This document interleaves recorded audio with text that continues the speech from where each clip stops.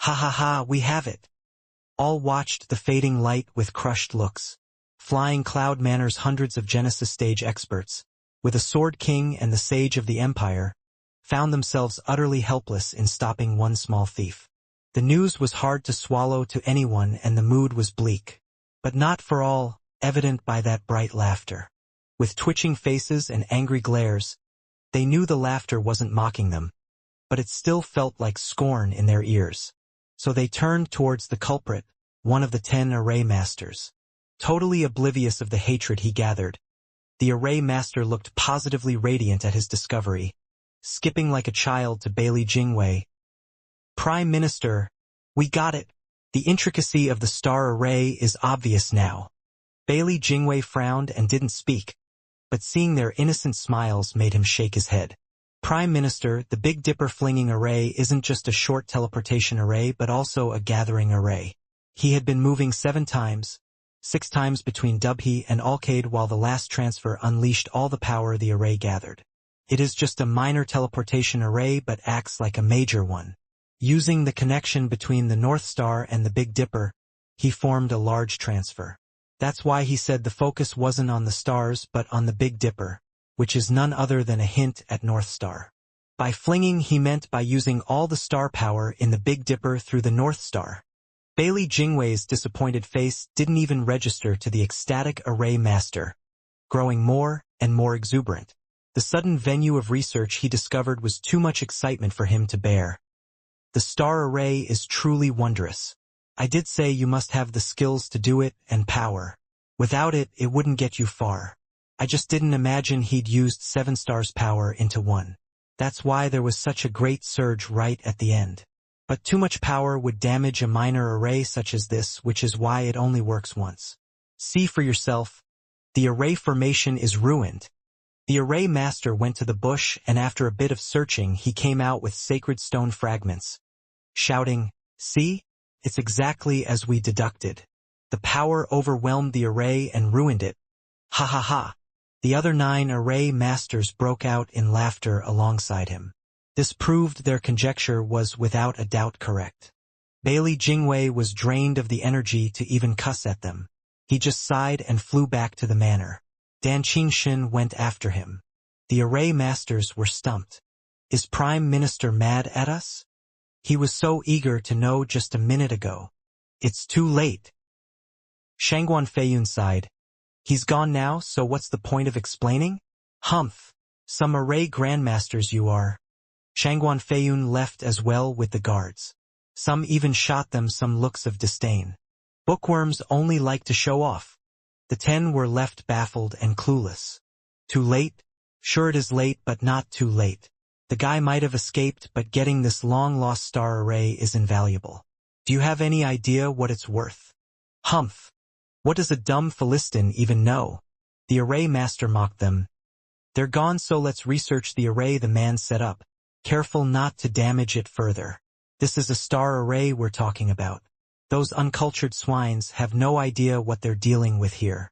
Unlike them, our research might even lead us to develop many new arrays. Here. Well said. His friends wholly agreed, getting to work at once. They treated each remnant as an archaeology site, turning every nook and cranny and speck of dust to get the most out of it. This was the difference between a specialist and a politician. The first focused on his own world, going for new discoveries and innovations, while the second only cared about reputation and his pockets.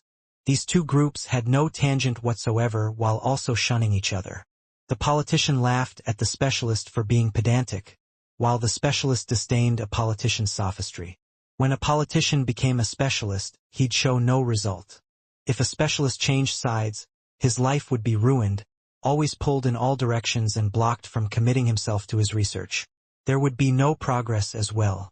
Bailey Jingwei had a healthy respect for specialists, since all he cared about was the benefits these men brought along. As for their academic research and goals, he knew nothing nor was he willing to try. They were each stuck with a different perspective, abhorring the other's style in every way. Though Bailey Jingwei understood one truth, that only the obsession and pedantic made one a specialist. Disapproval and poor communication aside, he wholly approved of them. For he had only to gain from these kinds of specialists. With all the anger and frustration in their interactions, it was still not enough to snap and just kill them. This was just one of the crucial qualities for a man in power. Back in the manor at the Jade Falls, Bailey Jingwei gasped at the icicles on the ground. He'd been going against people his whole life, yet this time he failed so miserably. He had gained nothing in this fight. Gu Yifan, you're a true genius, but one that I found most revolting. Bailey Jingwei took a deep breath. We were born with conflicting personalities, bemoaning a new contender. As we're both deep thinkers, clashes are unavoidable. Guest scholars always tend to criticize another. Ha ha ha. Whoosh. Shangguan Feiyun came over with Gu Santong. Prime Minister, what about the brat? Lives for now. Until Gu Yifan takes the bait, then he dies with him. Bailey Jingwei gnashed his teeth. Shangguan Feiyun mocked. That's rare. For the talent-cherishing Prime Minister to have such bloodlust against another talent. He must really have gotten under your skin. Ha ha ha. Today has nothing to do with it. Even knowing his real talents, I'd have never let him take another breath all the same. Especially if I could use him. Bailey Jingwei's eyes flashed and left while leaving behind a chilling tone. I loathe anyone like me. Shangguan Feiyun smirked. Scholars never call themselves the best, while fighters always fake modesty, saying they're second. Fighters shed blood and sweat in their savage fights while scholars pit their minds in convoluted schemes. So even the great Prime Minister Bailey cannot live this down. He must really feel threatened. Ha ha ha. Shangguan Feiyun turned to the now ruined water garden and gnashed his teeth. Gu Yifan. You ruin my paradise and I'll ruin you. Shangguan Feiyun huffed and walked away. The wounded Gu Santong dangling in his hand and leaving a trail of blood behind. Dan Qingxin stroked his beard while shaking his head. Boy, you now have a pair of rabid dogs after you. This will only get hard for you from now on. Meanwhile, as the beam of light fell, Shuofan and Shangguan Qingyan appeared among the glittering moats in a thick forest leagues away from Flying Cloud City. Shangguan Qingyan was still shell-shocked by what had transpired. She had been going 100 miles at a time in each jump, then out of nowhere they were so far she couldn't see a shadow of Flying Cloud City. Shangguan Feiyun was not getting to them now. Relishing the thought, Shangguan Qingyan turned to Shuofan. Mr. Gu, how did you? Wait here. I need to blow off steam. Shuofan spoke coldly and went deep in a dark cave. Shangguan Qingyan looked worried, apprehensive at his words as she waited tense. Howls of beasts soon reverberated from the cave, filled with anger and frustration. Shangguan Qingyan jerked, lowering her head as she understood his grief. He needed to let go. All that perfect planning to get him and young Xianxia away from Flying Cloud City failed. Because of me, his son was taken. She blamed herself for everything, shedding tears of remorse in solitude. The howls went on for a long time into the black night, all the way till dawn. Shangguan Qingyan was conflicted about what was happening, how he was, but could not gather the courage to venture inside the cave. When Shuofan finally did come out, he had a flat look, deader than before. What got Shangguan Qingyan curious was that Shuofan's aura felt dimmer in a way, and that his cultivation fell to the 4th layer of radiant stage from 5 to H. How? Shangguan Qingyan's lip quivered as she stared at Shuofan's flat expression in shock and doubt. Shuofan sighed, having figured out her question. What's the problem? I just advanced in these 2 days is all. Advance? Then how? I use a different cultivation method than the rest. It focuses on the mind, into going back to one's nature, the true self-art. Shuofan spoke. What looks like regression is in fact hiding one's aura, blurring inside as cultivation returns to inception and purest chaotic form, all while the power grows. At the same time, the heart and mind attain peace. Impulses drop and help one's character. Every time something bothers or triggers me, I cultivate. I've been doing this for the past 2 years. Shuofan's eyes looked peaceful, but there was a sadness deep in there that nothing could cover. He had been cultivating Elder Yuan's cultivation method for these 2 years, to calm his mind. All that sorrow and longing had been quelled for so long. Shangguan Qingyan noticed something and asked, "You mean because your wife? These years? That's enough of that." Shuafan shouted, cutting her off. "Where's your Shangguan clan meeting? I'll take you there." Shangguan Qingyan jerked and then saw the calm look he still had. She dropped the subject and led the way. Glancing at her, Shuafan's eyes flashed as he followed. One man and one woman flew, one in front and one behind, eastbound. As the sun rose again in front, 2 days passed. They had not spoken a single word all this time. Shuafan sported the same dry look while Shangguan Qingyan was anxious all the time, stealing glances. She wanted to ask more, or better yet, know him more. But that distant expression of his quelled any such curiosity. Another day stuck like that. Shangguan Qingyan descended next to a lake. Shuafan floated down next to her and scanned the surroundings.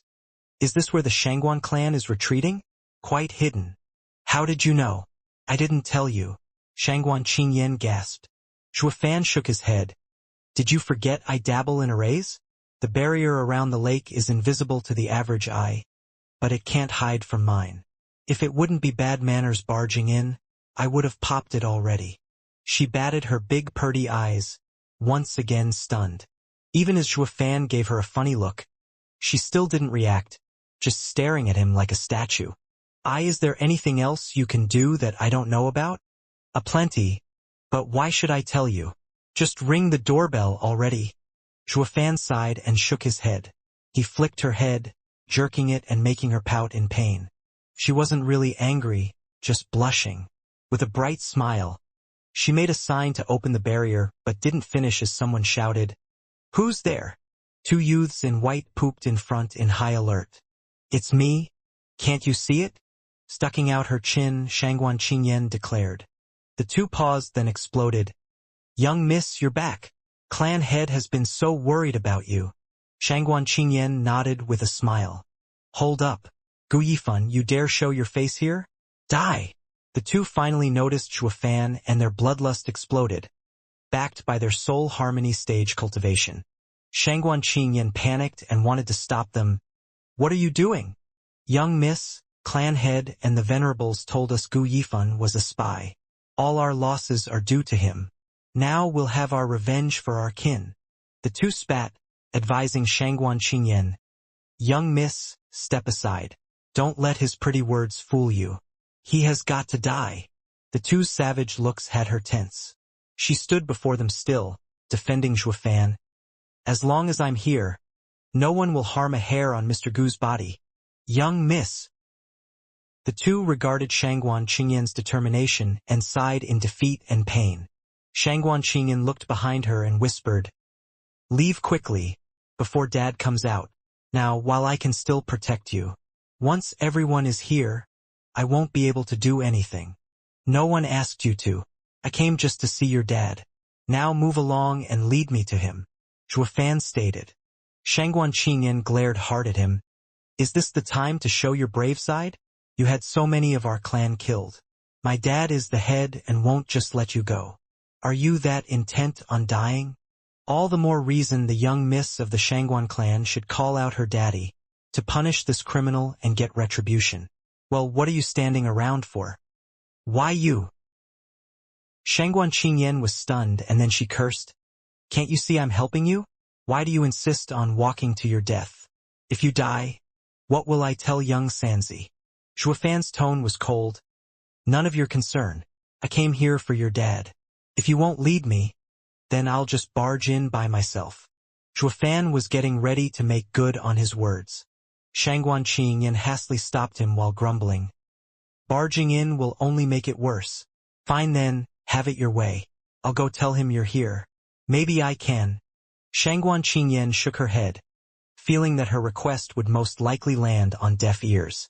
But since no persuasion worked on Shuafan, she had no choice but brace for the worst. Shangguan Qingyan made her sign and the tranquil lake water rippled. A black hole formed as the entrance of a deep cave was presented to them. "You 2 be nice. You're not to do anything until I return. Is that clear?" Shangguan Qingyan was about to go in, then she warned the 2 guards to not make a mess of things. The 2 looked at each other and bowed most respectfully. As young Miss commands. We understand. You better. Shangguan Qingyan nodded and her dress flicked as she entered. She gazed back in worry even as she did. Mr. Gu, you can still walk away. Shuofan rolled his eyes. Shangguan Qingyan sighed and went deeper. The cave echoed with her ever-distant steps, until they vanished. The guards were listening to every noise, to make sure she was gone. Then they sported nasty grins. Their bloodlust was directed at Shuofan, ready to pounce. Shuofan gave an insufferable smirk. Young Miss is back. Shangguan Qingyan didn't go too far and a patrol announced her return with joy. The clan head rushed over at once, unable to contain his happiness to find his daughter was alive. He hugged her tight. Yenner, you're here at last. Are you hurt? I'm fine, Dad, thanks for asking. Shangguan Qingyan was happy too. Then Shangguan Feixiong asked in a rush. Yenner, how come you only got back now? Did he do anything to you? No, Mr. Gu has been nice ever since he saved me. He even escorted. What, he brought you here? She just wanted to put Shuofan in a good light. But Shangguan Feixiong was stunned. Where is he now? Ugh. Shangguan Qingyan's heart sank, stuck on what would be a good response. She wanted to start off by making Shuofan sound good and get her clan to change their impression of him. This way, the request wouldn't sound so harsh. Now her dad wouldn't even let her speak her intention. The two might even come to blows. It was like bringing fire to gunpowder. What do I do? Shangguan Feixiong noticed her hesitation. You don't know? After escorting you, did he leave or not? Father, please calm down first. You have to only just talk with him. He could have his own share of problems. Shangguan Qingyan didn't reply, trying to mediate in Shuofan's stead. Shangguan Feixiong got the gist of it. So he's outside? With who? We met 2 clansmen and are watching. Damn it! Shangguan Feixiong clenched his fists and rushed out. The other elders and experts, venerables included, went with. Whenever kids clash, it always leads to a fight. Gu Yifan must be. Shangguan Feixiong frowned and Shangguan Qingyan was happy at his reaction. Father, are you worried about Mr. Gu? Great, so you don't hate him. But don't worry, I already warned them. They won't do anything to Mr. Gu and wait for you to come. Worried about him? Ha! Shangguan Feixiong snapped, annoyed. The last few days we spent interrogating that bastard Yulin. Now we know that Gu Yifan destroyed him in one strike. There's no way the 2 guards can even harm him. Once they fight, they'll only get killed. The Shangguan clan will never allow anyone to trample over us. Shangguan Qingyan jerked and stuck her tongue. I told you that I warned them. Mr. Gu came to see you as well, so he won't make a scene. Warn? Do you actually think some hot-headed youth will just listen just because some wench told him to? Shangguan Feixiong sighed. Boldness is good for youths, but too much leads to recklessness and unforgiving mistakes. Second elder, are those 2 yours? No matter what happens, you have to stay calm. We'll handle it after we know his reason for being here. The elder in question nodded at once. Clan head, I've been cultivating for so long now, my mind is like a rock. You still don't know me? Ha ha ha. It's because I know you too well that I'm warning you. You never once smoothened your nasty temper all these years. Shangguan Feixiong shook his head. The Shangguan clan's big men made their grandiose entrance or exit outside. They all looked tense, like they were meeting another big faction. Shangguan Qingyan clicked her tongue. What's up with them? Father's more than enough to see Mr. Gu. What's the need of coming out in full force? Her tiny mind was still telling her that Shuofan was her peer, waiting for his punishment like any disciple in the wrong. He was no different from Shangguan Yulin, who was also a traitor. Shangguan Feixiong's thinking was different. For the job he planned on Flying Cloud Manor, the Shangguan clan saw Shangguan Yulin as a spy, but not Shuofan. Shuofan ended up being the master in the shadows. He was the third party in the clash between the manor and the Shangguan clan. Not to mention he made a fool out of the greatest sage in the empire, Bailey Jingwei. There was nothing reasonable about judging Shuofan. Not when he exceeded the limits within which any normal youth should operate. He was a faction leader in his own right. Their coming in force at Zhuofan was not in any way to label him a traitor, but to negotiate from one leader to another. It sounded ridiculous to anyone's ears. Hundreds of your Genesis stage experts are coming out to see a Soul Harmony stage kid at best. And for what negotiations? That there was the problem. He wasn't just of Soul Harmony stage strength, but a calculative man of Bailey Jingwei's level. Wasn't Prime Minister Bailey worthy of their talks? It only gave Zhuofan more value. One other aspect was worth mentioning. The soaring sword was with him, and that left them with even fewer choices. They refused to believe a youth shrewd enough to clash with Bailey Jingwei would let his hormones do the talking and hand it over just because hundreds of experts were giving him mean looks. As such, negotiations, Shangguan Feixiong's group opened the barrier and came out in power. But then his face twitched. The worst-case scenario he pictured came true. Zhuofan was just casually standing next to a bush. The problem started when one looked down at the blood under his feet. The two young Shangguan clan guards were battered and bleeding on the ground, giving an on-and-off groan to signal they were still in this world. One was sure that even they were baffled how a radiant stage youth would just wreck them like nothing. Their eyes were filled with sorrow and pain, but no amount would change reality. The info came too late. We didn't get to notify the clan of his strength. Damn it. Just where did this pair of monstrous son and father come from? One's freakier than the next. The elder's side. The elder, declaring his rock-steady nerves to Shangguan Feixiong, was now boiling at the humiliation his disciples were given. His mighty aura of a Genesis stage expert was on full display. Zhuofan spared the man no glance, laughing and being friendly. Uncle, these 3 days felt like years. Did you miss me? Ha ha ha. Cut the bullshit. I saw exactly what you are 3 days ago. Stop with the damn acting. Gu Yifan. Shangguan Feixiong's face tensed and snapped. Why are you here? What's your angle? Zhuofan paused in his step, revealing a bright smile. Shangguan Qingyan interjected, in hopes of easing the tension. Father, Mr. Gu cared about my safety and walked me back. Nah. I asked her to lead me here to chat with Shangguan clan head.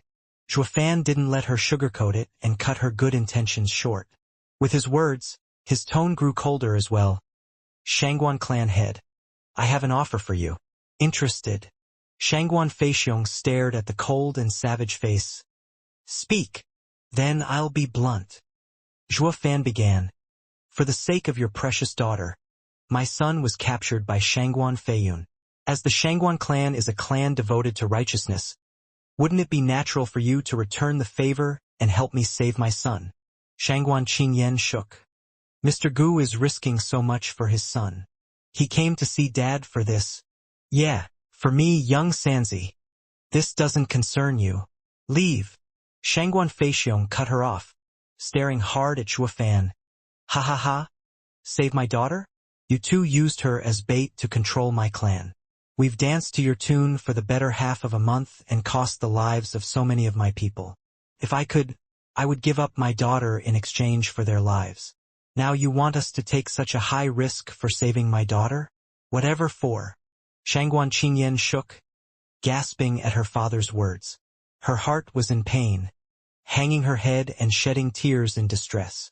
Father cares more about others than me. This was her father, devoted to good. If I could give my life for them, then I would. Shangguan Qingyan's heart was crushed, but understood that this came for what her clan believed in. Shangguan Feixiong paid her no heed, still glaring in anger at Zhuofan. The elders declared, We will follow our righteous clan head to death. Righteous? Zhuofan quirked an eyebrow as he searched Shangguan Feixiong's eyes. He wasn't buying it. Throwing away your flesh and blood for mere sympathy points. Hypocrite. Nothing more than a trick of negotiation. Did you really think I'd fall for that gimmick? Humph. Zhuofan's eyes shone with disdain, his face skewed in the most condescending way possible. Shangguan clan head. That's quite a fact-twisting. It's no different than saying that I and my son ended up causing your heavy casualties. Even with saving your precious daughter, it pales to the hundreds of lost lives. But ask yourself this, Was your clan's losses the result of my design? Shangguan Feixiong shook, winced and became solemn. Humph, your clan fell for the scheme, 1, because of Bailey Jingwei's deliberate and devious ploy, and 2, because of you, Shangguan Feixiong, due to your narrow-minded view and your shaky decisions. Take me out of the picture and the Shangguan clan would have suffered all the same. You'd still have your traitor. You'd still be jumping at the chance to send Shangguan Yulin to the Pill King convention Bailey Jingwei set up just for you. That punk would still turn on his clan. And, of course, your clan would still suffer and die in Bailey Jingwei's trap. You can't blame this one me, not when I had no hand in it. It's all you, Shangguan Feixiong. It's what the incompetent and greedy Shangguan clan head brought to fruition. I was only there for the ride, a mere passenger. Your disaster has not a thing to do with me, Shuafan shouted, filled with mockery and disdain. Quite the contrary, if you think about it. It's my very existence that stirred things at the falls and caused Bailey Jingwei to panic into breaking your trap and allowing you stragglers to be standing here. You might even say that I'm not just your daughter's savior, but everyone's. You're spitting on another's favor and going as far as poisoning the well by throwing all your incompetence on me. Talk about being ungrateful. Is this how the righteous number 1 clan in Eastern lands operates? I spit on you, hypocrites. Shuafan's roars rang into their ears, cutting them deep. Some were so overcome with realization that they hung their heads in shame. He didn't care about us, but he only used both of the parties' fight for his benefit. He has not endangered Shangguan clan at all. As he said, is there no one who wouldn't play the third party and kill the remains of the first 2? How can we just blame our shortcomings on an outsider? This isn't how the best clan in Eastern lands takes responsibility. He did offer us a fake map, but even if it was real, Bailey Jingwei would still have trapped us. When all was said and done, their fight with Flying Cloud Manor was only on them. Like he said, if not for his involvement, we'd remain mere fish in a barrel, awaiting our demise. We have no right to blame him. He really is the Shangguan clan's savior. The elders behind Shangguan Feixiong were chattering, forcing him to shake his head. The imposing stance he had was now crushed. They were Genesis stage experts and would not pick on the weak, especially with their righteous reputation. They always had to find the moral high ground for their every action. This was why excuses were everything. Even if one was up to no good, they had to find a good explanation first. This righteousness was like a chain holding his clan's experts back. Their original plan was to come out in force and flex a bit in hope they'd scare Zhuofan enough to fork out the sword as to gain absolution. Now that he tore their groundless excuses to shreds, they had no right to demand it. They were not vile or hypocrites to such a degree. If they could use the proper means to get their wish, good. They would never stoop so low as to stain their beliefs they didn't have the nerve to. Seeing them stuck, Zhuofan stared at their conflicted looks. Shangguan Feixiong was looking gloomier than ever, not knowing what to do as the whispers behind him continued. The Shangguan clan's position had been crushed from the start. Shangguan Feixiong pondered and this time regarded Zhua with seriousness. Gu Yifan, you may be right. This loss was on us and not you. But to have us rescue your son, I'm afraid that's not possible. We've suffered heavy losses and can't even fight the Flying Cloud Manor. As a clan head, I cannot unjustifiably risk my people's lives. You may be our savior, but I'll still have to refuse. Faker. Shuofan mocked him. Shangguan clan head. A true man doesn't talk behind another's back. You've come to the central area with so many people yet had not once considered the risk how many you would lose. Humph. Shangguan Feixiong regarded him in silence. Shuofan scoffed. Death is either heavy or worthless. Every life has its value. Hasn't that value been long established for all of you? Soaring sword. Shangguan Feixiong's eyes shone. With an evil smirk, Shuofan nodded. Right? Shangguan clan head. Let's be honest for once. You all came to the central area for the soaring sword, but now it lies with me. In other words, I can use it to buy your lives for my purpose. Right? Of course not. Even with so many of us here, we still have our principles. With excessive losses. Oh, right, my bad.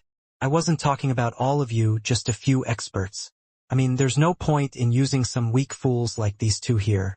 They'd just die anyway. Ha ha ha. Zhuofan cut Shangguan Feixiong's off, dispelling his misgivings while driving his point by kicking the beaten and helpless guys on the ground. Shangguan Feixiong approved. That's reassuring. This was his limit. The pain of just letting these youths die in the central area instead of going back home was too much for him to accept. These kids were the future of the Shangguan clan. Their deaths meant the crippling of Shangguan clan's power and a bleak fate. Regardless of times, the greatest power of a clan or a sect would always be its heritage. With just some awesome experts at the helm, one just had to wipe them all out and your faction would crumble by itself. While this intermediate part would in a couple of decades turn into heroes. The clan would flourish and it would be glorified. As for the experts, they could enter the enemy camp no problem. So long as they weren't trapped like before, escaping couldn't be easier. When Zhuofan offered the soaring sword to some experts, he instantly weighed the pros and cons, agreeing to the deal. Though some skepticism remained, Gu Yifan, I can lend them to you, but how are you going to handle flying Cloud Manor's overwhelming force? Do you have any guarantees? Who do you take me for, you? Humph. Zhuofan scorned. Lighten up. I'm not going brain dead like you and won't incur heavy losses. The chances are not one of them might even die while you'd be getting a bargain with the soaring sword. Shangguan clan head. Ha ha ha. Shangguan Feixiong shook. The biting words entered his ears yet didn't get a rise. All he did was stare at his confident eyes before nodding. We've seen just how shrewd he is. I just hope it's the case. Since he's only asking for some experts, they could react to anything. Not how he was always passive and ended up with sacrifices. Shangguan Feixiong frowned. Agreeing was one thing and his restless mind was another. Though unlike him, Second Elder's rage could not be quenched. Humph. So now we're supposed to listen to some brat? Yep. Got a problem? Damn right. Shangguan clan's elders follow the clan head. Not some rotten punk. Second Elder's fury peaked as he regarded the disciples at Zhuofan's feet. Moreover, we're not about to just turn a blind eye to you harming our disciples without a reason. Zhuofan sported a crafty smile, egging him on. Senior, you're welcome to step forward, and I'll be more than happy to justify myself for these two juniors' predicament. Humph. You had your chance to apologize. Second Elder huffed and stomped before Zhuofan, shouting, These two are my disciples. Harming them means. Pa. The crisp and snappy sound of the slap rang in everyone's ears. Second Elder's thin cheek now sported a very conspicuous mark. Zhuofan waved his hand around. What are you waiting for? For a face slap? Success. Everyone else gasped in stupefaction. Second Elder was a Genesis stage expert that warranted clan heads' respect when being addressed. Now though, a mere radiant stage brat slapped him, shaming and humiliating him in the worst possible way. Gu Yifan, you're finished. The old man's going to kill you. They all watched, sighing helplessly and stunned. This kid had such a gall on him that he'd go and just slap a Genesis stage expert's face. Literally. Second Elder had his mind black for a second there. But the feel of his scorching sting on that cheek made his face twist in fury as he howled. He unleashed all his power filled with bloodlust, thinking only about killing Zhuofan as he went to smash his brains out. You goddamn punk. Now you've done it. Why not? The question is, what are you going to do about it? Hit me back. Zhuofan jabbed. Did your atrophied mind already forget about the soaring sword? Kill me and you can say goodbye to it. You'll be the shame of the clan. The sudden palm attack stopped just as fast as it started, though it kept shaking for some reason. Second Elder glared at Zhuofan with bloodshot eyes, but his only option was to grind his teeth, stop with his attack midway and come to terms to reality. Zhuofan's words cut right where it hurt the most. They came all the way here to the central area just for that particular sword. If, say, they failed because of his lousy temper in offing the kid, he'd end up destroying all his clan's sacrifices and hard work so far. Second Elder's every fiber screamed to just let go and do it, but he reined in all the fury, thinking about who he was doing it for. but the rage was bouncing around in his skull with nowhere to go and affecting his mood. Rotten punk, just you wait. If it weren't for the clan. Pa. Zhuofan gave a quick response in the form of another quite resounding slap on the other cheek. Just to match. Why wait? Geezer, enough of playing your seniority card. I already said that I'm using the soaring sword for your lives. Haven't you come after this thing anyway? Forget about those meager slaps. Even killing these two at my feet still won't give you any worth to haggle with me. You! Second Elder's heart jerked, pointing at him, but his mind was so overwhelmed cursing came hard. The brat was too obnoxious and insufferable in his gloating. It was even worse knowing he could get away with it too, mocking the other as much as he wanted since the victim had to just sit there and take it. So he huffed and puffed for a while now, but that was it. Everyone else was dumbfounded. Their second elder, who was always like a powder keg, just got manhandled by a kid. The same kid had the soaring sword, granted, but the other was a veteran who fought in hundreds of battles. Was it that easy to just deflate him? The three venerables nodded with hard faces. What a shrewd tactic. It's only more obvious he's capable of it, since he beat Bailey Jingwei. Ignoring second elder popping a vein there, Zhuofan walked over to the cave like the others weren't even there. I'm going in to pick the men and I'll be gone. The other looked from him to the still fuming second elder with dumb looks. Shangguan Qingyan was stunned by this new side of Zhuofan. That he'd have the nerve to mess with a Genesis stage expert. It only worked to make her heart race faster. A demon archon. A whisper traveled, completing her thought. Savage as a demon and dominating like a king. There was no other explanation. She turned to see who it was that said it and found it to be her own father. Only to find his face solemn. Feeling her gaze, Shangguan Feixiong told the elders, "Go and watch the kid. Read his pattern but don't incite him. He is shrewd and brave with a subtle mind and having the one thing we want the most. What's worse, he doesn't fear us at all. Alright Feixiong, we will. At the very least, we won't get slapped out of nowhere by a kid. Ha ha ha." Glaring at second elder, the venerable mocked. Then he turned serious and led the men into the cave after Zhuofan.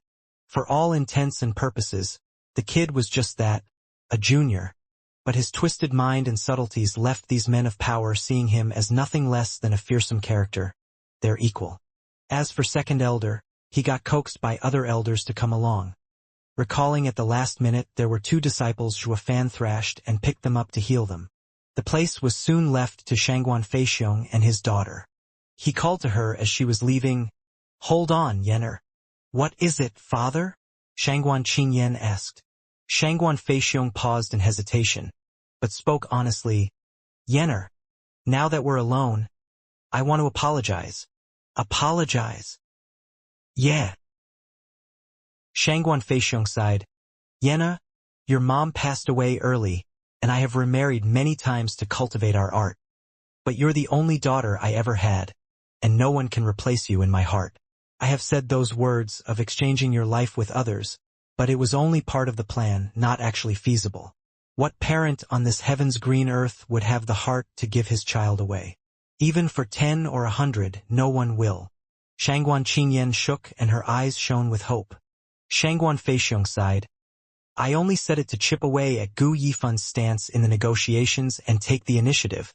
I could not let him, just because he saved my daughter, offer everything on a silver platter, even paying with our people's lives. Saying some falsehoods is natural in negotiations. Maybe you think I'm a hypocrite instead of open and direct, ruining Shangguan clan head's righteous name. But this is the world we live in, Yenner. If my words hurt you, then I want to apologize. A father can always see his daughter's tears no matter where you are." "Father!" Shangguan Qingyan was overjoyed as she went to hug him, tears gushing. "I knew that father cared about me the most. No matter how stubborn I was or how I always annoyed the aunties. Father won't ever change. I knew father loved me the most. Father may not be the most righteous man, but you're the best father a daughter could have." Shangguan Feixiong smiled and nodded. "I'm glad you understand. I thought you'll no longer respect me after seeing me lying. Now, haha. that it's out in the open, I feel so much better. Father, you said it was only a trick to switch the negotiations in your favor. Did it work? Shangguan Qingyan looked at him in curiosity. Shangguan Feixiong's face twitched and he sighed. The kid's too cunning and I wasn't able to get any advantage, crushing me at every step. Did you not see his outrageous arrogance? He even dared mock me. He now holds all the cards in this deal while I'm the loser. I just want to get him to finish his goal and get the sword from him. With his cocky attitude, if he stays for too long, something's bound to happen. He really is the devil. Oh. Shangguan Qingyan nodded with a bright smile. Shangguan Feixiong noticed the sparks in her eyes and sighed. She's all grown up and a man is going to take her from me. The day is fast approaching. But he's just too dangerous. Shangguan Feixiong took a deep breath, feeling for the first time that even as the clan head, he could not assure her happiness. For the man she had her eyes on was uncontrollable. Shuofan walked around the cave like he owned the place, with the elders and venerables in tow. It was as if an emperor went out on a stroll with his guards. The other clansmen there were struck dumb, especially the juniors. Isn't that Gu Yifan, the traitor? Why does it look like the elders are catering to him like a clan head in this secret base? They all wore goony looks as Shuofan passed them. Say kid, just what are you looking for in the cave? Having looked over most of the cave yet not particularly interested in anything there, or maybe they were beneath him, one man got curious since he also didn't start choosing his party. Shuofan's eyes shone and looked at the puzzled people. Looking for someone, a messenger. Messenger. Precisely. Shuofan grinned. I need a runner. Someone to send a letter to Flying Cloud Manor to set a place for a hostage exchange. The clansmen were curious. Exchange hostages? Sure. The soaring sword for my son, Humph? Shuofan scoffed. Shangguan clan elders were stumped but also annoyed. For crying out loud, wasn't that sword supposed to be for us? How'd you use it in an exchange? Shuofan easily read their faces and smiled. It's obviously a ruse. If it were that easy to get my son in an exchange with Bailey Jingwei, I'd have done it already. Why would I waste time coming here of all places? Since I can't put stock in Bailey Jingwei to follow through with the switch, I'll be needing you guys' help. Though if you feel disinclined to lend a hand, or two, I'll just have to go out on a limb. It's all the same to me, really. No, we're glad to help. Glad. The elders rushed to reassure him, feeling sweat trickling down their necks. For God's sake, if this punk makes the switch, that'll make all the losses we incurred all for nothing. They could trade with the kid to get the sword, but once it landed in Bailey Jingwei's hands, all hope was lost. So Shuofan had them on a leash, dangling the sword in front of their eyes to do his bidding and making them readjust their attitudes. They were scared that any mood change would push the kid into skipping them for their enemy. One man's pain is another man's joy. This led to the elders treating Shuofan like their ancestor, hanging on every word and following it without question. While the onlooking disciples were looking baffled all this time. Do our elders have no dignity? What are they doing hanging around some brat? What about the honor of the Shangguan clan? Why not me? Every disciple there looked at Shuofan with envy. Not even the successors of the clan were given such respect, and they were the future. Ignoring the blatant dagger stares on his person, Shuofan took a round trip around the place, only to end it with a frown and a sigh. Isn't there any soul harmony stage disciple around? Boy, such disciples are rare. Barely a few of them around. Of the ones we brought, leaving Shangguan Yulin, the only ones left are the two you beat up. One venerable rushed to answer but then was puzzled. Does it have to be a soul harmony stage disciple? What does cultivation have to do with sending a message? Shuofan shook his head. If only it were that simple. This job comes with a high risk of dying. What? Everyone gasped. Ignoring their squeaks, Shuofan chided. What's with the whining? What's the big deal about using one life? Didn't you already use so many back in Flying Cloud Manor for the soaring sword? I'm only asking for one, so that's a win for you. I need a soul harmony stage cultivator because his self-destruction has to be at that level at the least. An ethereal stage 1 would hardly have any effect in deafening Shangguan Feiyun. I want a disciple out of consideration for you elders. Since you're all mighty important to the clan, I can't just as well ask you to die. Then again, since there's no disciple around, Zhuofan's eyes scanned the oldies with a creepy smile. They shuddered and jumped in fright. Why the hell would we go back to Flying Cloud Manor just to blow up? Would they fear Shangguan Feiyun, a sword king, if blowing up had worked? No, it was precisely because it couldn't even scratch him that they didn't feel like blowing themselves up for nothing. Now that Zhuofan asked them this, they were put on the spot. Zhuofan was totally right. So many died to get the soaring sword and now only one more was needed. But sometimes, a clan had to ignore the pragmatic solution in favor of the ethical one. So many died in their raid of the manor for soaring sword, but that was in the name of the clan. Because of their deaths, the survivors cared even more about the clan. That was called being united. While being ready to sacrifice one member to get to their goal, that was the same as throwing away all ethics, morals, and the clansman's devotion all these years. The collapse of the clan would only be a matter of time. Standing united was the clan's foundation. Zhuofan was no Shangguan clansman and would simply write this off. But the elders could not just destroy the clan's morale because of a bit of danger. They'd rather take the worst outcome, with them dying in hundreds for their goal instead of killing off one of them for it. This was never about gain and loss, it was about spirit. With their morale crushed, there was no team. The elders looked at each other, but they all shook their heads. Zhuofan's eyes shook. They're not the fools I took them for, at least. They know when to put their foot down.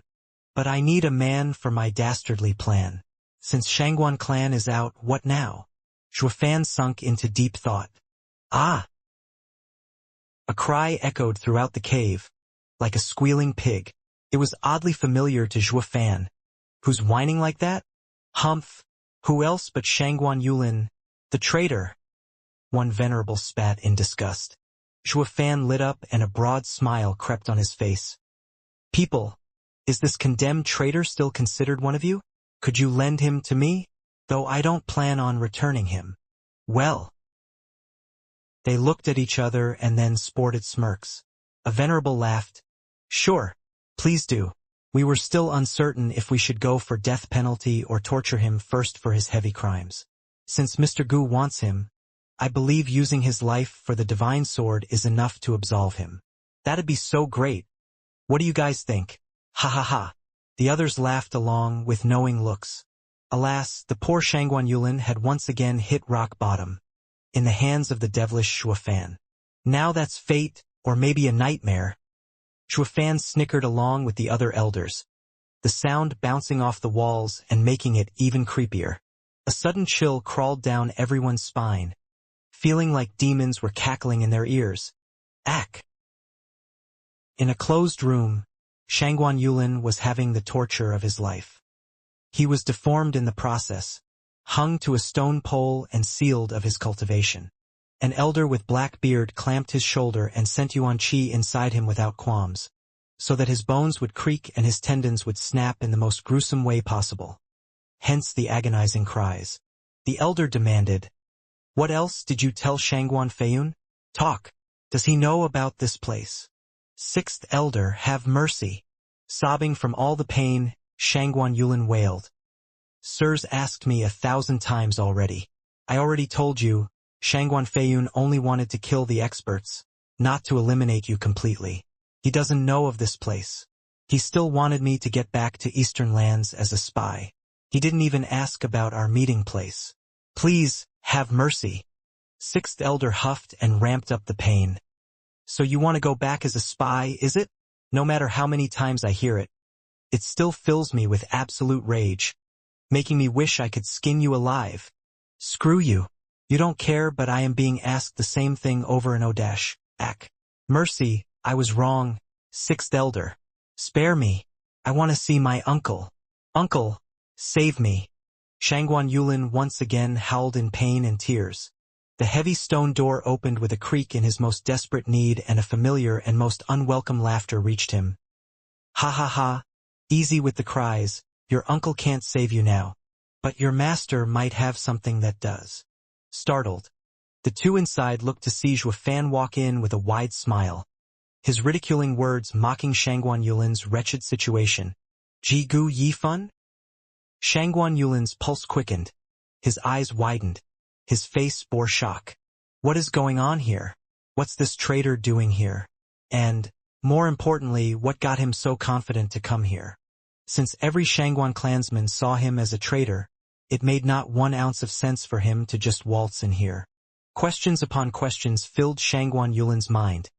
Yet there was no answer to lift the confusion, no sign to clear his doubts. Soon, though, none of it even mattered. Not when the hatred of revenge took over his faculties and was reduced to just crunching his teeth in rage. It was all this guy's fault that he, Shangguan Yulin, had his bright future as a double agent ruined. It all went down the drain the minute Gu Yifan popped into the picture. He betrayed the Shangguan clan and was now under their strict and creative torture, while also losing his value to Shangguan Feiyun. He was now so revolting, none saw him as a human being anymore. Everyone despised him, everyone hated him.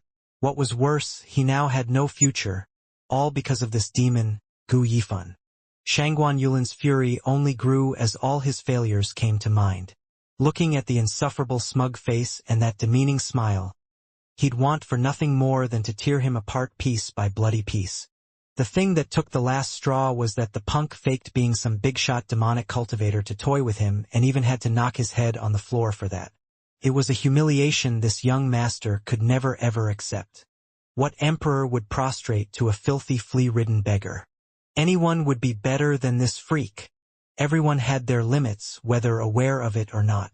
Shangguan Yulin's was Zhuo Fan. Anyone can be better than me, but not this bastard. I'm superior to you in every way. This was none other than Shangguan Yulin's pride talking. It stemmed from his deep disdain of Zhuo Fan from the very start. He just couldn't let go of it. Or maybe his obsession with Shangguan Qingyan, who ended up getting close to Zhuo Fan, that he couldn't overcome. In any case, while the entire event was made clear to any casual observer, he was still stuck in the past, blinded with his head stuck in the sand. The same guy he viewed as inferior, as a mere smudge towards his glorious future, ended up being an expert in deep disguise. He would never accept it and would do anything to justify this fact to himself, to the point of being incapable of thinking basic questions as to why Zhuo Fan could just strut in here. All that came out was vitriol and bloodlust. Sixth Elder. He is the reason why we lost so many people in the Flying Cloud Manor. He gave us a fake map. Sir has to grab him and avenge them all. Sixth Elder gave Zhuo Fan an icy look. He hardly talked with Zhuo Fan in the Gu household and knew how things transpired, thus labeling him as a double agent as well. Since he was too busy carving into Shangguan Yulin in here, he was not part of Zhuo Fan's enlightening and inexorable speech held outside. In short, he was oblivious of Zhuo Fan and the Shangguan clan's deal. He was now thinking of nothing else but catching this traitor and giving him a re-education he wouldn't forget. Sixth Elder hated his kind the most. He shot for Zhuo Fan, bearing his bloodthirsty palm on Zhuo Fan, to grab him. Late Genesis stage power slammed into Zhuo Fan and pinned him on the spot. Yet it didn't seem to affect him, as if he chose to stay put, if that smile was anything to go by. Shangguan Yulin snickered, relishing his mortal enemy's plight. No matter how Sixth Elder was raging and his attack seemed deadly, it was only meant to seize and not kill. That's how you deal with spies. You capture them for interrogation, not kill them. Though that wasn't to say the process was pain-free. The grip on Zhuo Fan's shoulder would be so tight, all the bones would snap like twigs. Then there's the pain, followed by a world of hurt, as each day something new is done to you to relish new-found agony. Shangguan Yulin was actually looking forward to what came, snickering to himself as he pictured Zhuo Fan hanging from a rack with hooks in him. I'm the young master of Shangguan clan. A traitor will be deformed, twisted, tormented under all the pain he's inflicted upon. To an outsider like you, that goes double. Let's see how long you last under Sixth Elder's deft hands. Ha ha ha. I bet you'll be far more miserable than me. But at least you'll put me at ease. Hi hi hi. Shangguan Yulin cackled in his mind, rapture clearly painted on his face. His eyes obsessed with turning those twisted thoughts into reality that he was already picturing Zhuo Fan bleeding, even as the attack had yet to land. He perked his ears, ready to relish Zhuo Fan's shoulder crumble like glass, the symphony soothing his disturbed mind. Ah, I've waited days for this. There's no better joy out there. Sixth stop.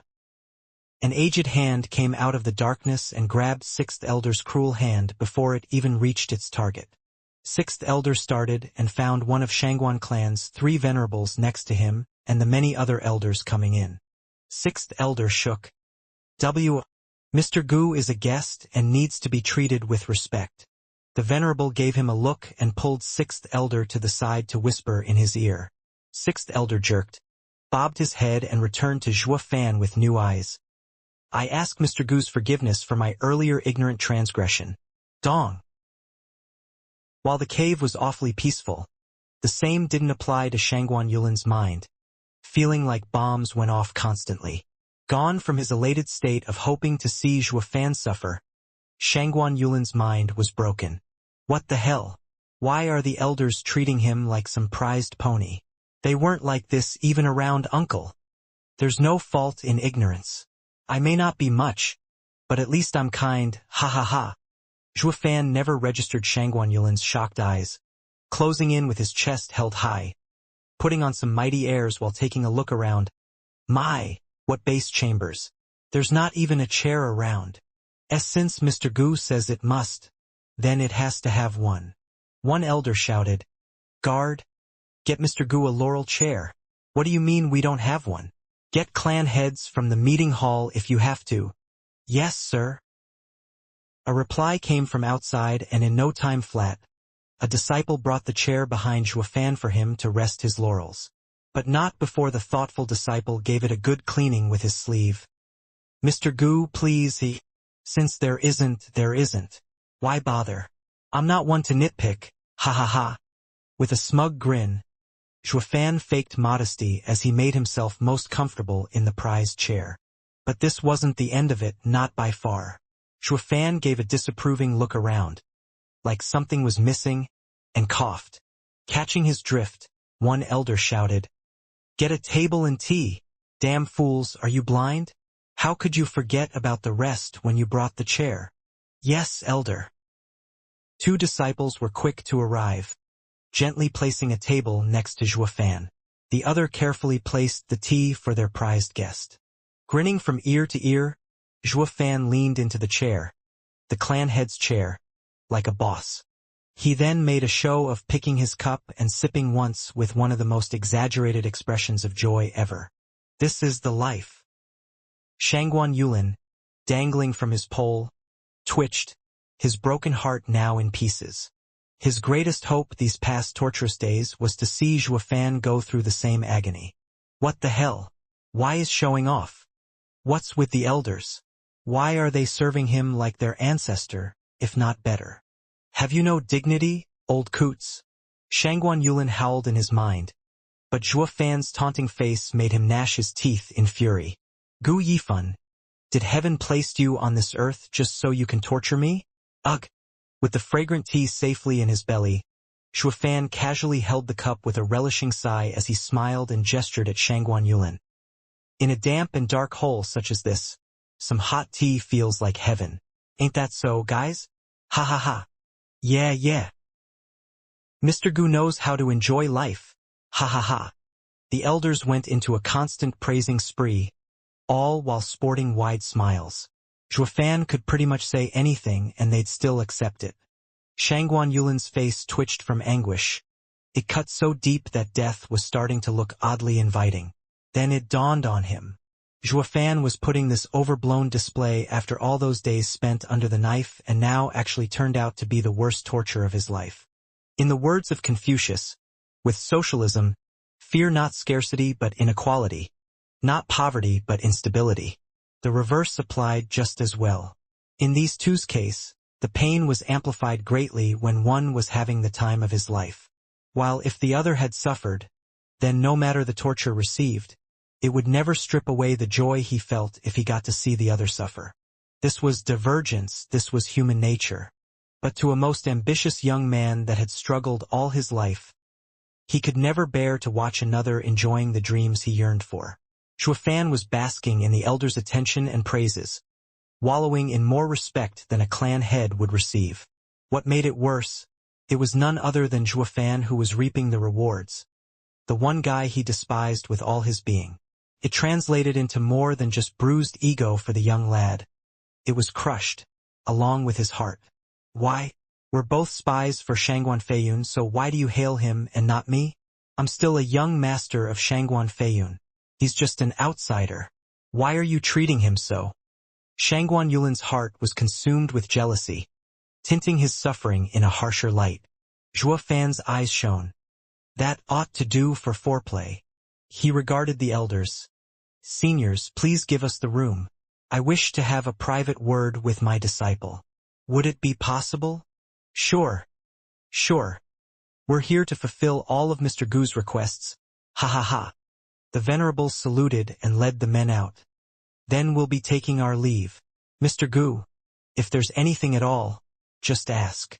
The heavy stone door rumbled and shut this dark cave. Shangguan Yulin felt numb. How are they the great elders of Shangguan Yulin? All I see is lapdogs with no dignity. The minute the door was shut, the elders' beaming smiles turned upside down, grief taking hold. Sixth elder taunted.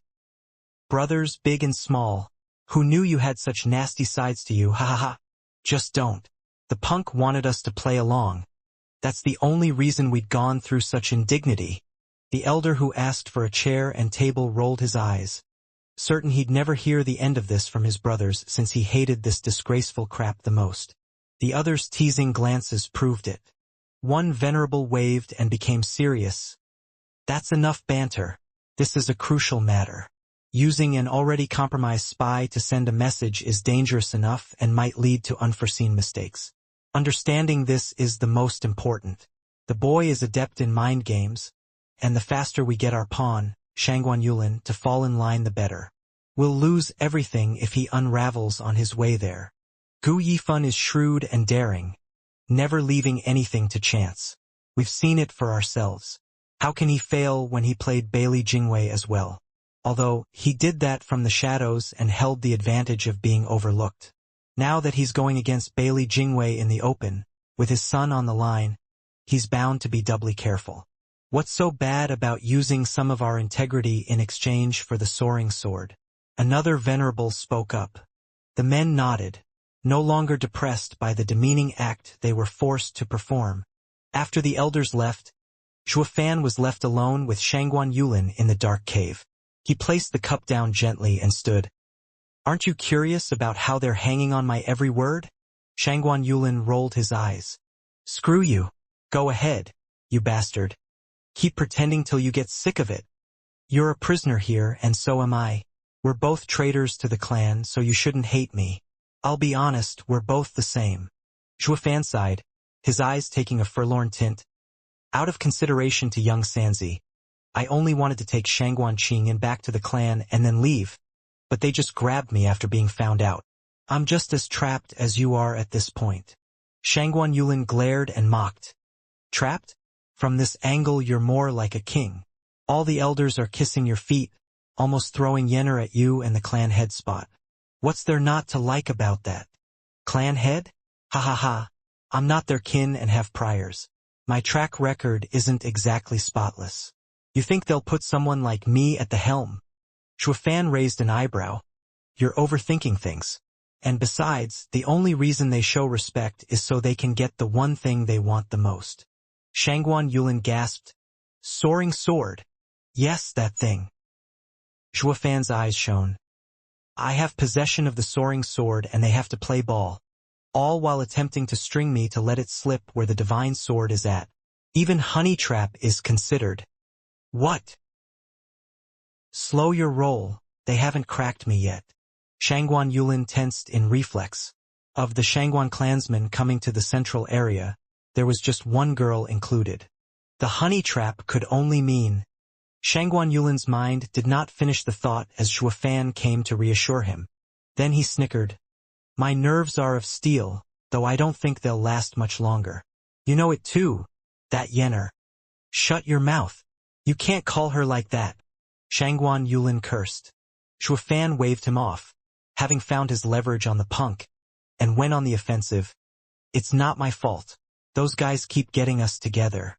They promise that I just have to give them the soaring sword and I'll become their son-in-law, having all the power. You know I'm stalwart.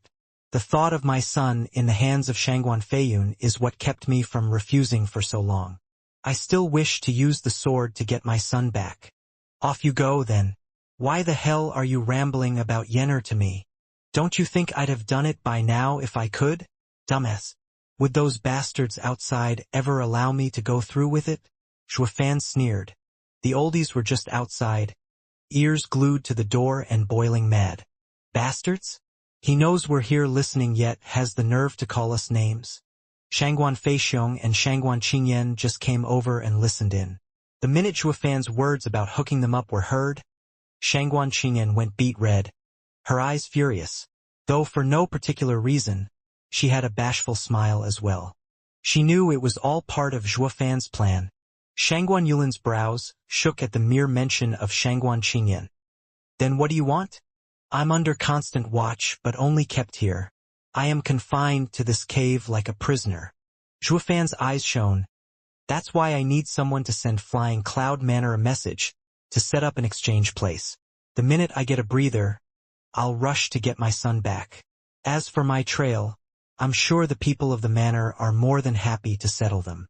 It's simply borrowing strength. Shangguan Yulin stared hard at Shuofan. Of course it is using Flying Cloud Manor to help yourself get away.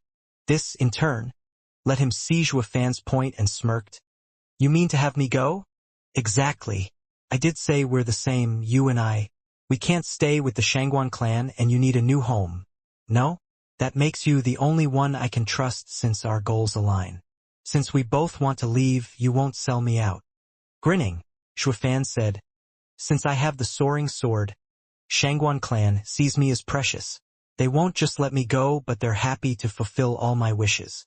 I'll ask them to free you and then you can send my message. We'll work together so we'll both get what we want. Right? Win-win. Shangguan Yulin squinted and mocked. Sounds too good to be true. You win, I win, everybody wins. But tell me this, why on earth should I help you? You said it yourself, everybody wins.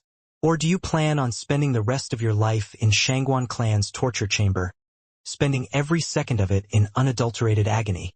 And Shangguan Yulin haughtily said, I'd willingly stay in the 9th circle of hell so long as you're a couple circles above. I may know only pain, but seeing you right there beside me with a wretched look will be a sobering experience. Ha ha ha. Shuofan sighed. Do you hate me that much? We don't have anything against each other. I only fooled you a few times now, getting you to knock your head on the floor, carved degenerate demon on your chest, made you shout master this and master that, had you grovel at my feet, but only for a couple of times. Then, was that all? I honestly can't recall. Meh, that should be it, right? You want more? Isn't that goddamn enough? His face twitched with every sore spot that Shuofan thoroughly skewered, bringing his anger to an all-time high. Gu Yifan, you're nothing but a foul rat. I come from a respected house, the Shangguan clan. Do you really think that having toyed, humiliated, and tortured me so many times does not warrant my burning hatred for you? I rather choose death before dishonor. The world isn't big enough for the both of us. I'll be sure to return every indignity you subjected to me 1,000 times over, and I'll start with your precious son. Ha ha ha. Shuofan just stared as Shangguan Yulin cackled. The elders eavesdropping shook their heads. One venerable sighed. I never knew Shangguan Yulin knows only cruelty. Such luck we managed to see his true colors in time. He would have only grown to become a disease upon the clan once he takes the seat, just as wretched as Shangguan Feiyun. Yeah.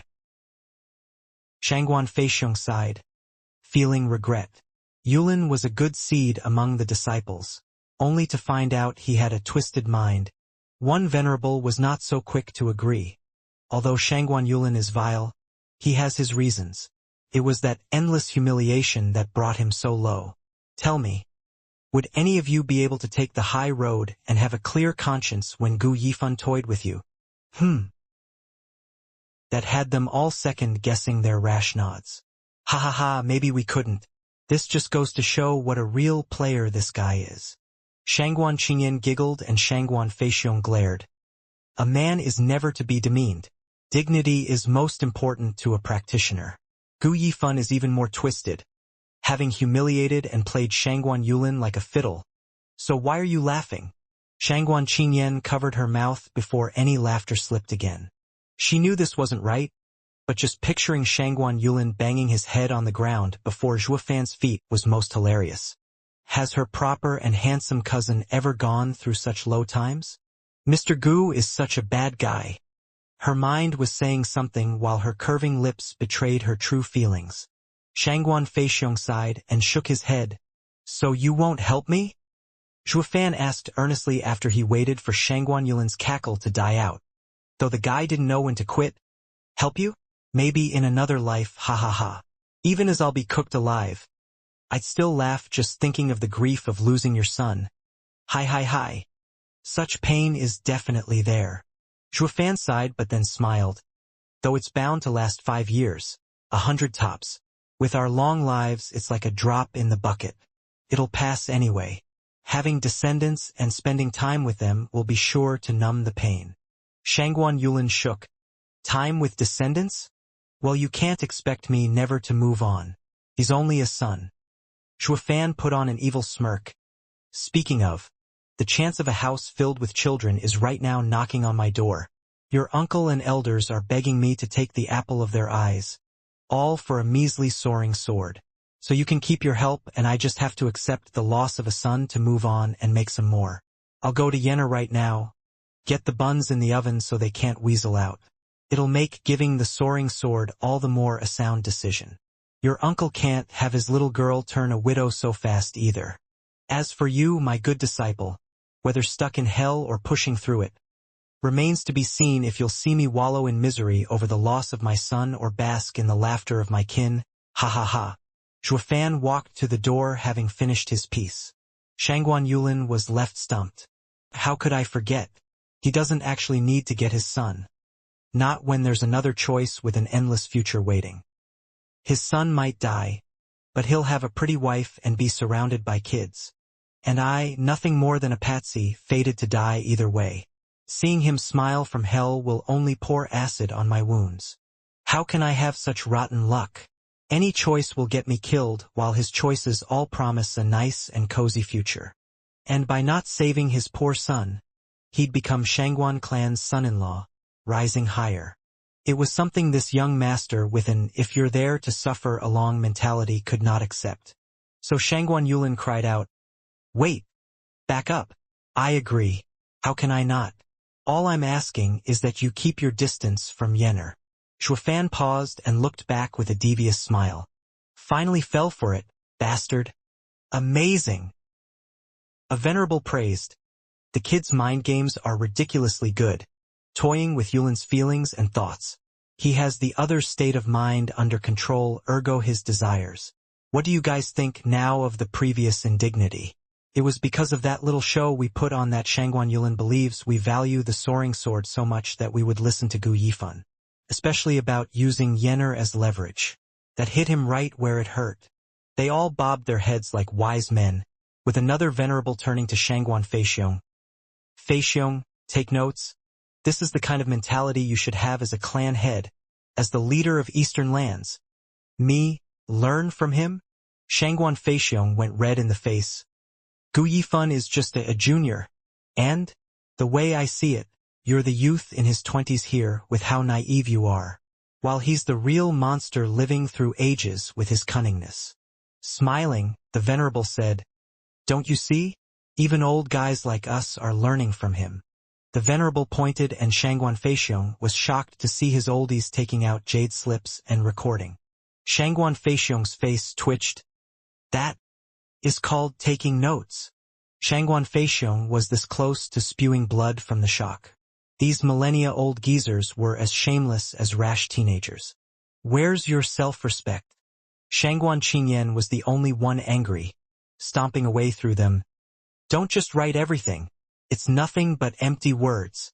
Stop at once. Everyone gave her odd looks. What's up, Yenner? Shangguan Feixiong sighed and shook his head. Yenner, are you angry at him for his untrue words and sulling your name? Or is it at him for not following through with it? Ha ha ha. Ignorant of all the ruckus outside. Shuafan flicked his hand and the chains were off Shangguan Yulin. Then he threw him on the ground. Hey, what's that for? I agreed, didn't I? Quiet. Shuafan shouted for him to stop talking. You did agree, but there's nothing trustworthy about you. I'll have to leave my mark on you again in case you get any ideas along the way. Just you try. Shuafan chopped at his neck and the guy was out like a light. He placed a hand on his back and his right eye flashed with the black thunder flame, surging as it followed the hand and into Shangguan Yulin. So let me get this straight. Gu Yifan wants to make a deal with me, the soaring sword for his son. But since Shangguan clan has him confined, he sent you as messenger. 3 days later, at the Flying Cloud Manor, in the dazzling hall to be precise, Bailey Jingwei was in the main chair, sipping his tea and muttering. His eyes shone while staring forward, Shangguan Feiyun and Dan Qingshun at his sides. A shivering, distraught and familiar guy, also covered with wounds, was fighting to keep his composure as he just stood there. He kept on shivering and looking worried as he bobbed his head. He really asked me to pass this message. Here's a jade slip he personally made if you don't believe me. It also holds his sole signature. Shangguan Yulin presented it with shaky hands and Bailey Jingwei casually took it. He nodded to Shangguan Feiyun. It's Gu Yifan's, all right. He wants us to meet up 100 miles from here on Flourishing Mountain. Titich, what an utter waste of time. Back when he was here, he said he wanted to give the divine sword for his kid, but then he just ran off. Now he makes the request himself? Humph. I can't tell if he's brilliant or boneheaded. Shangguan Feiyun read the jade slip as well and just threw it to Dan Qingshun. It looked as if Shuafan was giving up with this message, but only Bailey Jingwei could read between the lines. You can't say that. Not when Gu Yifan is so sharp. A man of character doesn't take risks. With how we had them surrounded before, if the exchange took place, he'd never be at ease. He wouldn't accept it even if I came to another place. But then he comes back with this proposal, which means he made himself an exit again. Quite sensible. Now he must be thinking how to taunt both sides into fighting so he could slip away. Humph, as if that'll work. Hasn't he had enough toying with me and now he comes back for more? Shangguan Feiyun mocked, his eyes spewing flames of rage. The humiliation of being made to play catch was still fresh in his mind. Bailey Jingwei had an explanation for that too, his eyes shining. Sword King Feiyun, don't let emotions cloud your judgment. We're after the Shangguan clan in the end. Now we just have to get the soaring sword and there's no harm if he uses us once more. Not since it'll work in our favor. Ha ha ha. Only. Bailey Jingwei's collected smile showed his decision was made. But then his sharp eyes landed on Shangguan Yulin below, making him reel under the intense gaze. There's something I can't figure out, young Master Shangguan. Sure, asking for the Shangguan clan to release you sounds fair. But there's only bad blood between you two. Not even desperate times warrant him trustworthy. Does he actually trust you so much to send his message? This involves his son, after all. Shangguan Yulin grimaced, bowing before them with a distraught face. Prime Minister is correct. The guy never trusted me. That's why he left something in my body.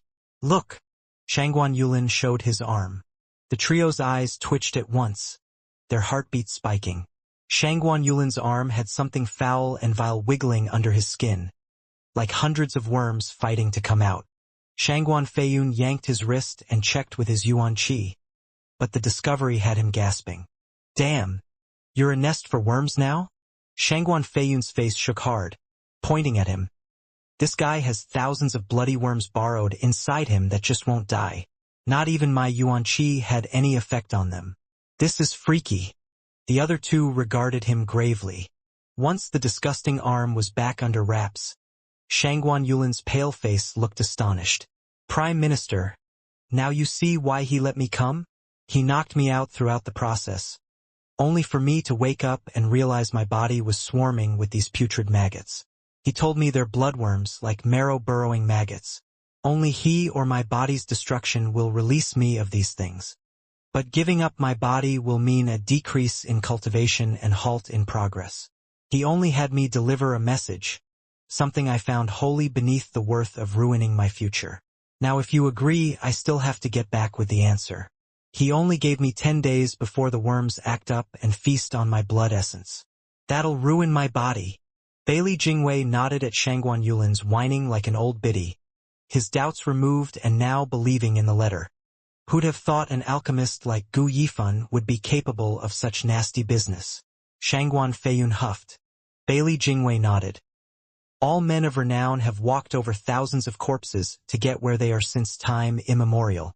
A true man knows when to act and be decisive. It'd be so much easier to handle Gu Yifan if he were kinder.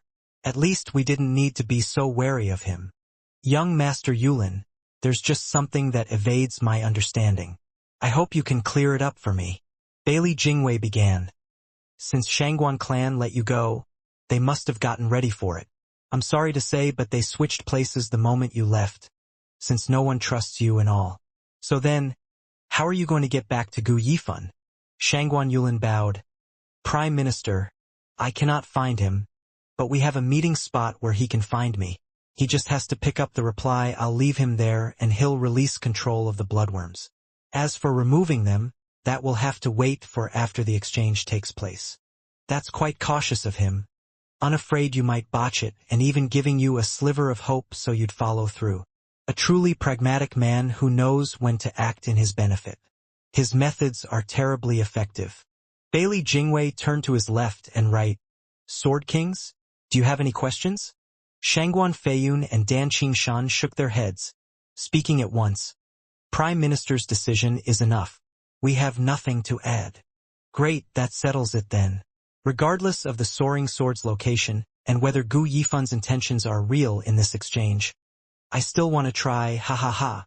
Bailey Jingwei's eyes shone as he laughed.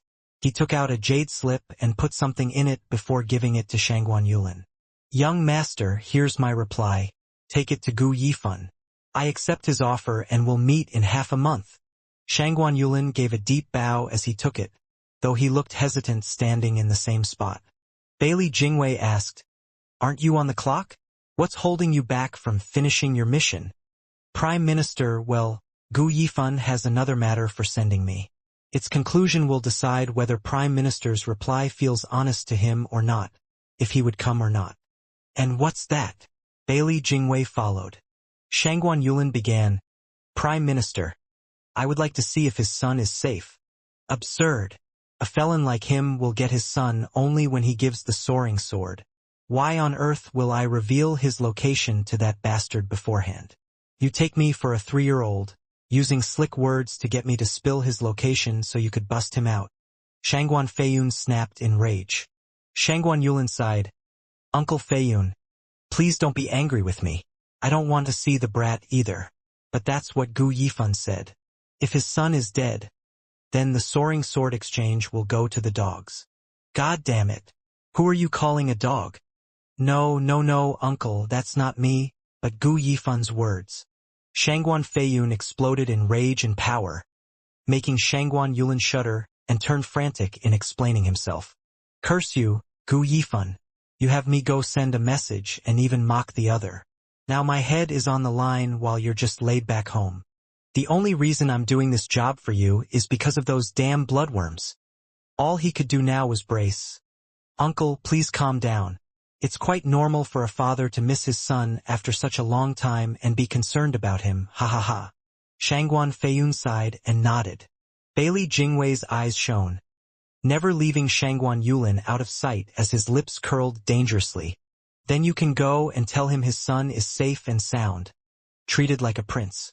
He can make the exchange without worry. As for seeing him, ha ha ha, I find it unnecessary. Bailey Jingwei showed a crafty smile as he sipped tea. Shangguan Feiyun mocked. Yep. So go ahead and tell him that. It's not like he has some divine eye that can tell him if you have seen the kid or not. I wish it were that simple. Shangguan Yulin sighed in distress. You know as well the punk is lively as a monkey. He won't be fooled with just that. He told me he and his son had a signal. I need to see the child in person and relay this signal. When I reply, he'll only believe if I come with the matching signal, or he'd believe his son is dead and the deal is off. He'll just give the sword to Shangguan Yulin and throw his lot with them. Shangguan Feiyun cried out. There's something like that? You just have to see the brat. It seems like it. Shangguan Yulin had no intention of seeing Gu Santong if he could help it, which he couldn't. He was always scared here, in the flying cloud manor, and the faster he left, the better. There was no way he could feel safe, not when Shangguan Feiyun was right there flexing his power.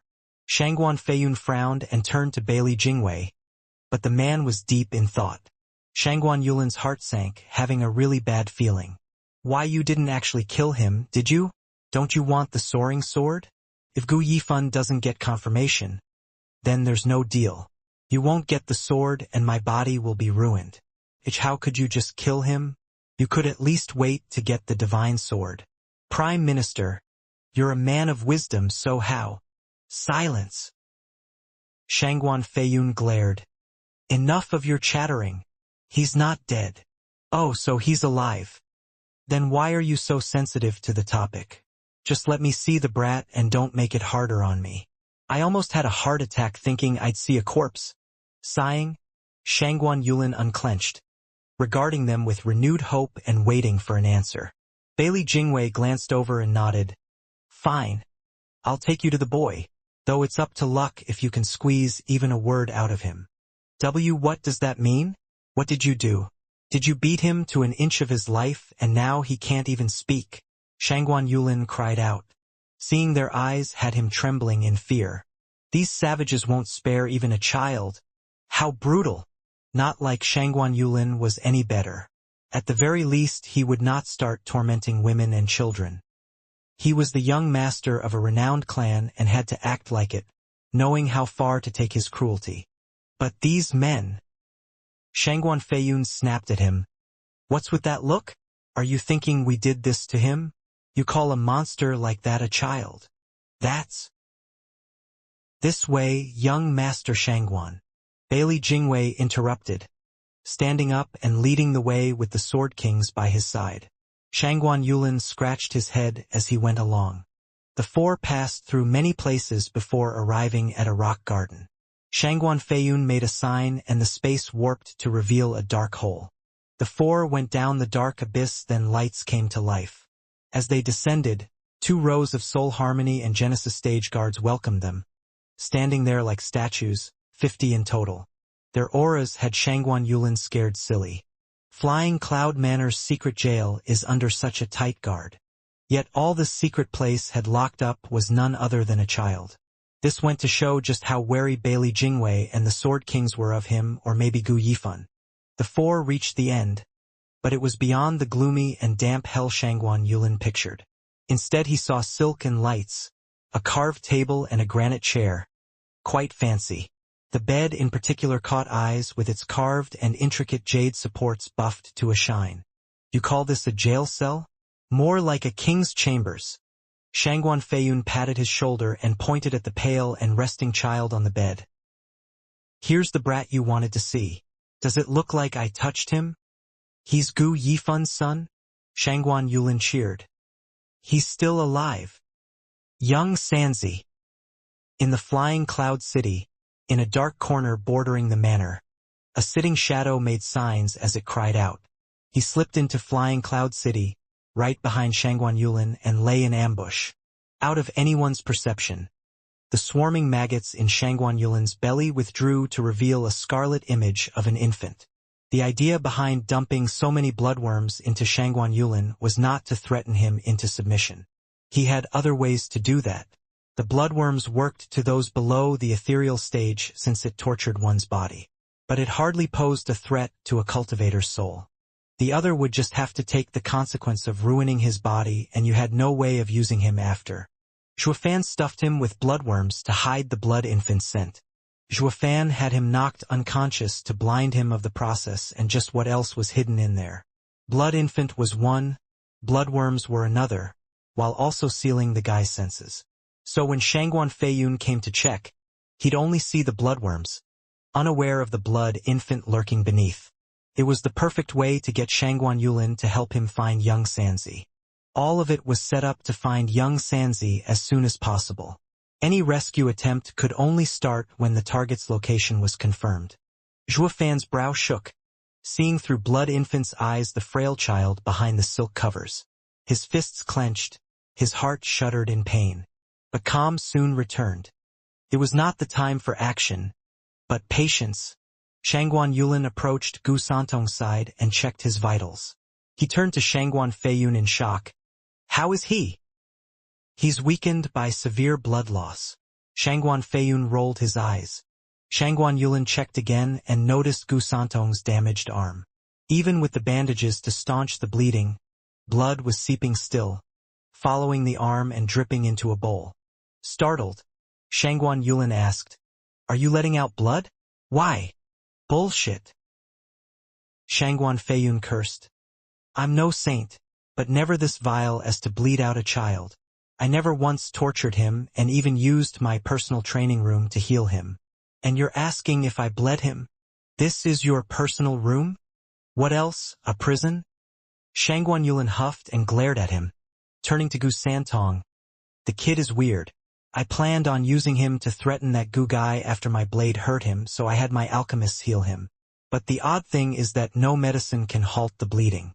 That's why I was hesitating about letting you see him. While not dead, he's not long for this world. It's unclear if he can get us the sword as he is." Shangguan Yulin's brow shook. So that's what all that stalling was about. The brat is hanging by a thread. He might not even live past a fortnight to see the exchange. Gu Yifan will never go with the damn thing if he knew, and will throw his lot with Shangguan clan.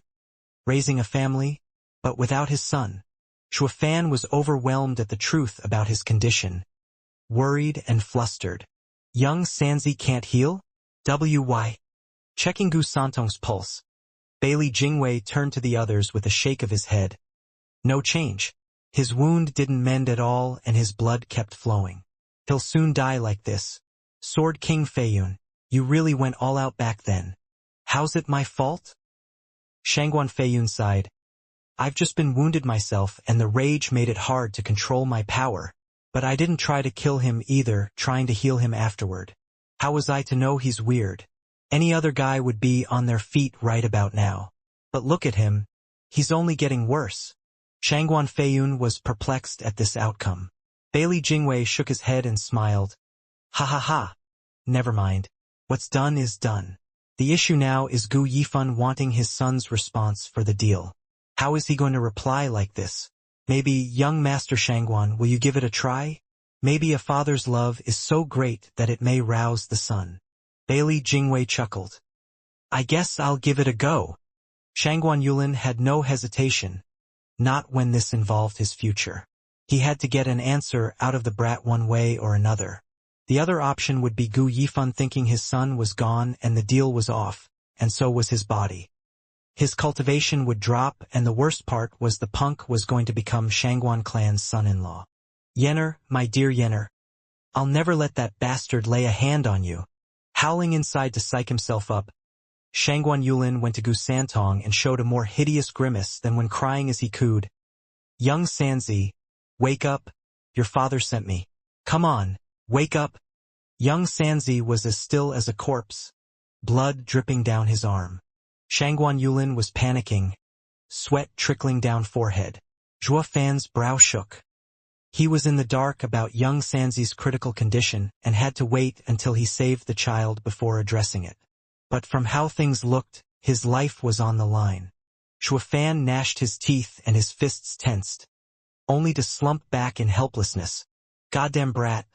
Be a good sport and wake the hell up. Tell me the signal you share with your old man before I get serious. Since the soft approach was a bust, Shangguan Yulin flung his finger in Gu Santong's face and cussed. I don't give a rat's ass about your rotten dad or you dying, but my life's on the line here. If you and your old man are going to risk my life then, brat, see how I'll squeeze the last drops of your miserable life. Awkward. Young Sanzi lay there as if he had left this world. calmly resting without a twitch. Shangguan Yulin winced and dismay struck his heart. Here he was thinking the biggest problem was Bailey Jingwei and the other two making it harder on him, only to find out that it was this snot-nosed antique of a brat that wouldn't play ball. If this brat doesn't wake up, everyone here will lose. The great young master Shangguan Yulin in particular. What did he do to suffer so? Each time the factions clashed, it was always Flying Cloud Manor and Gu Yifan, not Shangguan Clan and the Manor. Well, he wasn't completely unrelated since last time he was with the Shangguan Clan. But he was totally tangential with Gu Yifan. Why does this punk and Bailey Jingwei's deal have to drag me down as well? Their ruined deal had nothing to do with him. I sure didn't botch it. It's this Gu brat who won't wake up. And the one at fault for that was Shangguan Feiyun for being so cruel. None of this was his fault, he was innocent. Why then does your ruined deal end with me losing the most? Why am I the one to always take the fall? Shangguan Yulin's heart was filled with complaints after complaints, having a worse fate than anyone in the world. While others might die out of the blue, he was worked to the bone by both sides, and what did he get? Suffering and death. And for what? Heavens above, why the cold shoulder? Why the cruel fate? Shangguan Yulin's heart was bleeding, finding the world's misfortune dumped on his wee shoulders. Bailey Jingwei mocked him. Young Master Yulin, I thought Gu Yifan sent you to give a message to his son. Do so, and maybe the strong bond between a father and his son will bring about the signal. Maybe even wake him up? Give it a go. Ha ha ha. Shaking all over, Shangguan Yulin turned solemn and nodded with hope. Fine. Anything's better than dying. He lay next to young Sanzi on the bed, whispering sweet nothings. Young Sanzi, your dad asked me to tell you about your agreement. Do you remember? Whenever you're in danger, I'll always come save you. A gentleman can't forget his promise. Is that what a father tells his son? Why does it feel like a talk of equals? Shangguan Feiyun was puzzled. Bailey Jingwei was the same, but his mind was working on a solution. Then a faint whisper resounded. A gentleman never forgets his promise. Ha ha ha. Startled, the men looked to find the weak Gu Santong open his eyes and let out a faint laughter. He actually woke up. What's up with that signal anyway? Shangguan Feiyun shouted in astonishment. Bailey Jingwei chuckled and shook his head. These two are a pair of oddballs. I heard that some fathers and sons see each other as equals, ignoring outdated traditions. This must be the case as well. A gentleman's promise. Ha ha ha. The others nodded, but Shangguan Yulin was not one to give a flying hoot about how much of a weirdo the Gu members were. He only wanted the deal to take place so he could keep his own skin, quite literally. Shangguan Yulin perked up. Brat, it's damn time you wake up. Hurry up and tell me your answer to the signal. I'll be off telling him the minute you do. Degenerate demon. Why the hell would I tell it to you? Gu Santong's angelic face took on a savage smile. Pale as he was, he nevertheless succeeded in getting across the dripping disdain and scorn he had for Shangguan Yulin, cutting the man deep. For God's sake, even the Gu brat is mocking me. How is that normal? Crunching his teeth, Shangguan Yulin clenched and spat. Screw you, brat. Hurry up and give me the signal like a good kid so your dad can give the sword for your petty life. I win, you win, everybody wins. Cross me and I'll be sure to make both your lives a living hell. Degenerate demon. Why the hell would I tell it to you? Gu Santong rolled his eyes. Success. Shangguan Yulin was fuming now. Brat, didn't I just say this is for your own sake? Staying here any longer will only get you killed. Your dad just has to give the sword and only then you'll survive. Talk. What's the signal? Degenerate demon. Why the hell would I tell it to you? Screw you. Why can't a rotten kid fricking understand reason? Shangguan Yulin was on the verge of having a meltdown as he held his head. His knees softened and kneeled at Gu Santong's side, pleading, Child, I'm here to help your father get you back. I've said my signal, so can't you do the same? We're on the same side. Give me your reply and everyone will be happy.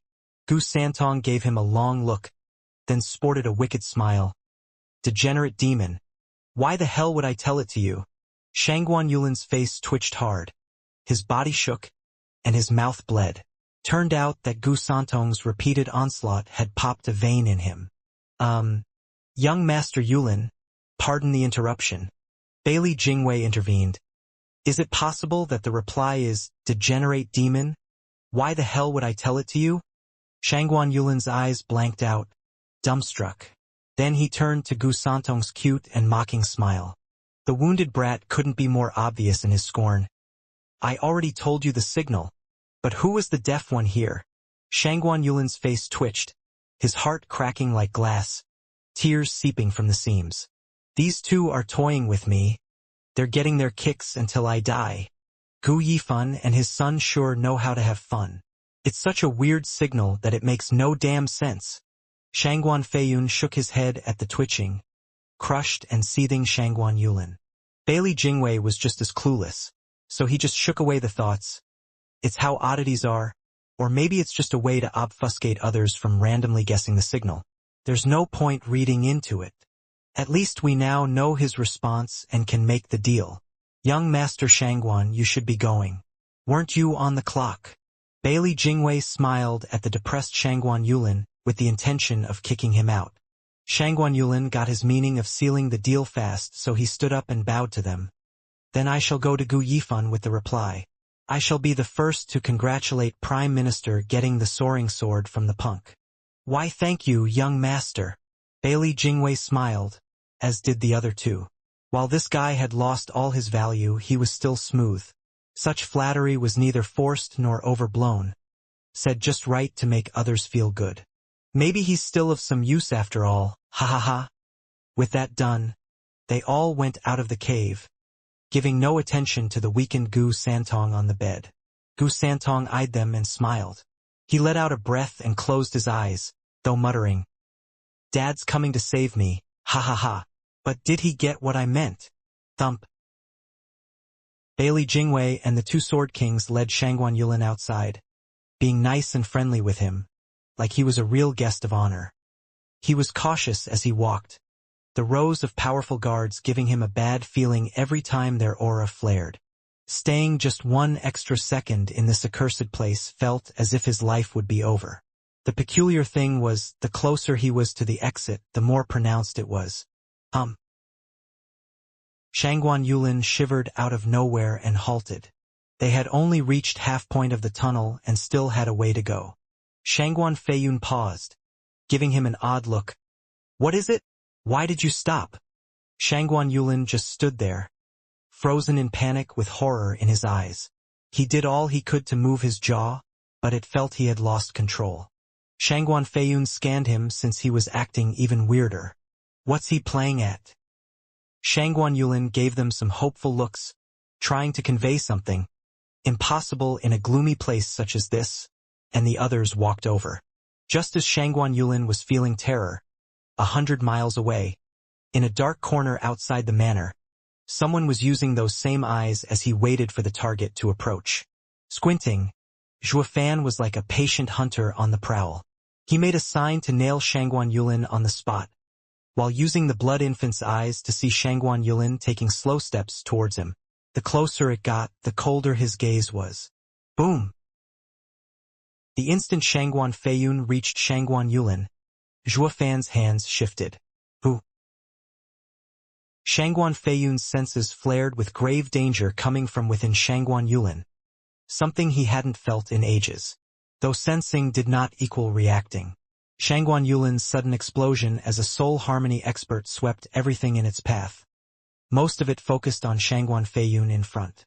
Though a peak Genesis stage expert was far from defenseless. As one of the very best in this world, it would bring about endless disgrace from being even hurt by a soul harmony stage self-destruction.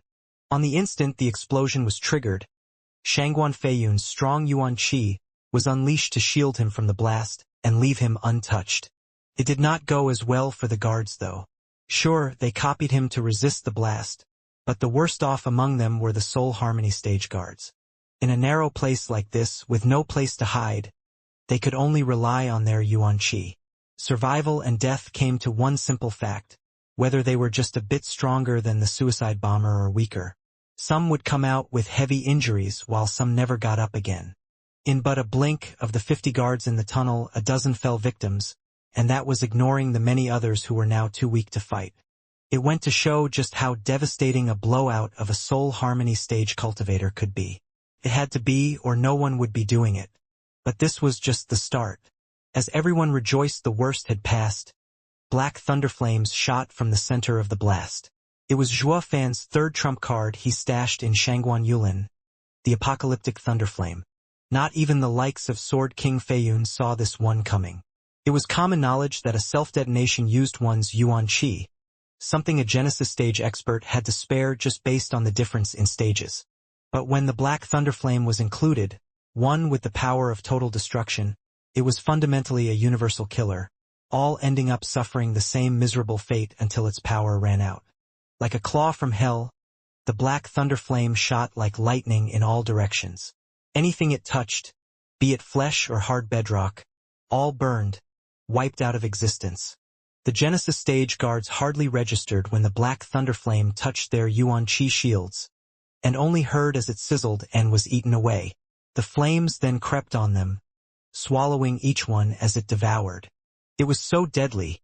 There was no cry released as their souls got submerged in this terrifying black thunderflame. And so, the rest of the guards, 30 plus in number, all met their end in some unknown tunnel. Even the two sword kings were panicking around such deadly force. The worst off was Shangguan Feiyun, who was closest, now surrounded by this dark burning killer. His only saving grace was the strong yuan qi that kept the flames at bay, away from his body. Though this was not meant to last. He felt as his yuan qi was sapped every moment around this thunderflame. He had to leave at once. Success. The crackling of the flames reached their ears, adding to the fear this black fire incited even in the likes of a sword king. Shangguan Feiyun was not alone in this peril, with Bailey Jingwei and Dancing Shin being in danger as well. Bailey Jingwei was only in the ethereal stage and could not muster a token of resistance against the Hell's beckoning. It was all thanks to Dancing Shin for surviving as he used his yuan qi to protect them both. Judging by the tense brow and shocked eyes, it was not easy at all. He was also fearful of this strange black fire. That boy's eerie flame has grown to such an extent already. The more I feel it, the more terrible it becomes. Dancing Shin's heart tensed as he watched the ravenous black flames. It felt like just yesterday Zhua Fan used just a finger-sized dark flame in the Double Dragon Gathering to harm Yi Lin, despite him being under exalted He Rant's protection. This earned his title as best disciple in Western lands. That tiny flame now became a sea of fire, swallowing anything in its path. The boy has become terrifying in just a few years. Dancing Shin took a deep breath and sighed. Brother Dan, we can't stop this strange black flame even as it eats it away. It won't do us any good if we just stay here in this tight place. Looking from the ever-expanding Black Sea, Shangguan Feiyun turned a nervous glance to Dancing Shin. The man shouted, "All right." He pointed two fingers at the sky and a soaring sword of energy shot out in a loud boom, letting the sun cast light in this dark place, while also shedding some light on the demonic black thunderflame. Whoosh!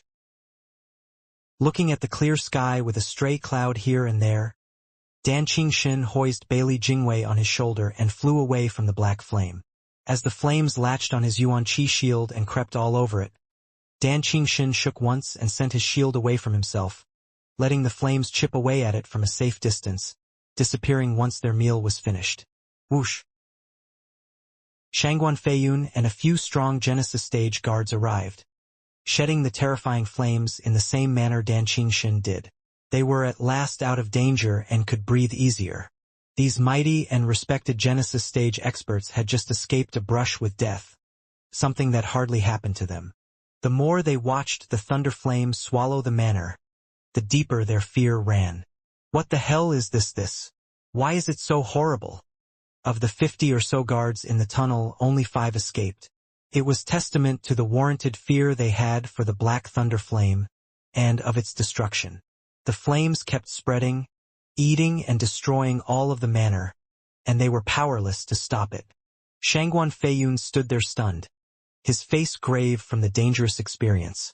It was a first for him, to see his men die out without even making a sound. It echoed in him the same amount of powerlessness he saw in them. There was a limit to what a man could do, a saying he would not soon forget. "Prime Minister, Brother Dan, what is this thing? Do any of you know?" Shangguan Feiyun flew over to them and spoke with no little shock in his voice. "It's just a flame, but Yuan Qi can't stop it nor break it. Only by letting it consume everything will it make it stop. The only reason we're still here talking is because we had the Yuan Qi to keep it at bay. Any stronger and even this Sword King would have fallen. This is absurd." Bailey Jingwei and Dan Qingxin nodded gravely. Dan Qingxin kept the knowledge about it and Zhua Fan to himself, while Bailey Jingwei grimaced. "It's not a question of what, but how strong. With this black flame, nothing in the world can stop it. We've only survived it because its power has a limit. Yet even so, it still managed to threaten the likes of a Sword King. Sword Kings, think for a second. We've been hard-pressed to use Yuan Qi and keep the flames away, but if just one mote touched us, we'd be dead." Shangguan Feiyun shook and Dan Qingxin's voice cracked in shock. "The black flame needs but a touch and nothing will remain of us." Bailey Jingwei sighed. "Such a deadly power is hard for even a Sword King to escape. Then what about Patriarch? This is our first time seeing such a thing. But what if there'll be more of it? Then—" Bailey Jingwei trailed off, but Shangguan Feiyun understood his worry loud and clear. "There just has to be more of this thing and it could drive fear even into Invincible Sword. The question is, where did this outrageous thing come from?" Shangguan Feiyun frowned, while Bailey Jingwei was lost in worries. "In any case, Shangguan Yulin's detonation has something to do with the Shangguan clan." Bailey Jingwei spoke coldly. Shangguan Feiyun cursed. "Those bastards must be behind it. I don't know where they got this dangerous thing. But they stuffed it in the brat and got him to explode. It was clearly aimed at us. I was right to be wary of the detonation even if its blast was meager. Any carelessness from my part and the flame would have eaten me alive. Damn you, Shangguan Feixiong, and your cruelty." Shangguan Feixiong? Shangguan Feiyun had instantly dumped all the blame behind this devious and savage attack on his brother. But Bailey Jingwei frowned. Would such a kind and upright clan head resort to something so vile? Let's not forget that the mind behind everything is still Gu Dash. Boom. A sudden distant explosion cut off his words. The trio jerked and looked over in its direction. From the manor's east side, a surge of power came, followed by a most familiar sword energy. Shangguan clan's soaring sword art. Shangguan Feiyun gnashed his teeth. "Prime Minister Bailey, see that? They just took an attempt on our lives. They had Shangguan Yulin blow up in our faces while the main force was charging in. They want to take my head in case I escaped alive. Humph. There's no way they'll get rid of me that easily." Shangguan Feiyun shot towards the scene. The rest looked at the spreading sea of black and went after him. It was better to fight with the Sword King than stay here powerless. "Sword King Feiyun, wait!" Bailey Jingwei cried, but Shangguan Feiyun's anger deafened him to anything but his target. Bailey Jingwei squinted and looked back at the flames. He sighed and gave Dan Qingxin a look, flying together after Shangguan Feiyun. All the excitement and suddenness had made them blind to the on and off red infant going deeper into the flames and using them for cover. It went through the tunnel filled with flames and arrived to where the weakened Gu Santong rested. "Young Sanzi." Gu Santong shook at the familiar voice and smiled. "Dad, you're here." "Of course I am. I've come to get you out." The blood infant turned into a pitch-black sword floating under Gu Santong. It then took the child and disappeared without a trace. Shangguan Feixiong had come with his 3 venerables and the Genesis stage experts to cause a scene in an area of the manor. They burned and killed without stopping, as no guard could match the power of the 3 venerables. Not when they could hold back a Sword King. What was more, there were few guards around, far weaker than the carefully picked Shangguan experts. Boom. A string of sword energies were unleashed, wreaking havoc to anything that moved. As lavish buildings fell around him, Shangguan Feiyun hovered in the air and heard hundreds of people coming over. "Damn it! The guards are mobilizing here. Did the brat do it? I don't know if Shangguan Feiyun and the rest are with them. It will make getting out with just 10 men hard. It may even require to leave some behind. Shangguan Feixiong, you rotten relic, you sent me a suicide bomber and almost cost me my life. I'll make sure you'll never walking out of here alive. Shangguan Feiyun roared as he stormed over. Shangguan Feixiong saw Shangguan Feiyun coming at him like a storm, with Dan Qingxin and Bailey Jingwei not far behind. He ordered, "Everyone fall back." They took the bait. The rest of the Shangguan clansmen, enjoying senseless violence, shot off at once, leaving this place a broken pile of junk and destruction. Shangguan Feiyun just arrived and Shangguan Feixiong was gone with his team. It only worked to drive his fury ever higher, cursing at their fading figures. "Damn lily-livered fossil. Seeing me here got you shaking in your boots? You're nothing. Since you can't beat me, you resort to living bombs? Even an old coot like you has fallen so low. But if you're to send a human bomb, you could at least go all the way and send a Genesis stage expert. What was the point of a fresh soul harmony punk? And you call yourselves heroes? If you're dirtying your hands, go all the way. Not act like the cowards and useless bag of bones you are. What a Shangguan clan head you turned out to be." Shangguan Feiyun's mouth was an endless well of curses born out of the hatred and rage from the earlier blast he had been under. He did not only aim for Shangguan Feixiong's shamelessness but also Shangguan Yulin's weakness, unable to harm him at all. The soul of Shangguan Yulin would have fallen into depression if he heard it from whatever hell he was in. "Why me? I'm just the messenger. How did I even die?" He just went out with a bang without even knowing. The thunder flame then consumed his soul, robbing him of any chance of survival. One could say he was a poor, unfortunate soul. PN. Any Little Mermaid fans out there? Never knowing what got him even after death. But the moment he decided to be Zhua Fan's messenger was the second his fate as martyr was set in stone, taking one for the noble cause of this demonic emperor's grand rescue plan. Zhua Fan had no intention to send any messages, only to send him to his death. That stuff with deals and exchanges was only an excuse. Sword King Feiyun, save your breath. They never were after you. You're cursing the wrong tree. Whoosh. Dan Qingxin and Bailey Jingwei arrived, and the latter shook his head seeing the Sword King consumed by rage. A man of status he is, but only a martial practitioner at heart, unable to escape his crude disposition. Shangguan Feiyun shook and asked, "What's that, Prime Minister? They didn't want me dead? What about that detonation and then that sudden attack? I have lost the soaring sword, so their only reason to come here is to go after my life. Not to mention the punk blew up right next to me. If that isn't already obvious, what is? How is that not an attempt on my life? Ha ha ha. Sword King Feiyun. Everyone knows how amazing you are." Bailey Jingwei shook his head. "If they were after your head, they'd come up with a far more intricate plan and not some hasty idea. Just look at yourself. There's not a hair out of place. That's being cautious, blocking the black flame in time. The flame is deadly, but your instincts are much honed as a Sword King than any other Genesis stage expert.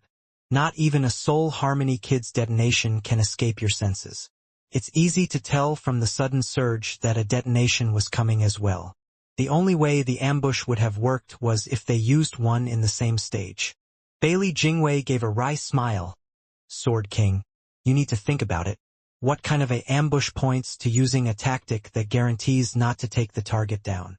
Shangguan Feiyun shook and exclaimed, "Prime Minister, you mean? They just wanted us to think it was a temporary attempt on your life." Bailey Jingwei had a creepy smile on his face. Shangguan Feiyun's heart jumped in shock. "Temporary? Yes." Bailey Jingwei laughed. "For Sword King to understand it better, I invite you to go back to the secret room together. Ha ha ha." Bailey Jingwei flew with Dan Qingxin as his loyal guard. Shangguan Feiyun was quick to follow.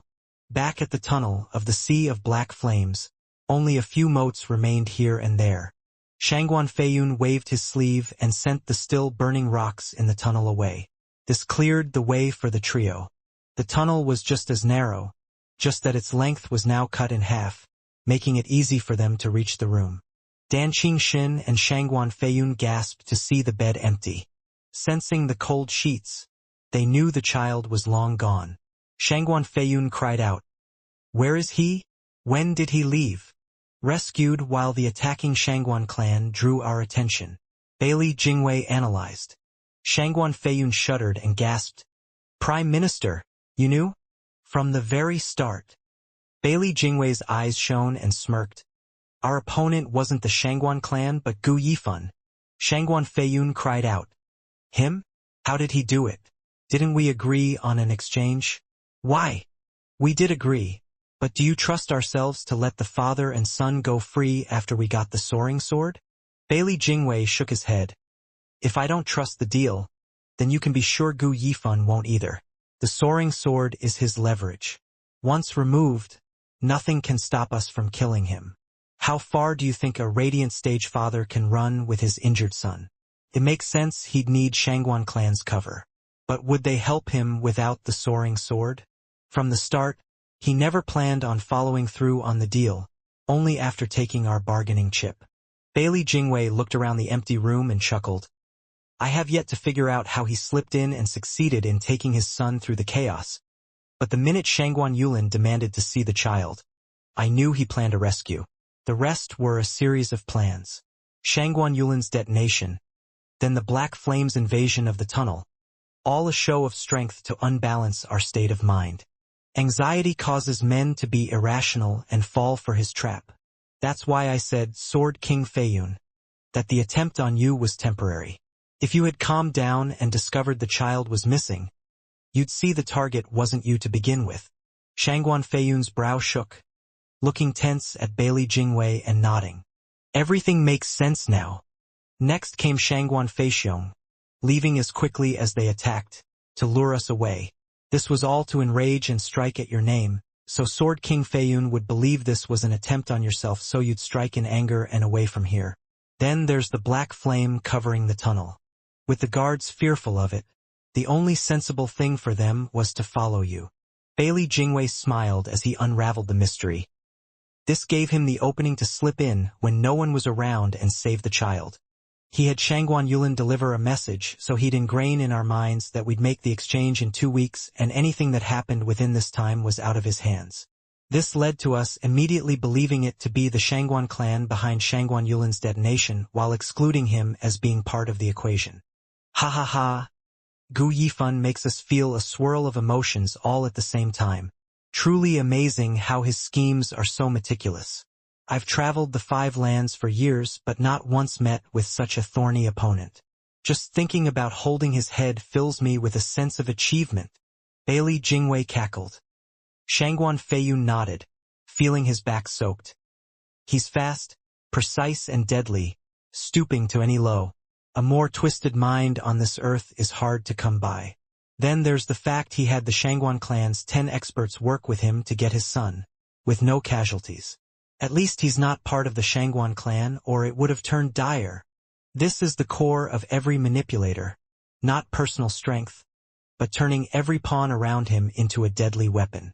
The worst danger Central Area's Swordstar Empire can have right now is if by some chance the 4 lands place value on Gu Yifan. Bailey Jingwei's eyes flashed with murder as he spoke with resolve. We have to get rid of him now once and for all. Shangguan Feiyun stared at his hateful face and nodded. He is a very real danger, but has Prime Minister ever thought of winning him? Not even once. Bailey Jingwei shook his head. I have said once that I don't like anyone like me. I alone am enough to govern the Central Area. I certainly don't need a second one, and certainly not Gu Yifan. Dan Qingxin played the silent observer. He had never seen Bailey Jingwei so agitated. He feels his authority coming being questioned, his position. With the entire string of events clinically presented to him, it dawned on Shangguan Feiyun what it all represented. Though, like in anything, doubts still remained. Prime Minister, you knew this was going to happen, so why didn't you stop us from falling into his trap? Sword King Feiyun, you're underestimating Gu Yifan. Bailey Jingwei smiled. Ever since my previous interaction with him, it should be obvious just how meticulous he is. If we were to set up a counter for him, he'd see it at a glance, making the endeavor pointless.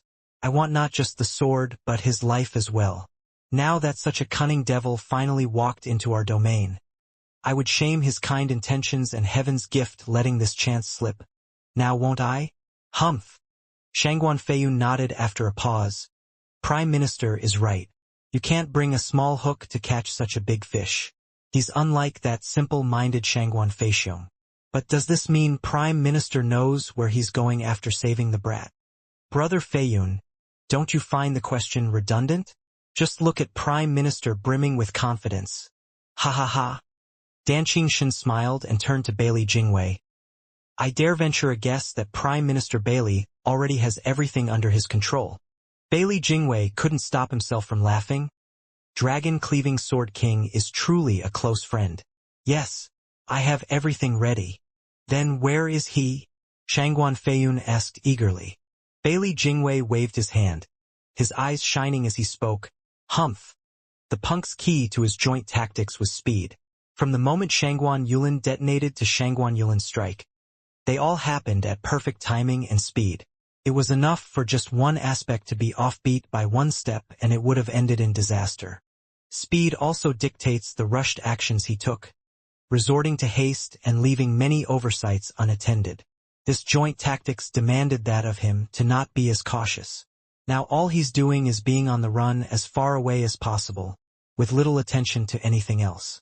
Therein lies our success in beating him and outdoing him, with even more speed. Bailey Jingwei had a prideful smirk on his face as he took out a vial. Opening it, he shook it and something green landed in his palm, finger-sized and wiggling. First level spiritual beast? Lovesick larva? Shangguan Feiyun gasped and eagerly awaited Bailey Jingwei's answer. The Prime Minister nodded with a smile. Lovesick larva, yes. The red bean trees in the south grow / by spring they yield in heaps above. / I hope you pluck in plenty soon. / because it is the gift of love. It yearns for those beans and its lack of spiritual energy only classify it as a simple insect. But there's one thing it excels at that dwarfs other spiritual beast. It's what earns its place among them. Lovesickness by Wang Wei, Tang Dynasty. The pair of larvae, even leagues apart, all they'd yearned for is to be together again, to show his lovesickness. Dan Qingshan sighed. Between the heaven and earth nodded. That's exactly right, dragon-cleaving Sword King. The lovesick larvae come in pairs, intertwined always until the very moment of death and ever loyal in love. Even if worlds apart, the two insects will eventually find each other again. That's why happy couples and sweethearts give each other one to proclaim their undying love. Humph, the larvae are inseparable but their owner, always saying goodbye in love and hate. So how many are there that their love lasts until the end? Aren't men worse than bugs? Ha ha ha. Shangguan Feiyun mocked. Bailey Jingwei nodded. People are far more complex than this simple pair of insects. Most often than not, these larvae aren't used to proclaim undying love or chase skirts, but in a much more practical way. Separate the two, with the male placed on oneself while the female crushed to be refined into the 1,000 leagues scent. Though named scent, it is odorless and colorless. Not even Genesis stage expert can find it. Only this male larva always crawls towards her direction undeterred. That's what makes it the best tracking method. Does that mean Prime Minister smeared the 1,000 leagues scent on the brat? When? Shangguan Feiyun lit up at the promising idea. Bailey Jingwei smiled. Of course. Right when I was checking his pulse. Gu Yifan must have no idea I've long since planted the perfect bait for him. Though it won't change even if he does realize. His plan is based on speed and has no time to check for details. That is unless he threw the brat away. But then it would mean all his work would go to waste. So he'll bet that I did not take precautions. But you can see that he clearly lost. Ha ha ha. Bailey Jingwei laughed and Shangguan Feiyun joined him. Dan Qingshan just watched them with a shake of his head, his saddened eyes landing on the lovesick larva. The world had such devoted and love-struck beings, only to end up being a tool for humans and their twisted plans. The heavens are so cruel, following with pain after every success. Will the upright and righteous path of the world ever prevail in winning over the demons plaguing our hearts? Sword King Feiyun, we now have his direction. We'll give chase and grab the divine sword from his stiff cold hands. In minutes, the lovesick larva found the scent of his better half, struggling to reach her. Nothing could dissuade it from reaching her. Not the impossible journey nor the slow crawl. Its efforts brought a smile to Bailey Jingwei's face, his eyes shining with cruelty as he signaled for Sword King Feiyun to go on a hunt. Dan Qingxin took a deep breath, following them close. As the demonic sword took Gu Santong out of the manor, Zhuofan fled as well. He held Gu Santong close and ran like the wind, with the demonic sword slipping back in his body. Per Bailey Jingwei's speculation, Zhuofan was focused on speed and wanted to put as much distance as he could between them before taking young Sanzi somewhere safe to heal. Holding a Gu Santong that never once got a scratch, now hanging by a thread, plagued Zhuofan's mind. Whoosh! Zhuofan rushed through the air, not stopping for anything. This hour of flight had taken him 1,000 miles off Flying Cloud City. With Shangguan Yulin's detonation and Shangguan Feixiong's sudden attack, the chaos at the manor drew all the experts in Flying Cloud City over. This gave Zhuofan a clear path to get out with ease. Zhuofan's lure was not only for Shangguan Feiyun and Bailey Jingwei, but for all the guards in the city and manor. It thus made his extraction easier, just like he expected and as Bailey Jingwei foresaw. Zhuofan's eyes flash, feeling in control, with the wind whipping around his face. Gu Santong awoke now and then to find himself in a warm and strong embrace and in safety. Looking at the familiar face, Gu Santong winced and felt forlorn for some reason, having never had to rely on his godfather, until now, and tears flowed without stop. Dad, you came back for me. Of course I did. Who else would come save my son if not I? Zhuofan looked stern but smiled in comfort at seeing his missing godson these past days. Gu Santong's lips quivered as he apologized. Dad, I'm sorry. Why would you be? You did nothing wrong. I've been so stubborn and father's perfect plan. It's all on me. I rushed in and got Dad worried and endangered you to come save me. Gu Santong sobbed, unable to finish his thoughts. As his cheeks were streaked with tears, his heart was wrecked by regret. Zhuofan looked at him in silence, flying farther and farther away. Gu Santong cried for a long time, even as his first tears dried, with Zhuofan smiling, Young Sanzi. Ah! Since you admit you're at fault, given the chance to do it again, would you still save the wench? Gu Santong shook and tensed as he got lost in thought. When he replied, he gave a weak nod. Yes, father. Oh? Then why would you repeat the same mistake? Zhuofan flew as he looked at him with a flat look. Gu Santong sighed. Because I want Auntie to be safe. Then why do you say it's your fault? I meant for making you worried and risking yourself for me. But I couldn't watch Auntie, who was always nice to me, be hurt. That's why. I'd save Auntie again if I could, but I don't want father to be in danger because of me either. Gu Santong's fidgeting betrayed his nervousness. Zhuofan spoke calmly. Young Sanzi, then you shouldn't say sorry. Father. Gu Santong shook, looking stunned. Zhuofan's cold tone sounded angry to him. Then Zhuofan sighed and smiled. We've all been young and rash once. We've all made mistakes. Right and wrong are relative, not set in stone. As long as you think it's right, give it your all. Even if it's wrong, as long as it's worth it for you, do it if you are ready to face the consequences of your choice. A real man doesn't utter apologies lightly, or they would hold no value. A man needs to be liable regardless of wrong or right.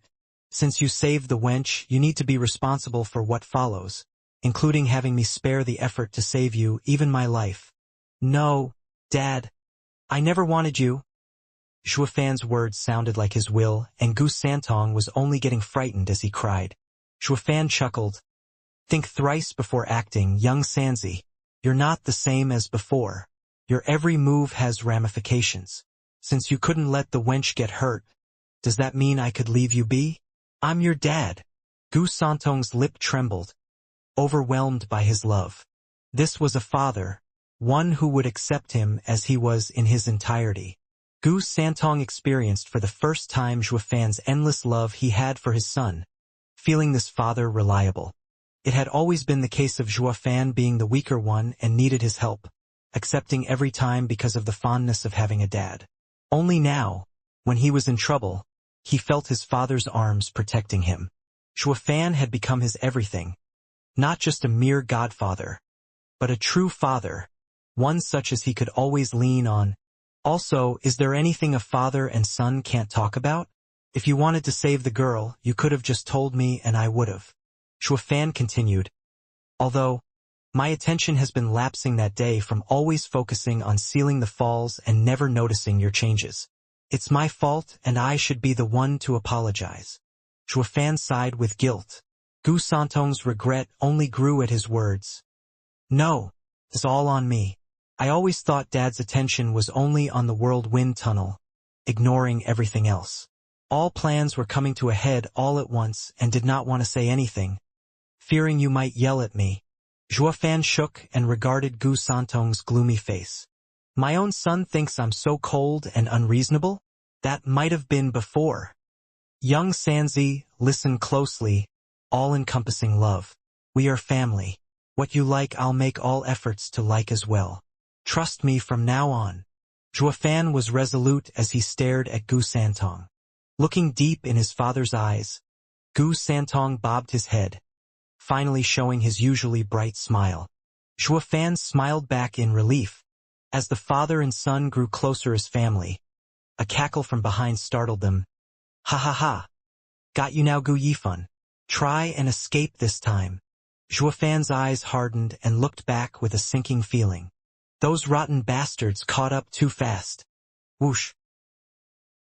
3 pretty trails were left in the sky as Shangguan Feiyun, Bailey Jingwei and Dan Qingshan appeared, though Dan Qingshan carried Bailey Jingwei since his speed was limited.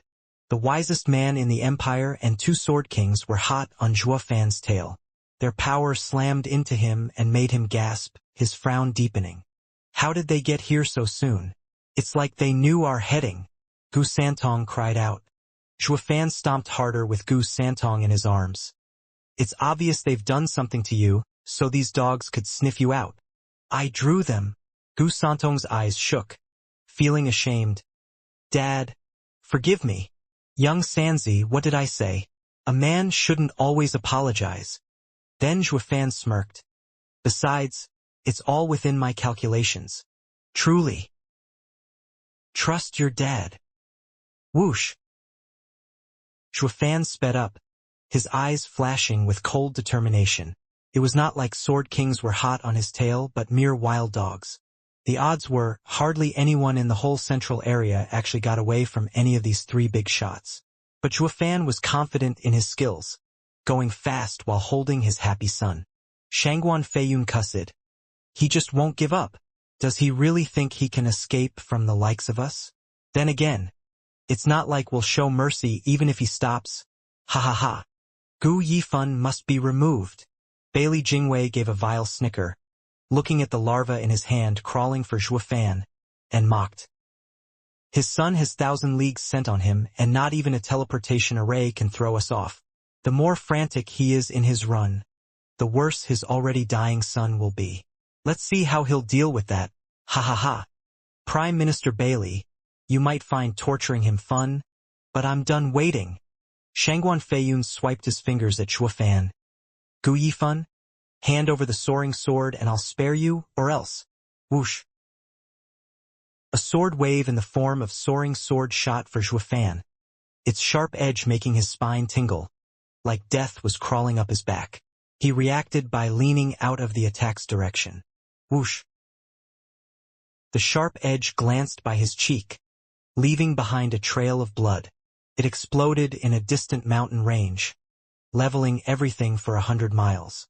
The shockwave came seconds later and staggered Zhuofan's pace as he faced it head-on in his run. What he saw before him was a thick cloud of dust, dyeing the sky yellow as it covered even the sun. To Zhuofan, it felt like the wall of dust was there to block him from moving forward. Zhuofan had no choice but to stop, his face grave. A sword king's power sure is something.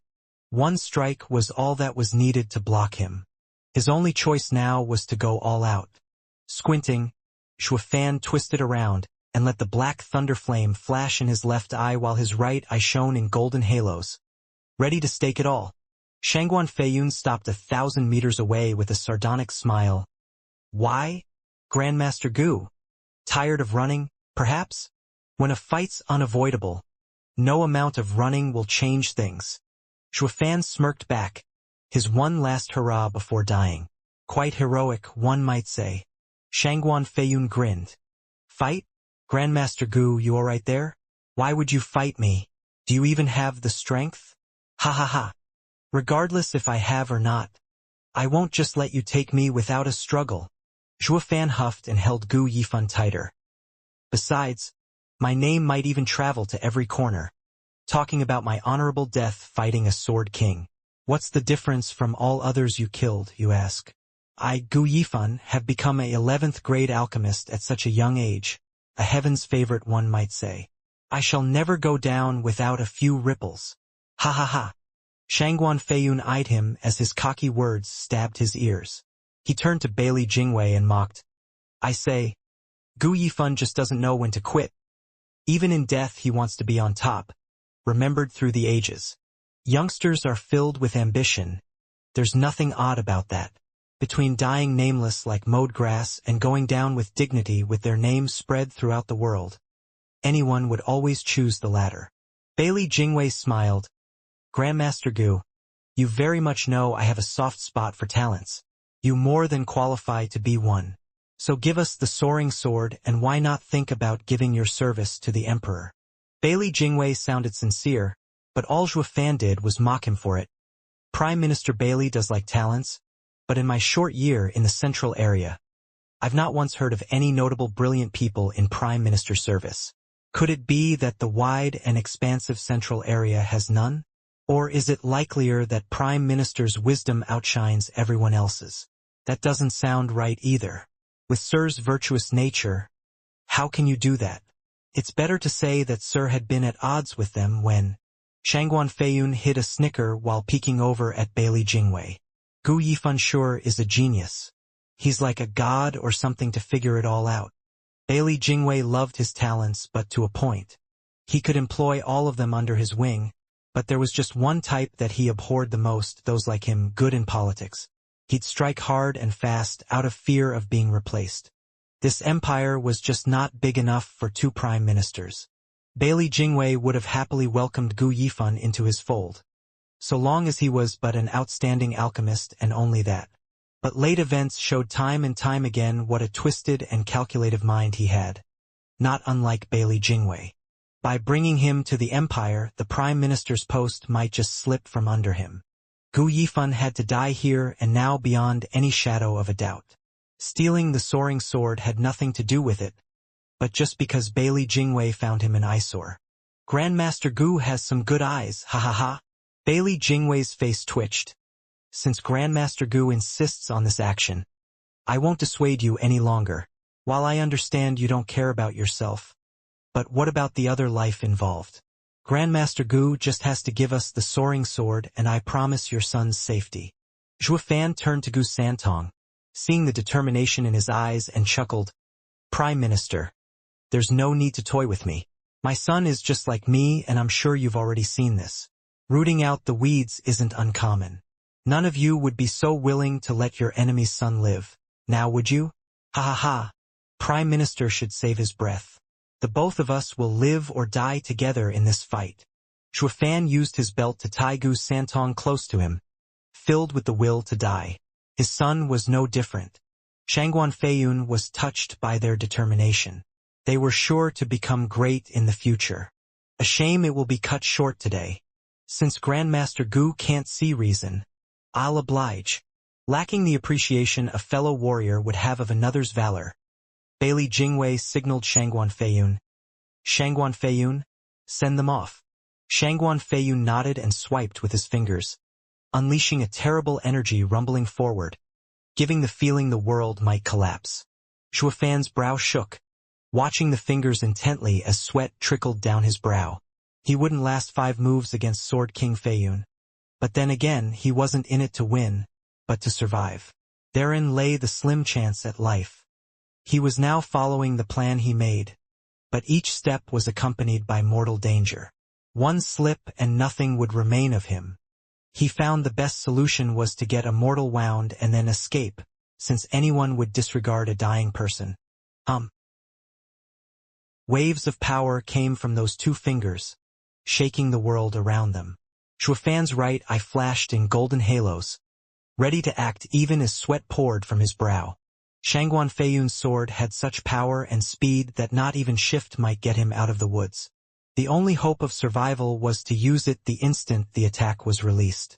Any later and life was forfeit. Any later and the enemy would notice and just switch directions, resulting in death.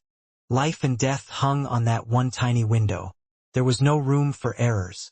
Shuafan was under a lot of pressure because of it, as this was his first time facing a Sword King, the peak power of the mortal domain. The soaked back attested to that. Whoosh! Shangguan Feiyun moved his fingers in Shuafan's direction and the sword was released. It was then Shuafan's divine eye of the void activated. Just as the attack reached Shuafan, he flickered and was gone. The sword struck the wall of dust behind, blowing it away. He dodged it? How? Shangguan Feiyun exclaimed. But soon there was a ripple coming from his front. Shuafan wasn't going for an escape, but to attack a Sword King. All of them were shocked. How much nerve does this punk have? His keen senses made him aware of Shuafan's location, and although shocked, Shangguan Feiyun used his Yuan Qi again to form sword energy in his fingers even as Shuafan was in the middle of appearing. Shangguan Feiyun's second attack was ready just as he became visible and mocked Shuafan. Humph! You have some guts to face me instead of running. You must really have a death wish. Thunder Flame Void Annihilation. His right eye flashed in 2 golden halos while his right burned, unleashing the attack he had in store. Who? The thunder flame shot for Shangguan Feiyun like a black pillar of death. Right for his head. Shangguan Feiyun shook from seeing the deadly thunder flame again, and his heart jumped in fright. He was frantic in using a Yuan Qi shield, doing anything he could to keep that thing from touching him. All while his second sword struck Shuafan. At such close range, Shuafan had no chance of dodging or running. Not even his soul would survive this. This great and deadly power made Shuafan's face burn and his scalp numb. It was now reality that had strayed from Shuafan's flawless predictions. Shangguan Feiyun, who had always been looking down on him so far, had been so scared he began to take the youth seriously. It was at the same time that he felt threatened from the core of his heart. With a muffled sound, the black thunderflame struck, but unlike sticking to the Yuan Qi shield as before, it went right through it like paper and straight for his flesh. Shangguan Feiyun panicked in fear, overwhelmed by the power of the thunder flame going beyond his expectation. What Shangguan Yulin had demonstrated through his detonation was the thunder flame's intrinsic power, not when it was used as a skill like now. As for the thunder flame void annihilation, that was Zhuo Fan combining his 2 ultimate skills, to break any kind of obstacle and letting the thunder flame's deadly nature capitalize on its true power. What could a measly Yuan Qi shield amount to when it could cut through the Shangguan clan's 12th grade array made with all their experts? With fear vivid in his look and with terror in his heart, Shangguan Feiyun rushed to dodge this deadly move. This in turn affected his aim on the sword that was meant for Zhuo Fan, leading to it shooting someplace else and leveling another 50 miles area, turning into a dust storm. The destructive black thunder flame streaked past his shoulder and far beyond. Shangguan Feiyun felt its vibrant and burning power as it passed, making his blood run cold.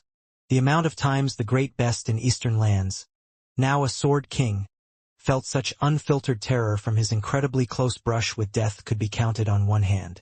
It was far too soon to relax though, as sizzling jarred his ears. He whipped his head around and the view had his legs feeling like jelly. The deadly black flames were on his clothes and were eating their way to his body. Shangguan Feiyun shook at once and used Yuan Qi to shake the clothing off, making the flames die out as the remnants of clothing burned out. Whoosh! Then another sound entered his ears and watched as Zhuofan with young Sanzi in his arms appeared again in front. His left eye was filled with violent black flames while his right shone in two golden halos, planning to make a repeat of the previous move. But the horror had been too memorable for Shangguan Feiyun the first time to allow it to happen again. Not even facing death felt so horrible. Shangguan Feiyun saw Zhuofan appearing and jumped back with no delay. 10 kilometers in fact. When he finally sensed some semblance of safety, he eased a breath he didn't know he was holding, feeling drained as if from a fight with invincible sword. He gasped for breath, his feeble legs barely keeping him from falling. There was even a conspicuous change in color on Sword King Shangguan's pants. Quite obvious to any observer, Bailey Jingwei and Dan Qingxin had their jaws hanging. Come on, Sword King Feiyun. You're supposed to be a Sword King, so what are you doing looking so worn out after an exchange with a puny Radiant Stage cultivator? What a scandal! Your top is naked for having your clothes ruined and your lower half wet from being scared to death by a measly Radiant Stage alchemist. Bailey Jingwei's mouth twitched, anger clearly showing. Just as he was about to curse, he then understood the Thunderflame's fatal danger. So Prime Minister looked heavily at the panting Zhuofan. Gu Yifan wasn't just making wild boasting when he said he'd fight a Sword King. This kid is truly frightening. Dan Qingxin nodded. The Black Flame's power can kill a Sword King. If only he was a bit stronger. Then that attack. He stopped, hearing the snapping of Bailey Jingwei's knuckles and his heavy tone. There's no way he'll get any stronger. First I wanted to kill him because I wanted to, but now it's for the safety of the Empire. There can only be one invincible sword in this world. There's no room for a second dreaded existence. Dan Qingxin's brow shook, his eyes flashing. The boy's too outstanding. And then there's that black flame that can threaten a Sword King from as weak as a Radiant Stage. He will become the second invincible sword. Bailey Jingwei is sure to even disregard the soaring sword if it means killing him. Dan Qingxin held his beard, deep in thought. Shangguan Feiyun was looking worse for wear. Then the anger exploded from him as he glared at Zhuofan with bloodthirst. I'll not stand this punk for drawing another breath after that humiliation. Shangguan Feiyun brought his fingers out and struck with another sword. He no longer looked casual, but focused like when fighting an equal, while keeping his senses sharp for any disturbance within a kilometer, just in case. Zhuofan sighed. I know I'm still too weak to deal with a Sword King. Any other Genesis Stage cultivator would have burned alive by now.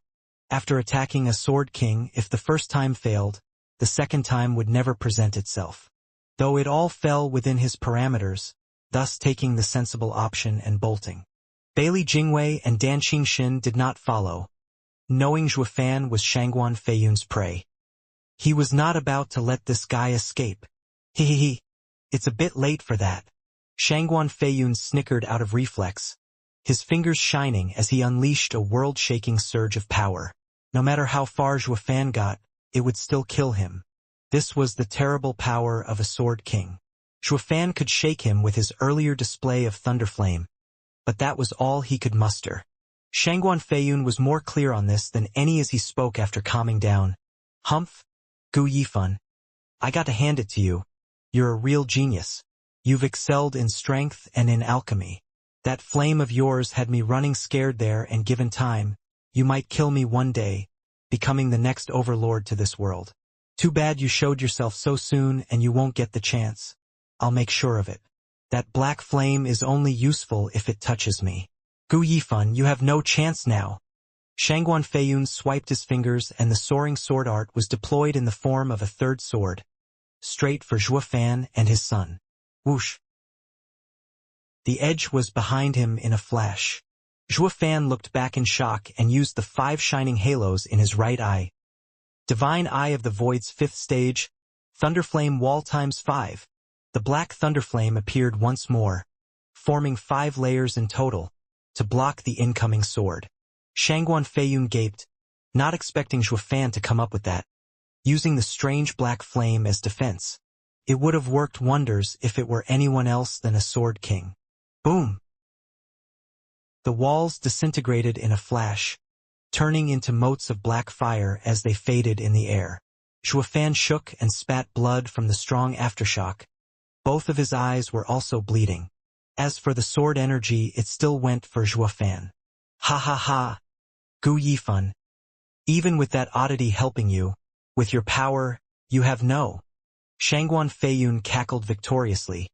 But then he choked, turning incredulous. What the hell? My sword energy. Success.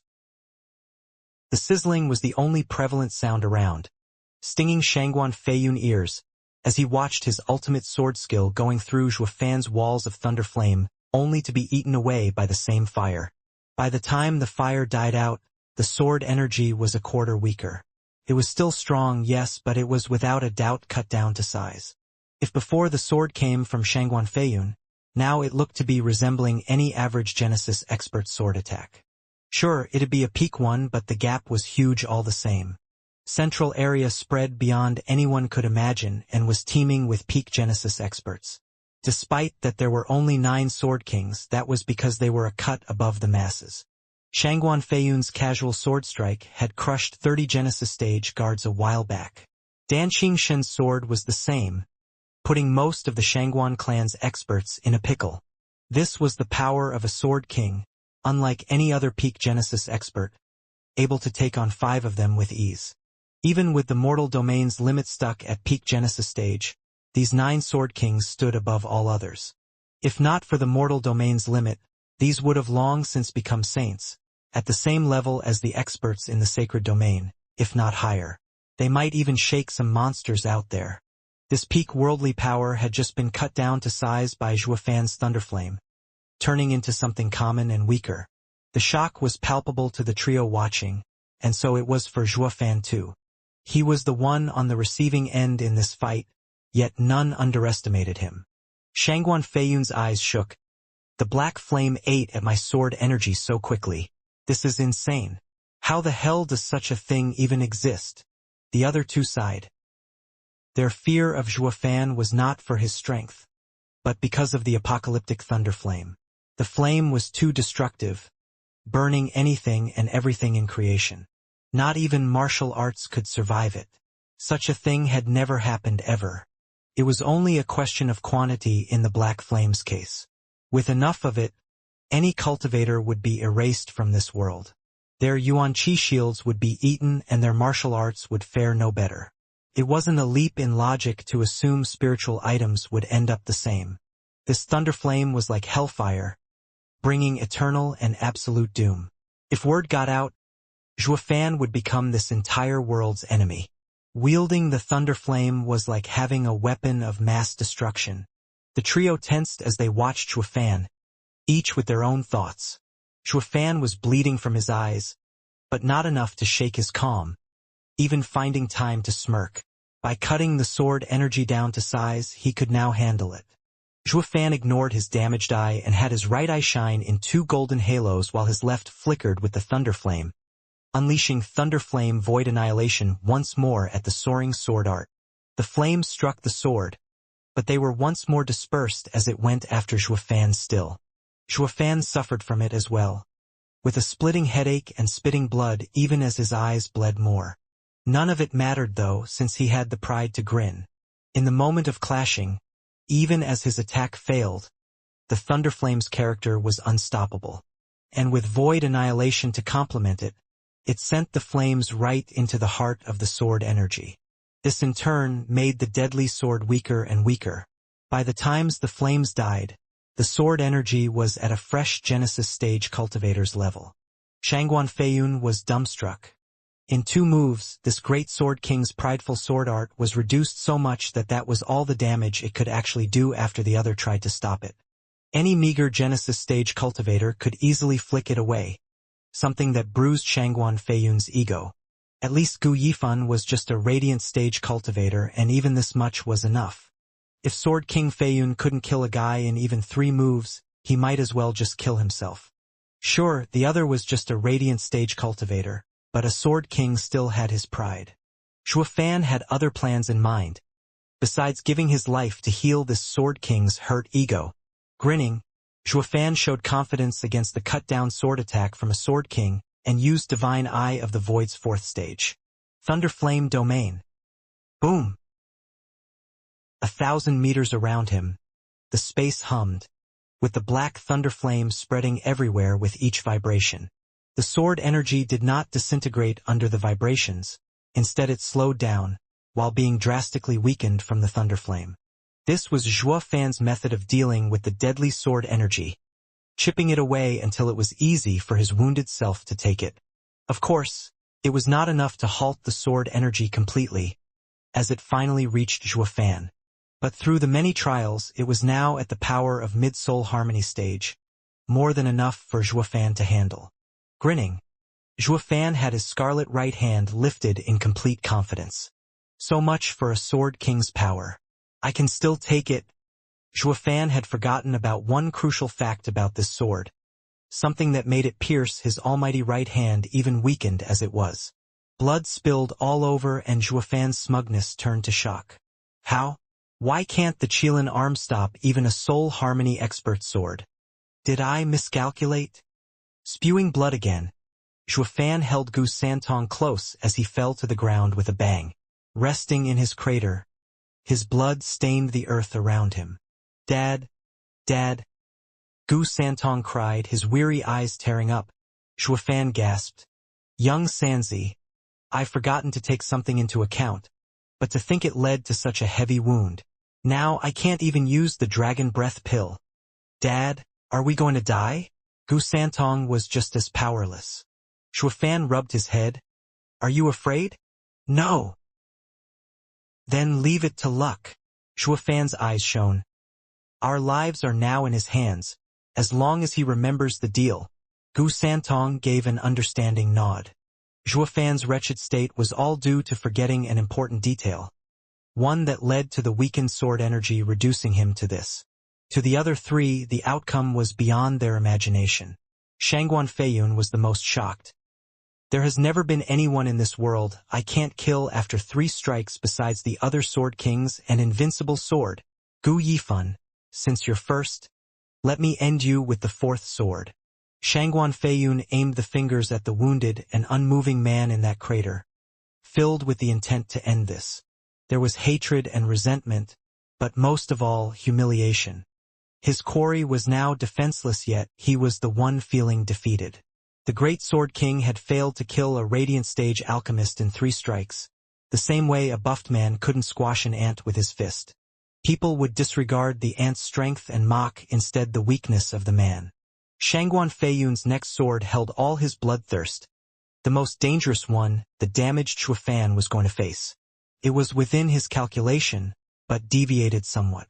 Yet this little shift meant true death, even for Zhuo Fan. First is a show of strength to unsettle the mind. Second is baiting to get every guard out of the jail and give me time to rescue him.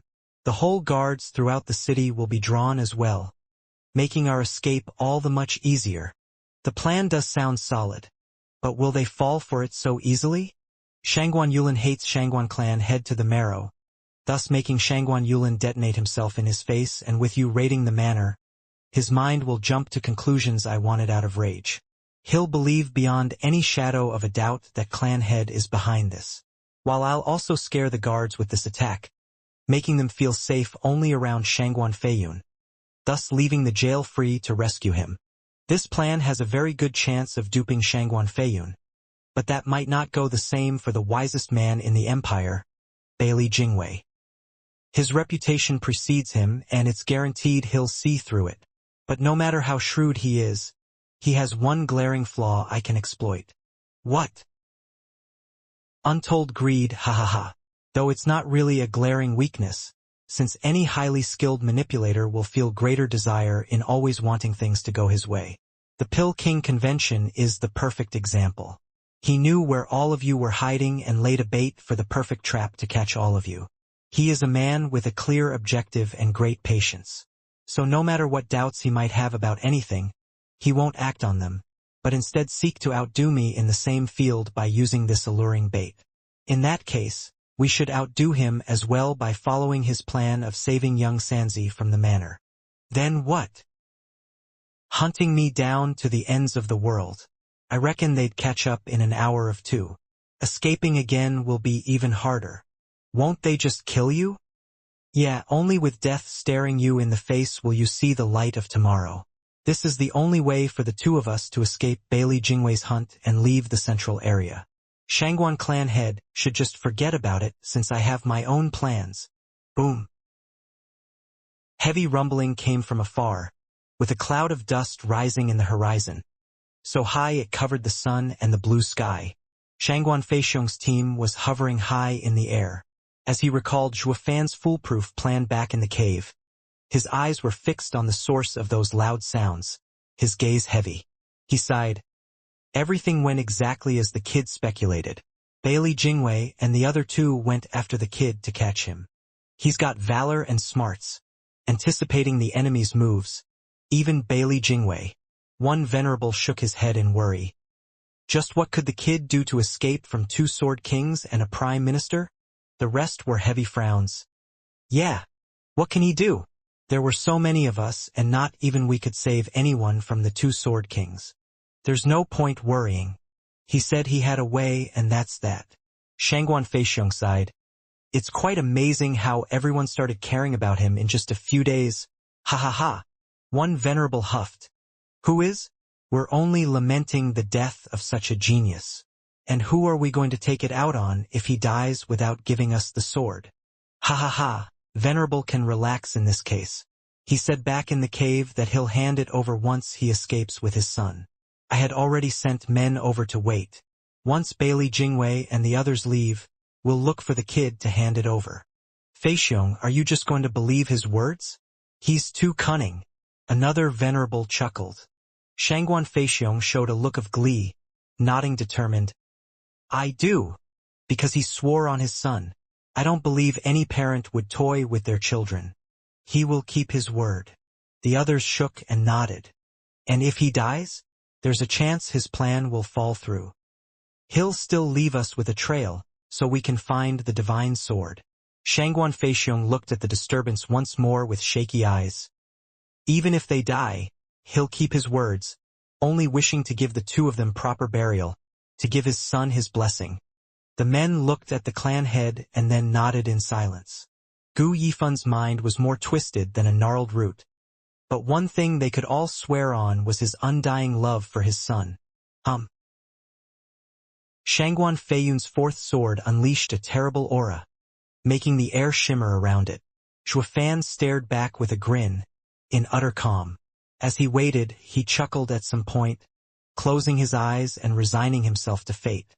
It was done without an ounce of regret, welcoming the end with a free heart, with no hope of the two lovers getting back together, with enemies too strong to be overcome. Nothing could ever get him out of such a hopeless situation. Zhuo Fan had carried so much weight inside him these past years, coming to bear too much alone.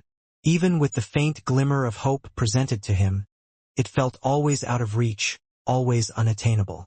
The stress and grief had eaten away at his mind for such a long time. It was a recipe for disaster, avoiding insanity only because he trained the true self-art to center himself. The deeper the love, the heavier the wound. He now came to see why love was forbidden to demonic cultivators, for one man alone might never escape its torment. He found being in a situation where another was giving him a mercy killing was a fit ending. He should have died ages ago. Showing a smile only he understood, Zhuo Fan welcomed the end. Shangguan Feiyun's sword rang constantly, aimed squarely at Zhuo Fan's head. As the bloodthirst in his eyes focused, the devastating sword was released. Zhuo Fan could feel its terror, but all he had for it was a faint smile. Shangguan Feiyun's fingers did not finish cutting the air and sending the sword, as they were caught mid-move by a tight hand. Shangguan Feiyun spoke in a chilling tone. Brother Dan, what are you doing? Bailey Jingwei was taken aback. I just think we should save it for after we find the soaring sword. Dan Qingshun's beard swished as he spoke. Shangguan Feiyun huffed. With his character, there's no way he'll say anything. And is this a time to think about the soaring sword? He has now become a far greater danger than the sword's value. He has to die, right, Prime Minister? Bailey Jingwei nodded after a pause. Soaring sword is missing and the patriarch will at most feel a longing for a lost toy. What we can't allow, however, is to permit anything that might endanger his life. The moment I saw the kid release the black flame, I was even more sure that he must die. It's clear to anyone here that it must be so, but wouldn't it be better to have it both ways? Dan Xianxia nodded and turned to the unmoving Zhua. Gu Yifan, you heard it. Today's your funeral and you can't take the soaring sword where you're going. I am willing to fulfill your last wish, your will. You've come from the western lands and have been in the central area for a year now. You should understand that I hardly make promises, but when I do, I always keep them.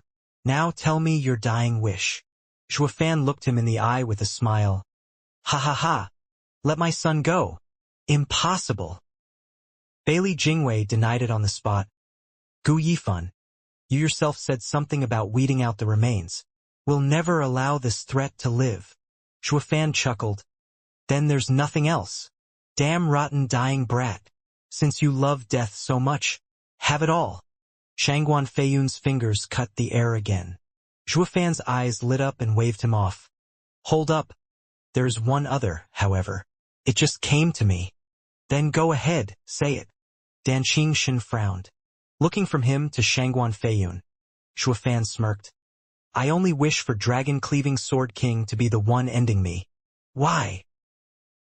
I'd hate to see Shangguan Feiyun happy. 3 times he failed to kill me and I'd rather not have his 4th sword touch a hair on me. Let this Sword King carry the shame with him always. Ha ha ha. Zhua Fan cackled. Shangguan Feiyun's face twitched and roared, his fingers finishing the move. Goddamned bastard. I'll frickin' kill you. Wait. Bailey Jingwei stopped him, turning to Zhua Fan with a sharp gaze. All right, we agree. Bailey Jingwei's eyes flashed. Even without Dragon-Cleaving Sword King's promise, I would guarantee your last meager dying wish in exchange for the soaring sword. We all promise. Prime Minister. Shangguan Feiyun's brow shook, but Bailey Jingwei's wave stopped him. Sword King Feiyun, please think of the bigger picture. Which is more important, your name or the soaring sword? Its loss affected Sword King's reputation all the same. In other words, Soaring Sword's name has already suffered. So what is a little more? Please bear this indignity. For the Empire. Shangguan Feiyun took a look at his most pathetic state. It wasn't the missing sleeve from one arm that got to him, but the damp pants that fueled his rage and shame. But in the end, he gave an angry wave and turned around, taking out fresh clothes to change. Bailey Jingwei nodded and smiled. Sword King Feiyun has promised you as well. That should be all, yes. Ha ha ha, yeah, now I can tell you where the soaring sword is. Only, it's another matter entirely if you can get it. Zhua Fan showed a crooked smile to an eager Bailey Jingwei, toying with him. Soaring sword is now with the Shangguan clan. Bailey Jingwei gasped. They have it. Grandmaster Gu, are you making fun of us? How can a cunning mind like yours just hand it over to them? Ha ha ha. What else was there? His loud laughter made him spray blood as well. We all know I've had priors with Shangguan clan, so I had to give them something to help me out. Shangguan Feiyun's brow shook, his face heavy as he said, Bailey Jingwei. Letting those Shangguan bastards get the sword will be even worse. With their power and numbers, they'll just flee and we won't catch them. It'll be hard even if a Sword King gets involved. Moreover, once they hole up in the expansive central area, it's like finding a needle in a haystack. Even if we do get wind of them by some miracle, the scouting team will just die for nothing without a Sword King leading them.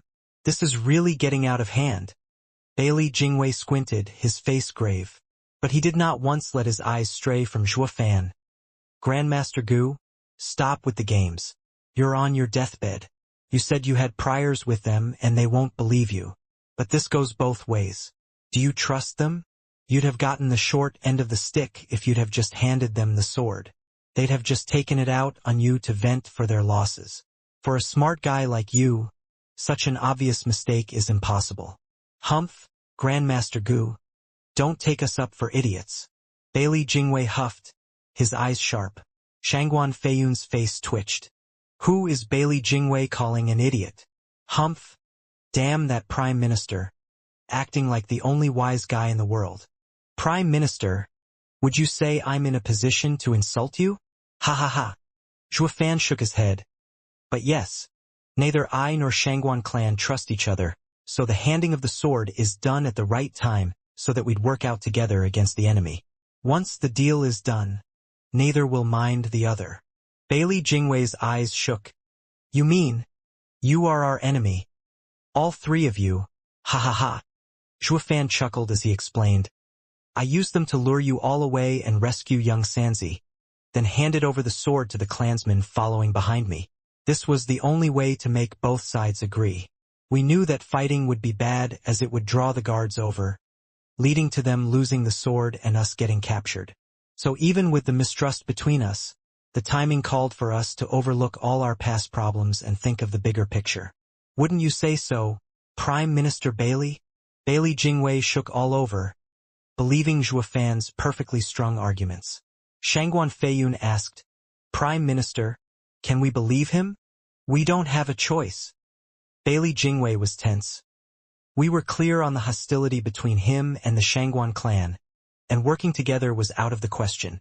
The only reason they did it anyway was for the soaring sword. The question is, when will it be handed over? Too soon and the Shangguan clan will go back on its word. Too late and anxiety mounts. So much so the tense mood will make them settle old scores even after getting the sword. But with the threat of another enemy around, the deal will be completed, each going their own way. Bailey Jingwei stared hard at Zhuofan and spoke with frustration and hatred. Grandmaster Gu, you're a true mastermind. You've done great indeed. If I were the one facing such a challenge, I don't think I'd come up with such a brilliant plan on the spot. You have my respect.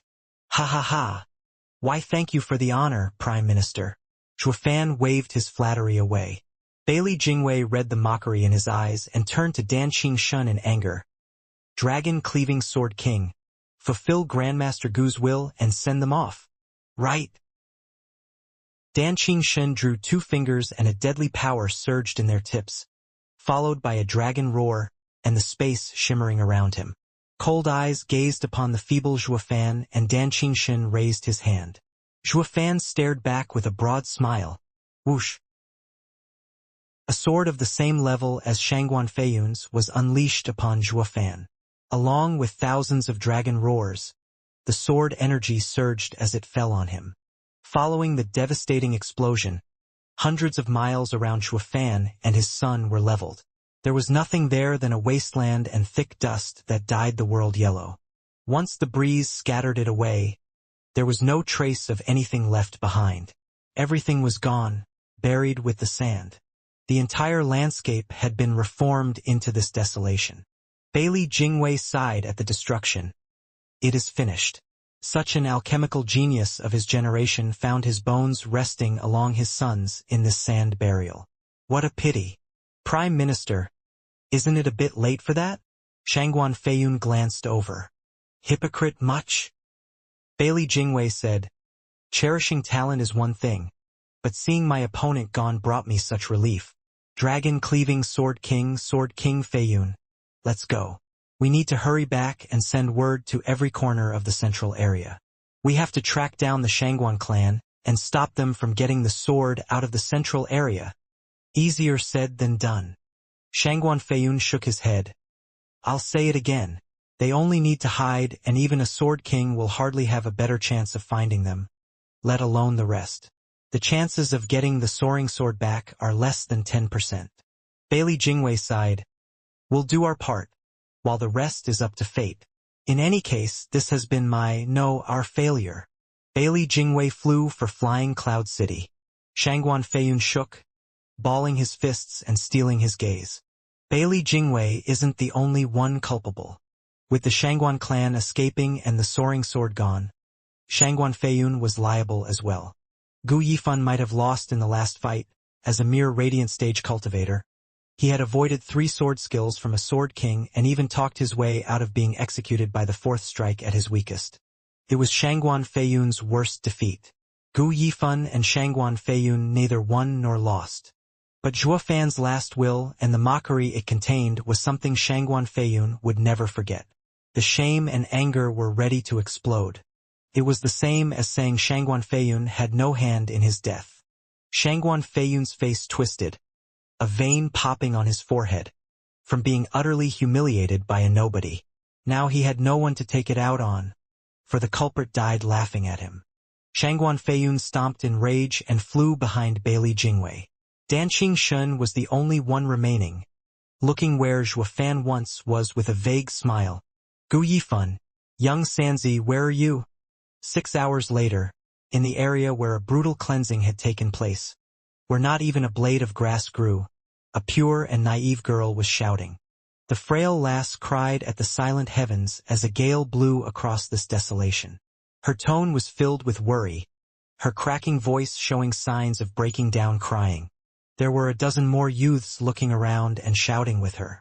Mr. Gu, young Sanzi. All their shouting and searching proved fruitless in these strong winds, swallowing their voices. They finally gave up hope an hour later, leaving only the girl still frantic and consumed with the thought of finding them. She never stopped, never rested, always crying out till hoarse. Gu Yifan, young Sanzi, where are you? Young miss, save your energy. You've seen what attack did this. They had no chance against such misfortune. There's no point searching. One youth sighed. It'll be a miracle if someone could survive 2 sword kings. Mr. Gu, let's follow clan head's words and look for any clues Mr. Gu left us to reach the soaring sword. The girl glared back at him. Shut up. Gu Yifan is fine. They can hear us and we'll soon find them. They have to be, or... Shangguan Qingyan trailed off. Young miss, in this desolate place, any kind of sign would have been noticed easily. If we can't see them, it makes no sense for 2 sword kings to be blind to anything obvious. That only leaves death, destroyed completely. Young miss, our top priority still is finding Mr. Gu's clues. He shook his head, trying to make her see reality, but then a ripple echoed out. 2 figures slumped to the ground, popping out of thin air, and soaking the yellow dust with their scarlet blood. Shangguan Qingyan shook and cheered, crying tears of joy as she rushed over. Mr. Gu, young Sanzi, you're all right. You're still alive. In the name of all that's holy, the guy actually got away from 2 sword kings. What did this freak do? The guy held his head in complete shock, needing some time to react to this sudden realization. Then he rushed over to help, only for a bloody arm to clutch his shirt, dragging him down. He looked stunned at Zhuofan, who was gasping for breath, using the last of his energy to shout. I told you to come and help, not give me a burial. The least you could do is see if we're still alive, not go straight to business. Zhuofan's eyes rolled back and he was out like a light. Only his other hand held an unconscious Gu Santong, never letting go. The youth who got stained looked at Zhuofan holding Gu Yifan close and spoke with respect. Gu Yifan is truly amazing. He's hurt so much but still has the energy to curse. He had been protecting his son all this time, not letting anything happen to him. Shangguan Qingyan nodded, choking with emotion and pain from seeing Zhuofan covered in those deep wounds. Get Mr. Gu and his son back now. They need healing. Noticing Shangguan Qingyan was in no state to boss them, the guy shouted for the others, carrying the 2 away. Across the large expanse of this yellow wasteland, a conspicuous stain of scarlet blood on the dry dirt was the only proof that someone had survived this ordeal. It took Zhuofan 3 days to wake up, finding himself in a dark cave. Nothing came as a surprise for him, knowing that they had been rescued. It was part of his deal with Shangguan Feiyun. As long as they were drawing breath, they had to be tended to, or death was sure to grasp them in its cold grip if left out there in the desolate place. Shangguan clan thus sent the juniors to save them. This was why Zhuofan knew that after saving young Sanzi, the Shangguan clan would comply since he still held the sword they wanted. This was the perfect time to use it for all it's worth. With this sword around, the Shangguan clan won't ever let me die.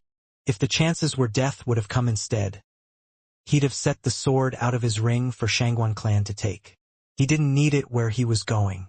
Fan had taken all aspects into consideration.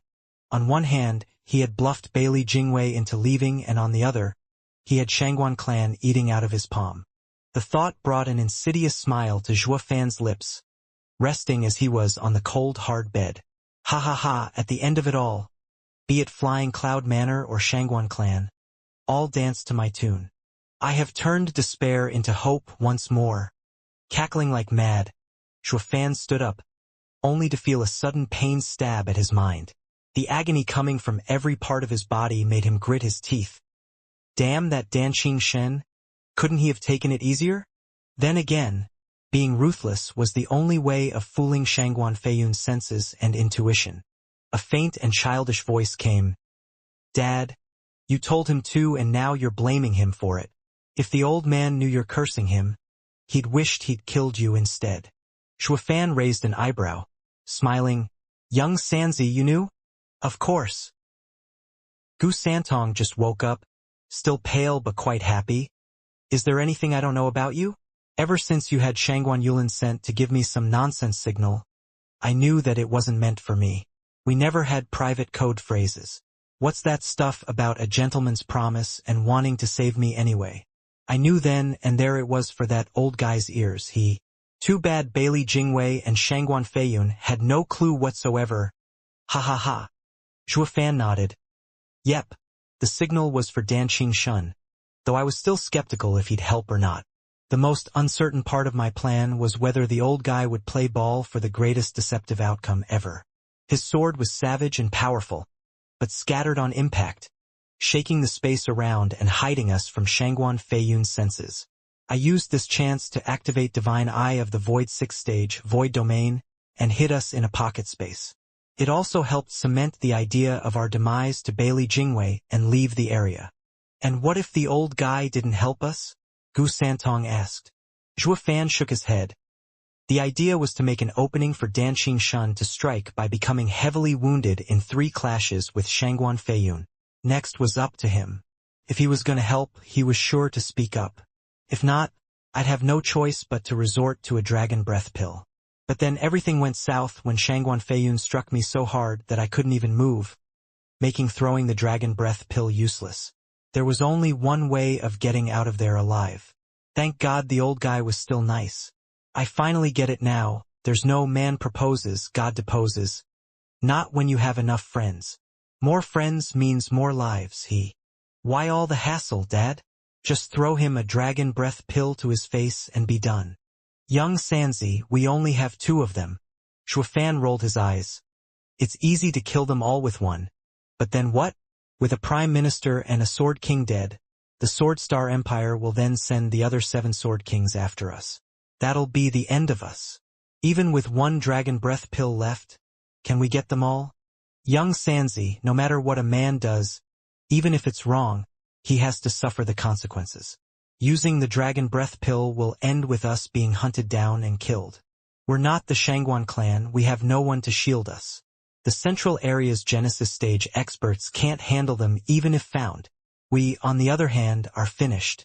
That's why a trump card like that can't be used unless it's the only one available. We're not on invincible swords level, so we can't use it to mow down grunts. Young Sanzi nodded, but then muttered, But you used 1 on Universal Righteous Sect and only got 2 now. Dad, didn't you mow them down? Fan flushed from being stuck. Men are impulsive. I just wanted to know its power. That's all. Ha ha ha. Father and son were having the time of their lives by themselves in that dark cave. Every now and then, Fan had to wince and gasp from having pain stab his every wound for being too much into their game and ignoring his heavy condition, yet found it passing faster by cursing their savior each time. Damn rotten Danqing Shen. You just couldn't take it easier. Just that sword aura was enough to flay my skin. The old coot never heard of a softer touch. Danqing Shen's rage would have blown sky high, only if he was here, of course. Damn punk. I just saved your pathetic life, and this is the thanks I get. Being called names. Gu Santong had a grin on his pale face, thoroughly enjoying his dad's lively and childish act. Young Sanzi, how are you feeling? I'm now too wounded to tend to your situation, but once I'm better, I'll get you back on your feet in no time, Zhuofan hurriedly asked. Gu Santong's smile fell for a second. Shaking his head, Dad, it's fine. I'm just feeling weakened and the wounds are healing. The Shangguan clan gave me plenty of healing pills. That's great.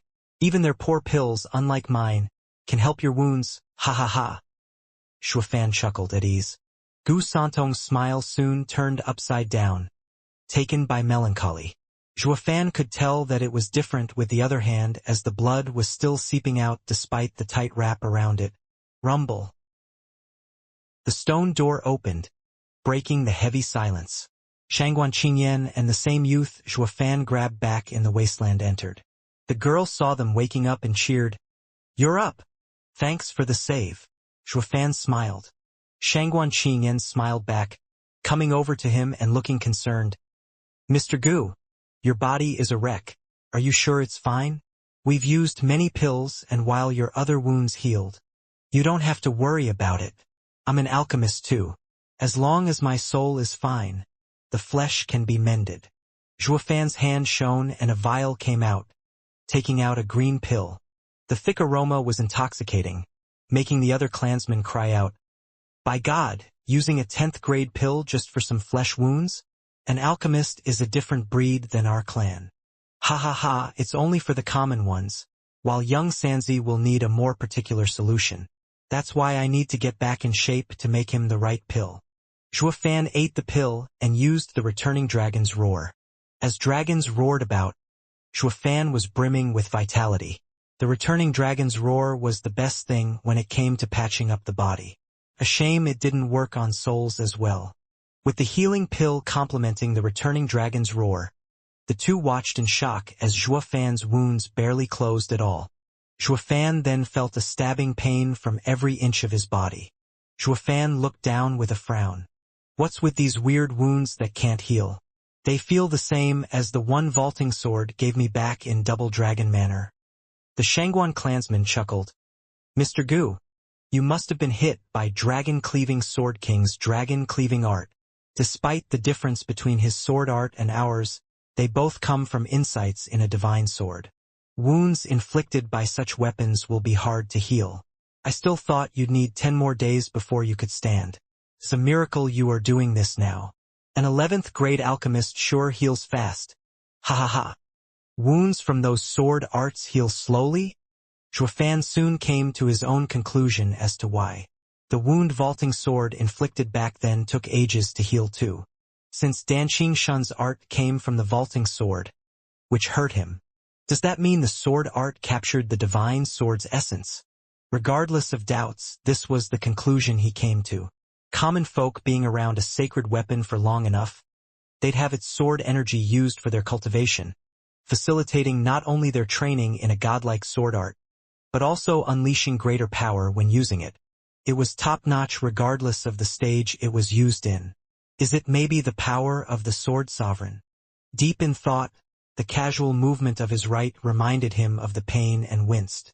The pain coming from his body earlier subsided after using the pill and the returning dragon's roar. The issue now was the right hand. Shangguan Qingyan took his right hand and complained, Easy. We've just bandaged it, but the bleeding won't stop. Zhuofan shook, seeing as the wrap was dyed red. Young miss, Shangguan Feiyun's soaring sword art must have caused the wound on his right. Anyone else would have their heal slowly. But this is so baffling that no pill works. The bandage is only temporary and if this continues, he'll bleed out. The Shangguan guy explained. Zhuofan's brow shook, looking at his right in fright. He felt his forehead and, though wounded, did not bleed, healing slowly. Shangguan Feiyun caught his gesture and said, baffled, Mr. Gu, I looked over your condition. The wounds on your right arm have to be from Shangguan Feiyun's sword. The strange thing is, it just won't heal while the shoulder heals the same as the rest of you. I'd almost thought Shangguan Feiyun's sword was stronger than Danqing Shun's. It's the Qilin arm. Zhuofan's eyelids shook, coming to a conclusion. That's why the soaring sword art at Soul Harmony stage could pierce it. The secret lies with soaring sword and soaring Qilin. the soaring sword, and, in turn, the soaring sword art targets the soaring Qilin in particular. That means young Xianxia. Shuofan felt sharp pain as he rushed to young Xianxia's side, holding the bandaged arm that was bleeding just like his.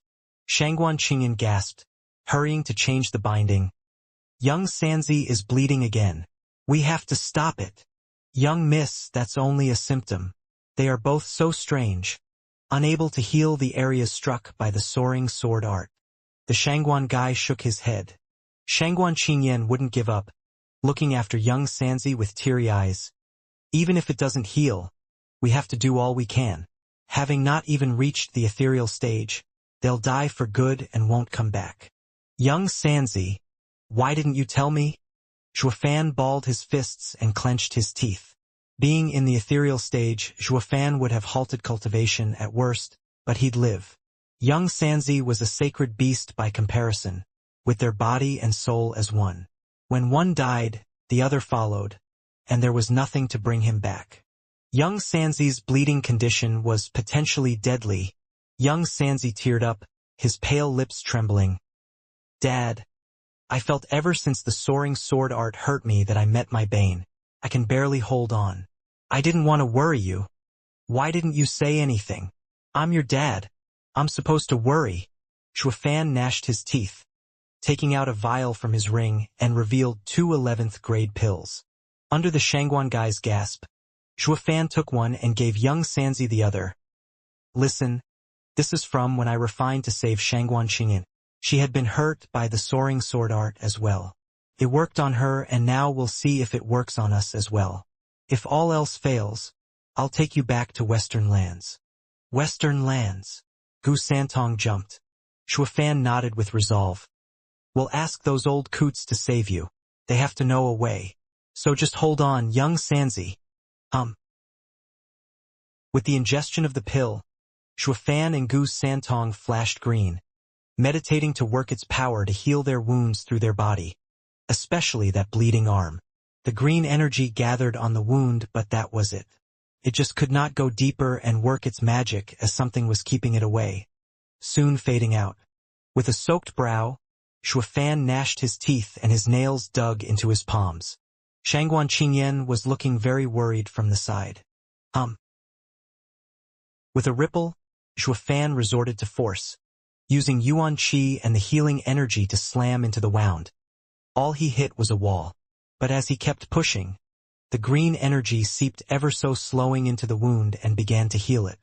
As it improved, the bleeding slowed to a stop. Shangguan Qingyan lit up with joy. Shuofan eased a breath and looked at his Qilin arm with a nod. This pill has some use. Shuofan turned to young Xianxia with hope, only to find despair. Gu Santong's arm looked to have improved, but it was marginal. The bleeding had slowed down, but not completely. His life was still in a very real danger. Shangguan Qingyan gasped.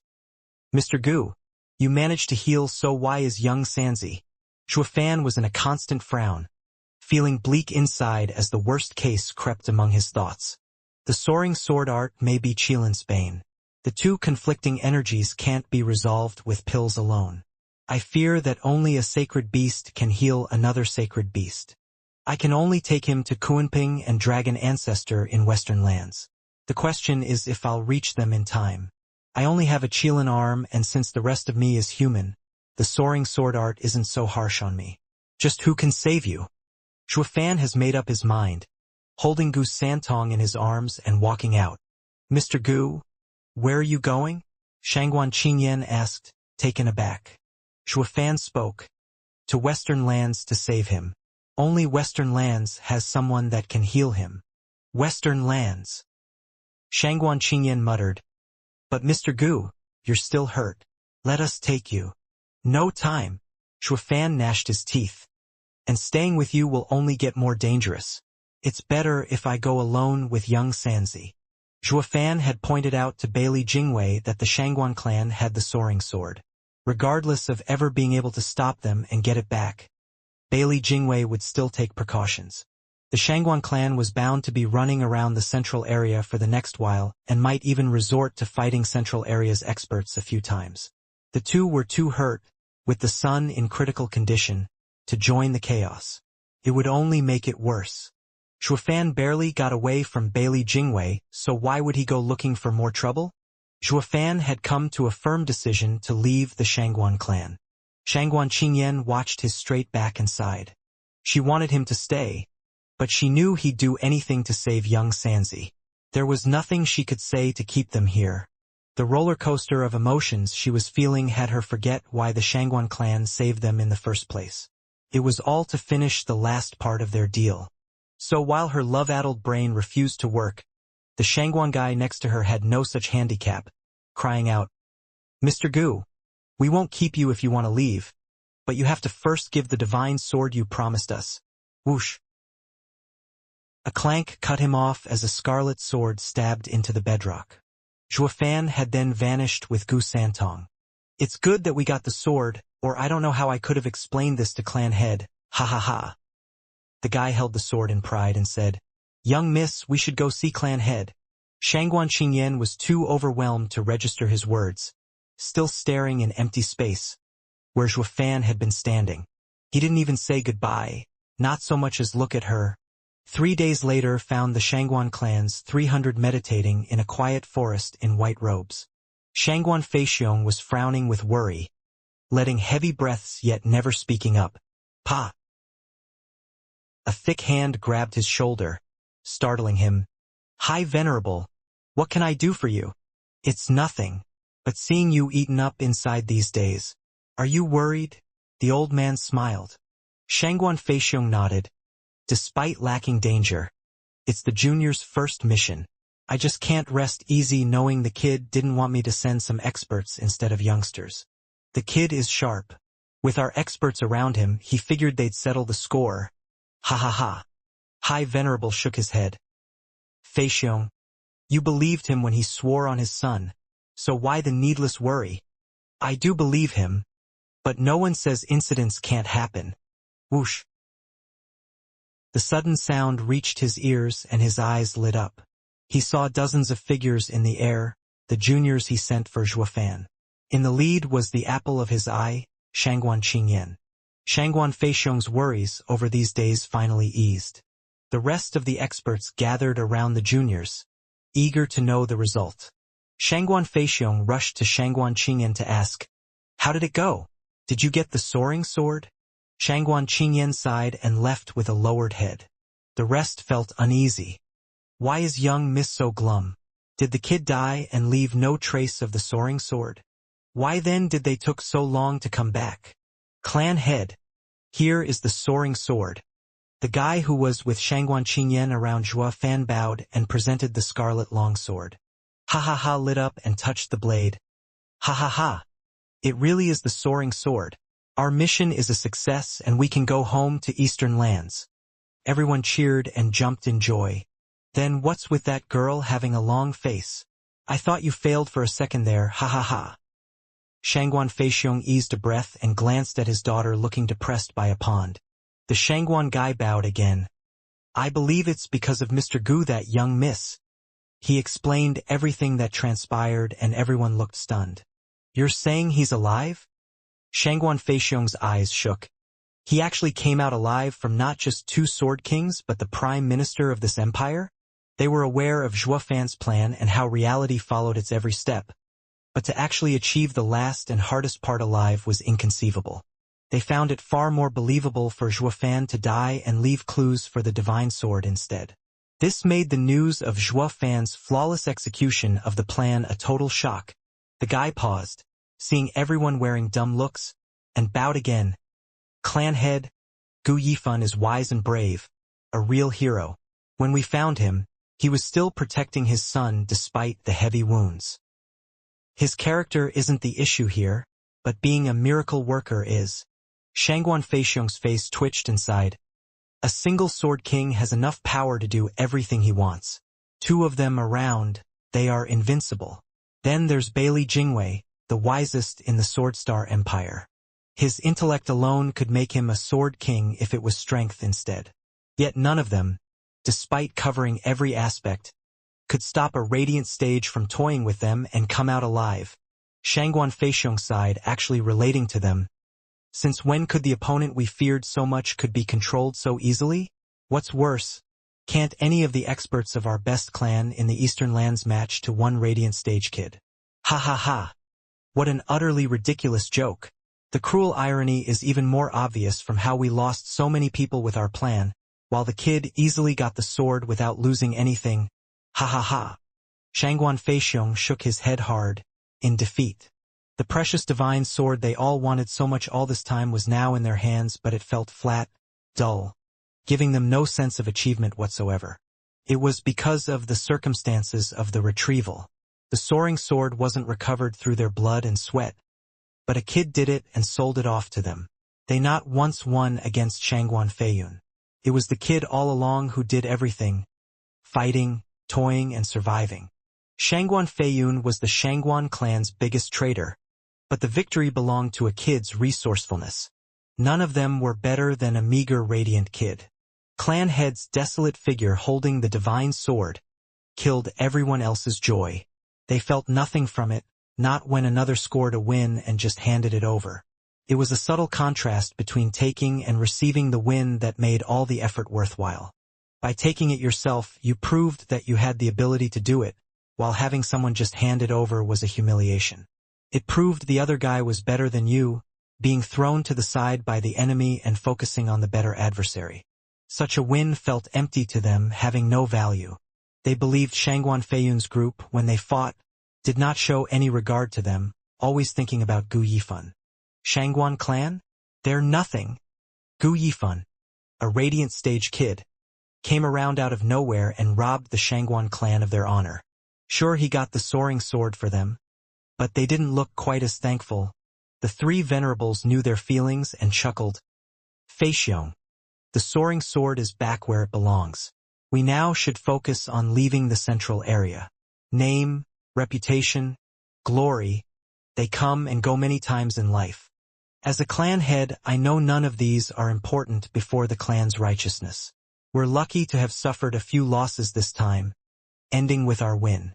I am very happy to see this, but Shangguan Feixiong tensed inside. Having thought about everything that happened, I can't help but wonder if I'm fit to be the clan head. Feiyun was right. I'm beneath him in power and potential. I'm headstrong and can't see the bigger picture, unable to be proactive like Gu Yifan and Bailey Jingwei. Their convoluted and intricate plans open my eyes at how deep their schemes can go, of how detailed they are. I think that the next time we clash with Bailey Jingwei, I will cause the death of everyone. I Shangguan Feixiong am plain with no outstanding quality. Will keeping this chair of mine help or lead to disaster? Ha ha ha, the clan might not grow much under my helm.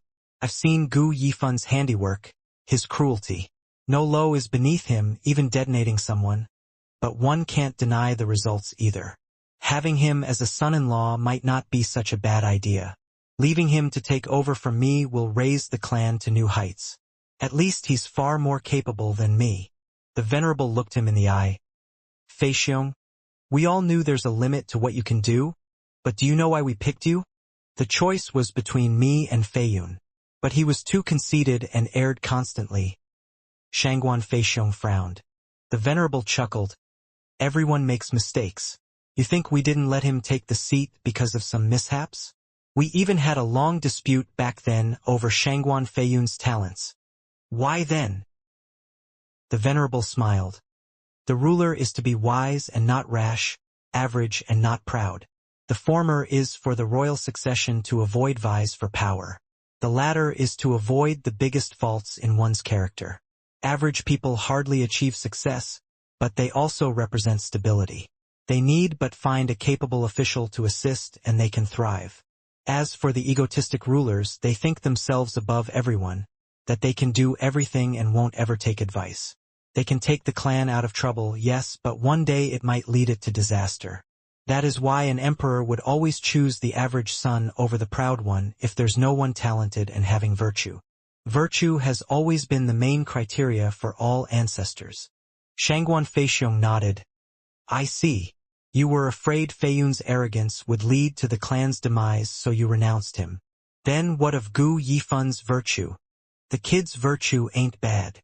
The Venerable waved Shangguan Feixiong's question with a vague smile. Shangguan Feixiong jerked. Second Venerable, you mean he has it? How come I don't see it? Ha ha ha, if you could, you'd have seen Shangguan Yulin's degenerate character. Feixiong, you can't judge a book by its cover. He may behave cruelly, but deep down he's a man of principles. Don't lump cruelty with being insidious. Insidiousness always strays you from the path, but his path stretches far and wide. The Venerable smiled. He may be cruel and unscrupulous, but everything has a purpose. He was only after his goal when he clashed with us, but did nothing despicable. Think about it, did he forego righteousness for gains? Did he go back on his words? And most importantly, he's a loving father that would do anything for his son. How bad can he be? Well, I've seen people far worse than him, looking dignified but resorting to atrocities when no one's looking. Such a kind and dark youth is worth making friends with, better than those insidious and petty ones. Shangguan Feixiong nodded after a pause. Yeah, the kid only clashed with us in our goal, but all he said and done is to my liking. He's like a demonic gentleman. Then my plan. Feixiong, you should just forget it. The Venerable cut him off. It's not a bad idea to have him as your son-in-law. He'd also benefit the clan by having him around, but not the clan head. Why? He's far more qualified than me. Is it because of his scheming? No, his scheming is very much within reason. He's in conflict with our beliefs, as he walks the demonic path, regardless of how upright he is. The Venerable said, it's just that he walks in solitude, unfit for a clan head. Solitude. He has no ties with anything but his son, let alone a clan. He can't take the helm of a clan. The Venerable sighed. A clan head bears on his shoulder the fate of his people, holding within him their lives and deaths. But he is alone without such responsibility. He is indeed capable, but not fit for a clan head. As for being like Bailey Jingwei, governing the empire, or a clan head's right hand, there's no one better. Shangguan Feixiong nodded after digesting his words. He bore too much solitude to carry the weight of a leader, a loner meant to roam the world. But a cultivator communing with the world had such a quality as well. While too many mundane affairs hindered one's comprehension of the inner workings of the world. Doesn't that mean it's us who were led astray from the straight and narrow? The sky was sifting large snowflakes as far as one could see, dyeing the world in shades of white. A month had gone since Zhua Fan's battle, with autumn making way for winter with its cold snow in the flying cloud city. Danqing Shun watched the heavy gray clouds outside, peaceful as they filled the air with snowflakes, covering the sun's every ray of warmth. Despite the glum outside, he was sitting cozily by a lively fire in a lavish room sipping his delectable tea with a most conspicuous smirk. "Oh, Dan, when little old me's in trouble, please look after me. Boy, I didn't do it for you. I won't make it hard on Sir's old bones. All I ask is for you to strike hard and I shall find life in death." Ah! Ha ha ha! Boy, where are you now, I wonder? Winter has come and I'm sure even aiming my sword away from you still gave you no light injuries. Dragon-cleaving art's power isn't something you can heal. Look after yourself in these winter days. Recalling their promise, Danqing Shun sipped his wine, yet joy danced in his eyes. The boy has been suspicious of me till the end, going as far as sending someone to remind me in Shangguan Feiyun's hidden room. Ha ha! How pointless. Dragon-cleaving Sword King, you're in a good mood. Mind sharing with me so I could enjoy it too? I've hardly ever saw Dragon-cleaving Sword King smile. Ha ha ha! Rows of guards entered, bowing and making way for Bailey Jingwei in fur clothing.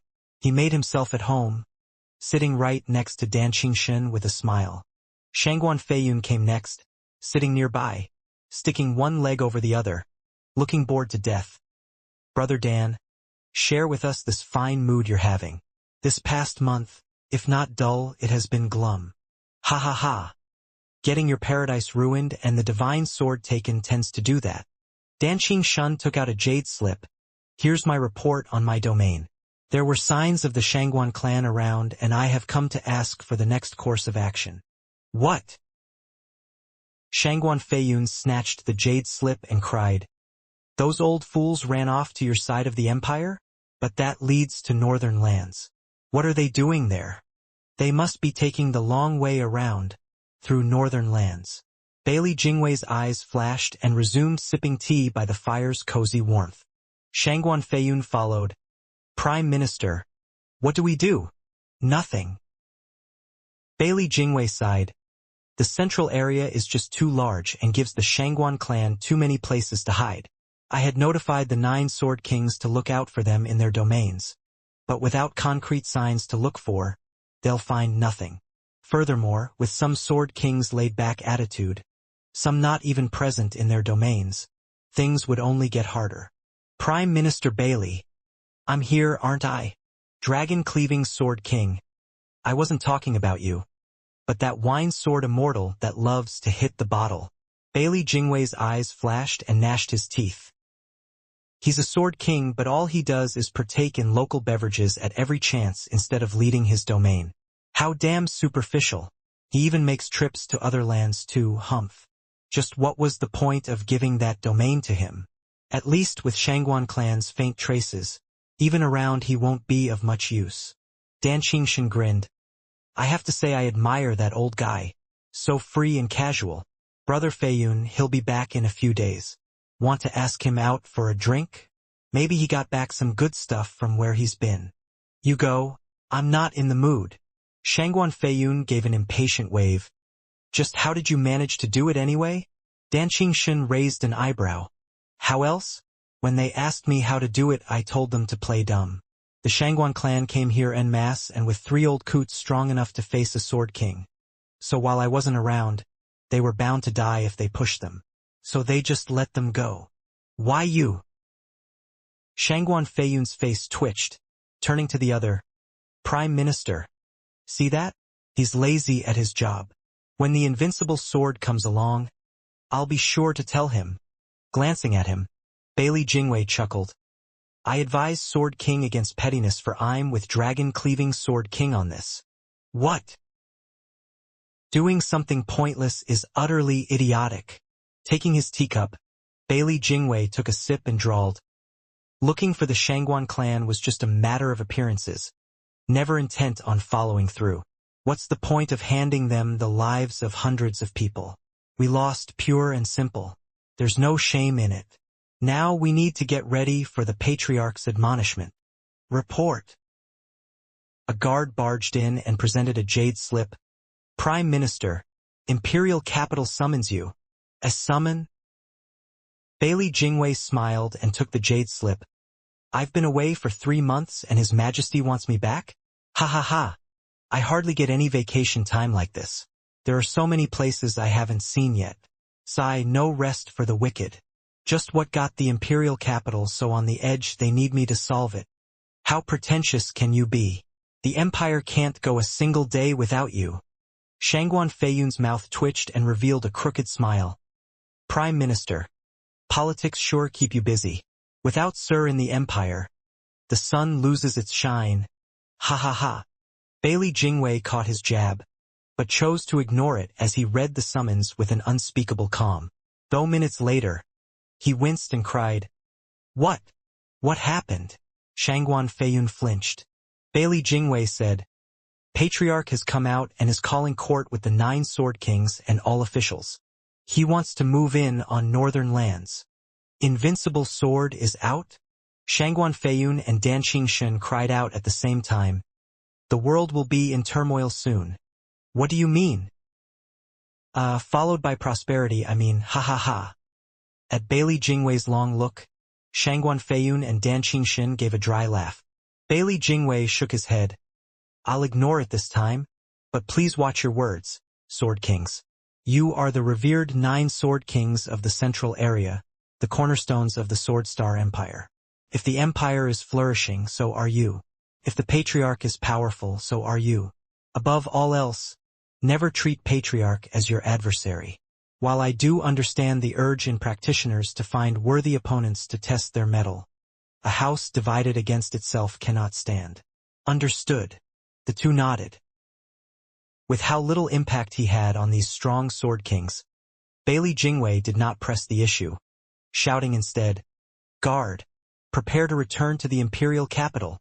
I and the sword kings are going to greet the patriarch." "Yes, sir." A man bowed and rushed to work. Bailey Jingwei spoke again. "Also, I had you look for a reliable person from Western lands. Did you find any?" "Prime Minister, I have." "Then send him to Western lands and keep an ear out for anything of note." Bailey Jingwei sighed. Shangguan Feiyun asked, "Prime Minister, why are you sending someone to Western lands? Can a single random guy slip through the land's defenses and arrays to spy? I don't need him to find me secrets, but a man's background." "Who?" "Gu Yifan." Bailey Jingwei's eyes flashed. "Gu Yifan has been a worthy opponent.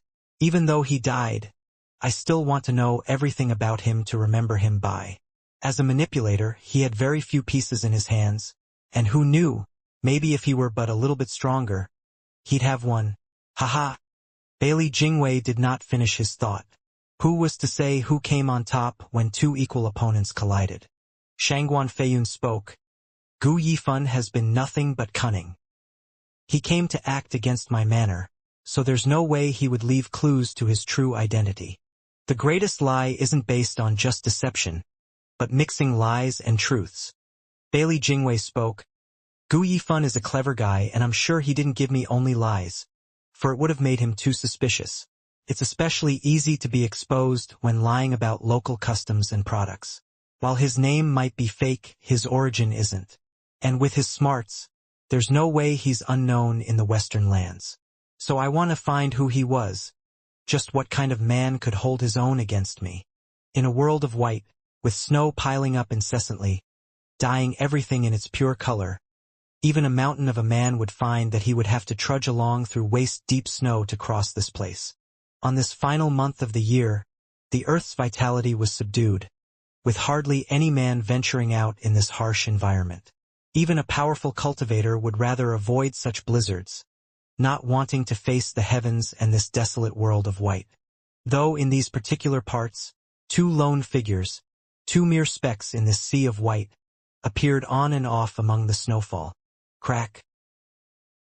Under the crumbling snow with every step, a thin man paused to readjust the young child on his back, puffing out white with every breath before resuming his trek. He swayed under the biting winds, only to press harder and regain his stalwart stance. The frail child looked at the bitter and icy world around him, then at the man's body, toiling to carry him. He parted his cracked lips, sobbing, "Dad, I won't make it. You've been making me 11th grade pills to slow the bleeding and recover my blood, hurting your already wounded soul in the process. Then you still insisted on carrying me for months. Now you can't even fly. You can't keep doing this. Dad, let me go and move on. My time is up. I don't want to be a burden." "Quiet." The man panted and raised his waned face, only his eyes shining with unflinching determination. He just gritted his teeth and pressed on. "Young Sanzi, listen up. I am your dad and I won't have this. No matter what, I'll get you back to the Western lands alive, so those two can heal you. But the Western lands is so far away. How can we reach it in time? Dad, you can't go on doing this either." Zhuofan's eyes shook, moving on by sheer stubbornness. "Even if I have to walk all the way, I'll still make it. We don't need to keep moving much longer. In half a month we'll reach Goldba City. There's a teleportation array to every land there we can use.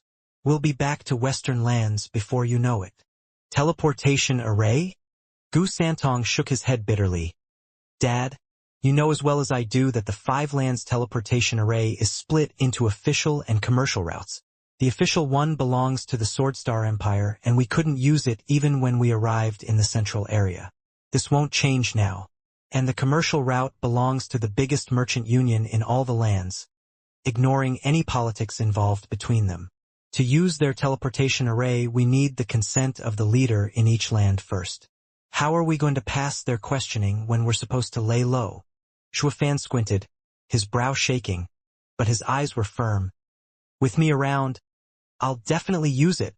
Fan took a heavy step, and as the sweat built up, he not once stopped from rushing. "Dad, you're the best."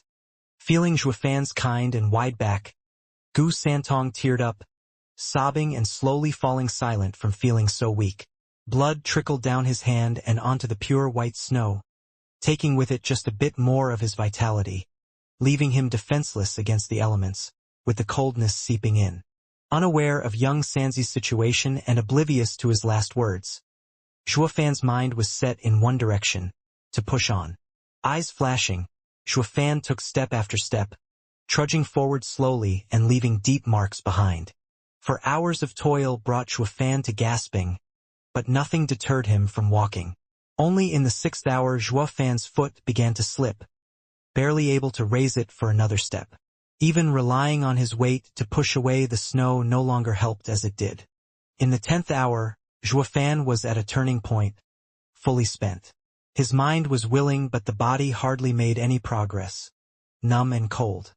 His spirit had been so tense and focused all this time that it finally gave in, rendering him unconscious. Gu Santong had fallen asleep a long time ago, his tender face growing hard as coldness sapped his warmth, and the slow dripping of blood from his arm seemed to announce the end was nigh. The howling wind never ceased.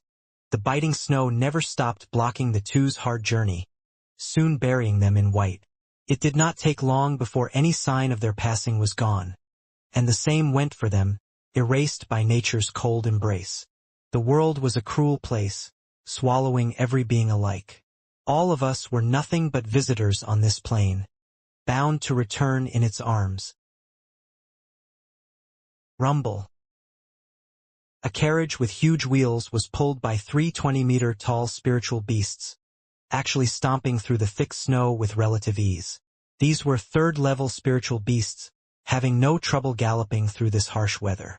Inside the carriage were thin curtains along with the fragrance from an incense burner lingering about, hiding the pretty figure inside, unmarred by the bleak desolation outside. "Halt!" As the carriage stormed through the snow, a loud voice came from within the carriage. The 3 spiritual beasts stopped on the spot. "Young miss, what is it?" a young voice asked. "Jouer, is there blood outside?" "Blood." The curtain was lifted to reveal a charming face of a 17-year-old girl. Her eyebrows were sharp, focused as she looked around. "Are you perhaps mistaken, young miss?" "There isn't any." The first voice spoke again. "Jouer, go outside and check if they've been buried under the snow. They may be alive." "Ah." "Don't me. Do what I say. I've been a healer for so long the scent of blood is easily recognized. But with such heavy snowfall they must be under it. Jouer, go already." The voice was sweet but carried with it an irreproachable tone. Shrugging, the girl jumped down and searched while complaining, "I'm going, damn, what a young miss you are. What was that?" Nothing at all." "Ah, I found someone." As she pushed away the snow, Jouer suddenly cried out, plunging her thin arms into the snow and pulling 2 people out. Seeing the blood on the ground, Jouer shouted, "Young miss, you have such a sharp nose." There were 2 people buried in snow. The older one seems frozen while the younger one is bleeding, close to dying. "Bleeding in such bitter cold?" The rushed voice from within said. "Jouer, get them inside, hurry. The little one must be gravely wounded. I have to heal him. Right away." Jouer was about to act but then paused. "But young miss, they're male. It's not right to have them in your magnificent carriage. No man has yet to step foot in it. It's fine if it's the child, but there's no time to mind the rules. Lives are at stake." The tone coming from inside went cold. Jouer bobbed her head and threw the 2 inside. She jumped in herself and the carriage resumed its mad dash. All that remained was a stain of scarlet in a world of white, slowly fading beneath the endless snow. Jouer threw the frozen father and son into the warm carriage, before a thin curtain. "Young miss, here they are. Only the child's blood is dripping on the tapestry. What a shame. Nothing is more precious than life. The tapestry can just be cleaned later." A scarlet thread slipped from behind the curtain and grabbed Zhu's wrist and sent Xianxia through it. Zhu'er grumbled. Why would you care? You're not the one washing it. Zhu'er, is that another complaint I hear? No, nothing. Young Miss is so magnanimous and kind. I could only work myself to the bone for young Miss. Zhu'er proclaimed her undying devotion on the spot. The figure behind the curtain giggled. Stop being so sour, girl, and try to be more serious. He only has some heavy wounds, overstraining himself and his yuan qi. Give him yuan qi pills and let him rest. He'll then wake up. Yes, young Miss. Shuifan helped Shuifan in swallowing an azure pill, but then said, he's in the radiant stage yet overworked himself? He's no beginner cultivator that can't control his strength. It's not always about control but giving one's every drop. It's out of their control. The child must be why he's been out in the snow. Whoosh. The scarlet thread came out from behind the curtain once more, going for young Xianxia's pale wrist this time. Her voice was laced with shock at the discovery. This child is strange. There are two energies inside clashing constantly and not letting his right hand stop bleeding. I have to stop the bleeding quickly before it's too late. Zhu'er, a clotting pill. Yes, young Miss. Zhu'er sensed young Miss' urgency and restrained her playful nature as she fed Gu Santong without question. The pill turned into a red stream that flowed through his body and to his wound. It never reached it, clashed into something inside and was forced to dissipate outside. The bleeding did not stop, flowing harder now due to the violent reaction of the pill. The scarlet thread on young Xianxia's wrist shook, sending a ripple behind the curtain. The young Miss cried out, since a 5th grade hemostatic pill doesn't work, then use the 7th grade hematoma pill. The child won't stop bleeding as long as those energies aren't settled. Yes, young Miss. Zhu'er had never seen her young Miss so distraught and fed young Xianxia the pill. The result was the same even with the hematoma pill. The force was too strong for the pill to harden, forced out without any effect. The consequence was even dire in this pill's case, causing Gu Santong to bleed even harder. All the effort Shuifan spent these months, the toil he went through to make the pills and slow down young Xianxia's bleeding, were all thrown away here and now. The road to hell is paved with good intentions. Shuifan would surely scream himself hoarse at this idiotic pair. Don't do anything if you don't understand it. You're killing a child. The two girls were blissfully unaware of the child's severe condition. Watching things get even worse, the girl and the young Miss started to panic. The young Miss started demanding frantically and the girl fed many pills to young Xianxia. All ended the same, with young Xianxia's blood flowing in torrent now and dyeing the tapestry scarlet. Zhu'er was losing it. Young Miss, what do we do? We're only making it worse. What's going on with his wound? Nothing works. The young Miss was grave, but then she exclaimed, did a divine sword harm the child? That can't be it. Even those wounds aren't as grave, slowly healing in the end. Just why is he showing no improvement? Young Miss, it doesn't matter why. The older one might wake up any time now, and how will I explain how his son just died? Though there's nothing scary about a radiant stage. Zhu'er spoke with a sorrowful smile. It'll affect young Miss's eminent reputation. We should have just left them there. After a pregnant pause, the young Miss spoke. Saving a life is better than any fancy honor. Since I have seen them, I can never turn a blind eye. Zhu'er, use the North Sea gel on the child. What? Zhu'er gasped. No, that's too valuable to be wasted on simple flesh wounds. We paid too high a price and worked too hard to get so little of it from the northern lands. It's meant for clan heads' use for emergencies. You can't just use it on a stranger. It's too much of a waste. The young Miss was pondering this as well, but soon her firm voice came. I, immortal healer Murong Shui, have not once have anyone die on me, and certainly no child. No matter how precious the gel is, it can be earned again, while the child only has one life. And with Big Brother's strength, it's hard to say when he'll actually need it. But won't it be wasted if it ends up the same as the pills? It's never a waste to use spiritual herbs to save one's life. Murong Shui was very detached from the material as she spoke, Jouer? What are you waiting for? Are you the young miss here? Or me? Jouer hesitated, totally against the idea. But young Miss Tone demanded obedience, and she had no choice but to suck up her grumbling and take out a gourd. She let a transparent liquid drip out, releasing a sweet odor as it covered Gu Santong's wounded arm. By miracle, every place the liquid touched, the blood stopped leaking. Soon, the liquid covered the entire wound and hardened, keeping the blood inside. The foreign energy inside the arm struggled to fight this interference, only to be crushed without remorse by a sudden silvery light. The liquid had a faint silver glow as it seeped deeper into young Sanzi's body, vanishing completely. Behind it was left young Sanzi's pristine arm, unmarred by any scar or wound. Jouer cheered. Young miss, it worked. The child's saved. The North Sea gel is a world wonder. A wonder drug for healing. The young miss relaxed a breath. The joy was short as Jouer recalled the loss of most of the gel and spoke sadly. 10 million sacred spirit stones. Down the drain. Clan head is bound to flip at the news. Ha ha ha. My brother is refined and won't be angry knowing we saved a life. I hope so. Ugh. 10 million. Sniff.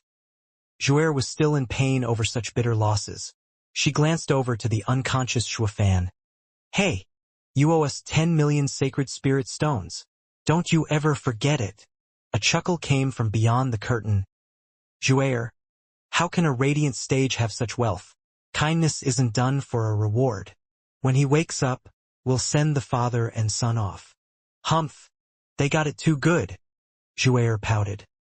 What kind of fortune did they have to stumble upon the young miss in their hour of most desperate need?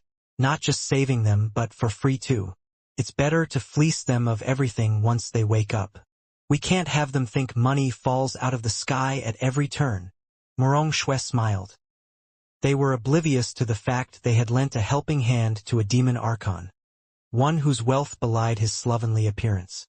He had so much on him that he could repay that North Sea gel many times over, with room to spare. Rumble. The huge carriage was rushing through the snowy wasteland, shaking now and then Shuofan who lay inside on the carpet. Maybe one bump had been too hard to ignore. Maybe his Yuan Qi reserves were back. All that it mattered was that he roused, his dried lips parting to speak weakly. Young Sanzi, young Sanzi. Then he just bolted to his feet, shouting his son's name in panic. He was filled with fear and regret of what might have happened. He knew he just woke up from blacking out. But what about young Sanzi? With no one to stop his bleeding or take him to Western lands, his life would slip away with every drop of blood. Shuofan's brow shook and clenched his fists. The regret inside him threatened to consume him whole. How could he just black out and leave his wounded son uncared for while he rested? He was so consumed in his thoughts and feelings, he failed to notice the missing cold and snow. God damn it! What's with that racket? You scared me to death. Another shout came that made him flinch. Only now he took in his surroundings, the ever-moving carriage. Across from him was a cute and lovely lady of 17. She was holding an adorable boy of 8, who was looking pale and recovering. Shuofan eased a breath and scanned the place before asking the girl, Miss, did you save us? Why, you don't like it? Then give me your life back. Shooting him a look, the girl scoffed. Shuofan grumbled at the most rude reply. Guess he got used to always having the final say, always having the last word. Finally being on the receiving end had him stuck and irate. The only reason she wasn't a bloody smear on the carriage's walls was for saving them. Thanks to the true self-art, my violent tendencies had been curbed a lot over the past 2 years. You should be lucky you met me only now, humph. Shuofan forced down his anger, strained a smile and cupped his hands. Ha ha ha. I first want to thank you, miss, for all you've done. And may I ask what got you in such a bad mood? Do I owe you a fortune? Ha ha ha. What do you think? Shuofan was joking but hit the last right where it hurt and made her more depressed and annoyed. Startled, Shuofan was even more baffled. I've only just met her, so how could I owe her? By her extreme reaction, I must have really done something at some point. Shuofan was perplexed, but the girl just rolled her eyes at him in despair. 10 million, Oh, 10 million. The two were stuck in a complete tangent from another, with neither getting the other's intentions. It was then Morong Shue's soft voice came from beyond the curtain. Jouer, act like a lady and not so stuck up. It's been 5 days and you still aren't over it. Holy! Someone else is in here. Zhuofan jumped, now noticing the fourth presence. The sudden rousing and all that happened made him forget to scan the area. From her voice, he could tell that she was the boss lady and this girl only the servant. Humph! What a pretentious maid!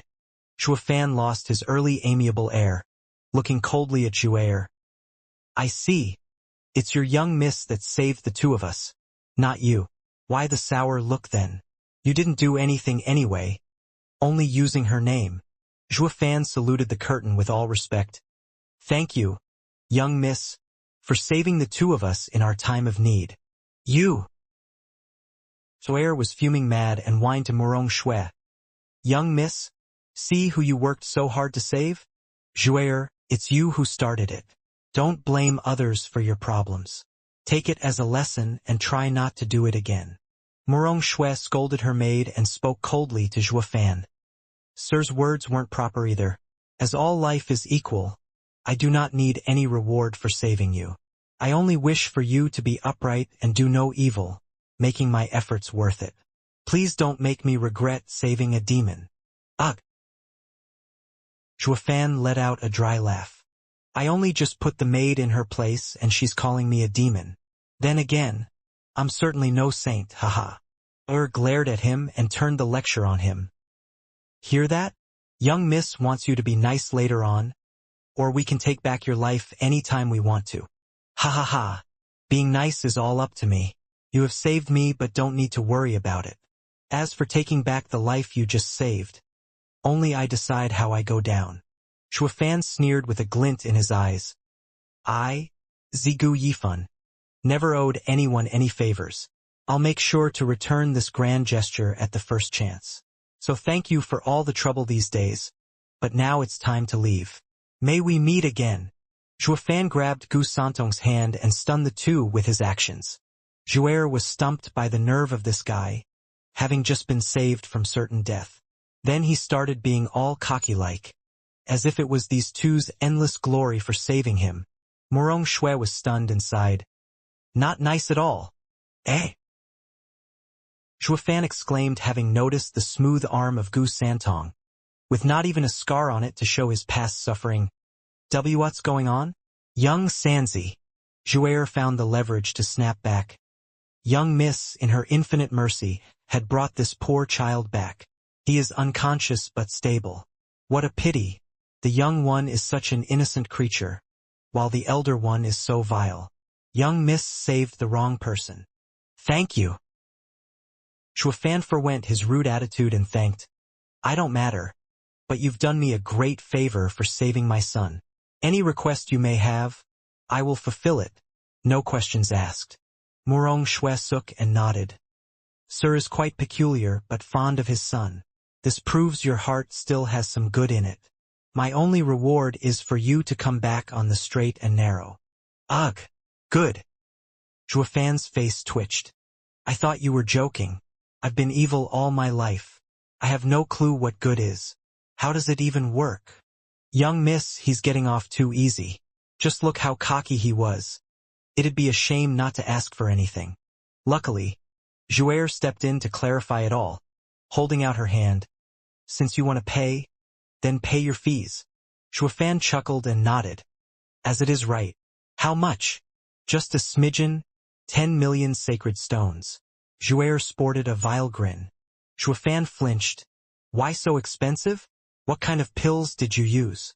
Not like he couldn't pay, but that he was stunned. Even without the fees as an excuse, he'd still give 10 million as it was only right. Those dead rocks meant nothing when young Sanzi's life was concerned. Jouer misunderstood completely, of course, thinking so many zeros scared him and laughed. You can't. Can you, you penniless? I bet you don't even know what sacred stones look like. Then just give me all you have, even though it's hardly anything of worth. Jouer! Morong Shue admonished. Zhuofan spoke. Miss Jouer, I can give you that much, but I'm curious what kind of drug you used that is so valuable. If it's not the drug, then I can still pay it as favor for saving us. You think we're lying? Jouer huffed, taking out a gourd and showing it to him. You know what's inside? Miracle drug North Sea Gel. If not, listen well. It's a valuable recovery medicine even in northern lands. We had to spend 10 million sacred stones to get this little and used almost all on your son. Isn't it normal for you to pay at least that much? Sniffing the gourd, Xuefan frowned. North Sea Gel? There's no mention of it in the 9 Serenities secret records. Is it from the mortal domain? But to save young Sanzi, it has to be miraculous. He smiled at Jouer. Miss, since you only have a little left, give it to me for my son and I'll give you 20 million to make up for it. Haha, 20 million? I bet you don't have spirit stones as much. That's not the issue here. Will you accept? Xuefan asked. Jouer raised her head, not believing a word. Fine then, only a fool won't take advantage of such a damn deal. Give me your ring. Xuefan's eyes shone and chuckled. Jouer did so and Xuefan's ring touched hers. Xuefan then took the gourd and his son and was off, laughing. Miss Jouer, a deal's a deal, bye. Wait, I still haven't checked. Jouer cried out. Morong Shui gasped. What is it, Jouer? Young miss, 20 million sacred stones are inside the ring. The guy is actually loaded. Jouer was bug-eyed, struck dumb by the glittering rocks in her ring. Goldba City, a name that implied wealth and riches, all gathered in one place. There was some truth to the saying money makes the world go round. Most of the central area was under the imperial family and the officials' control, with one exception. Goldba City, the largest merchant union in the lands, Serene Shores Trading, held its main office in this very city, where even the imperial family wouldn't get involved. Couldn't they, really? Of course, it couldn't be farther than the truth. This empire held so much power that it shocked the other 4 lands, let alone a tiny trading company. It didn't matter how many ties you had across the world, or how much wealth, since with great power came greater wealth. Just how commoners didn't fight with nobles, neither did they fight with high officials. As to why a trading company controlled a city was all due to the empire's permission. Even with the Swordstar Empire standing against the 4 other areas, it still relied on trade with them to exchange resources and local products with each other. In order to facilitate these trades, a neutral party was needed, the Serene Shores Trading in this case. The empire gave it supreme power in linking the 5 lands, so it set up relations between all of them and played a pivotal role in any land.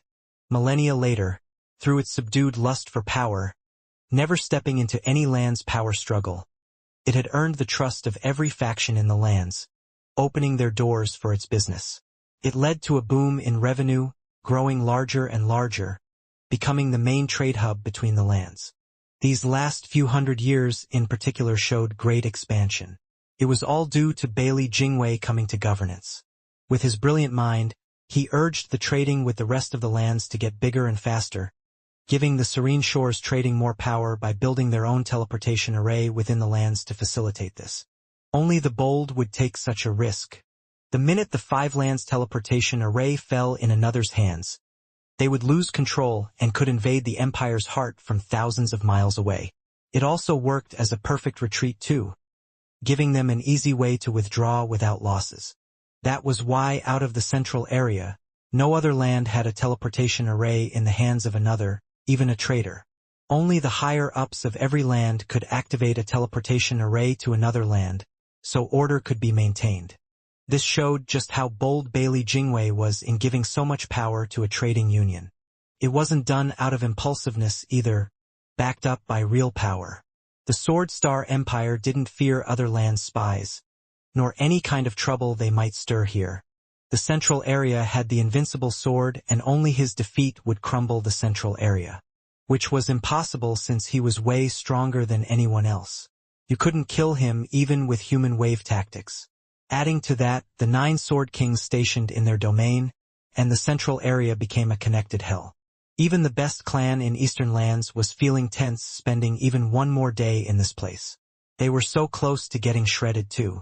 Because of such indomitable backing, Bailey Jingwei had an even easier time with politics, displaying his talent without fear or repercussions. Be that as it may, the commercial teleportation array had its restriction. First, one had to wear the Serene Shores Trading's badge and the other was to gain Gold Boss City's nominal lord's approval, Bailey Jingyu, a member of the imperial family. Lest the enemy took action while they were oblivious and taking this place for themselves. As in any system, leaks always sprouted, even with this double safety net.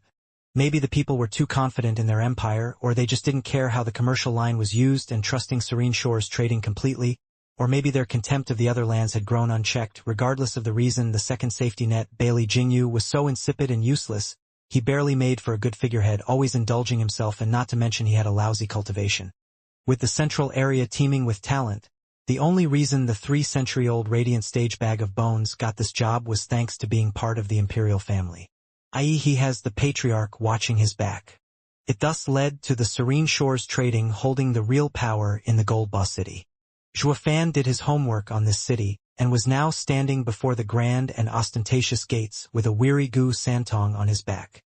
Gu Santong might have had his wound healed, and some time to replenish his blood would have got him back on his feet.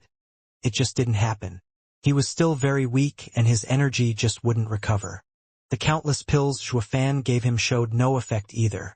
It was like anything the child ate would be washed away without any result. Zhuofan did not understand this condition, nor know how to fix it, so he stuck to the old plan in taking him back to the two monsters in Western lands. They were the same type as Qilin, having been alive since antiquity, and should know what this ailment was. To make this trip as smooth as possible, Zhuofan chose to use this 5-lands teleportation array and get young Sanzi home. At the very least, young Sanzi's life wasn't at risk. On the bustling street filled with riders and carriages, a lone father blended with the crowd, looking all over the place as he went.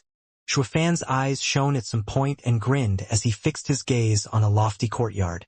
Before it were 2 soul harmony experts standing guard, totally devoted to their duties like stone-cold machines.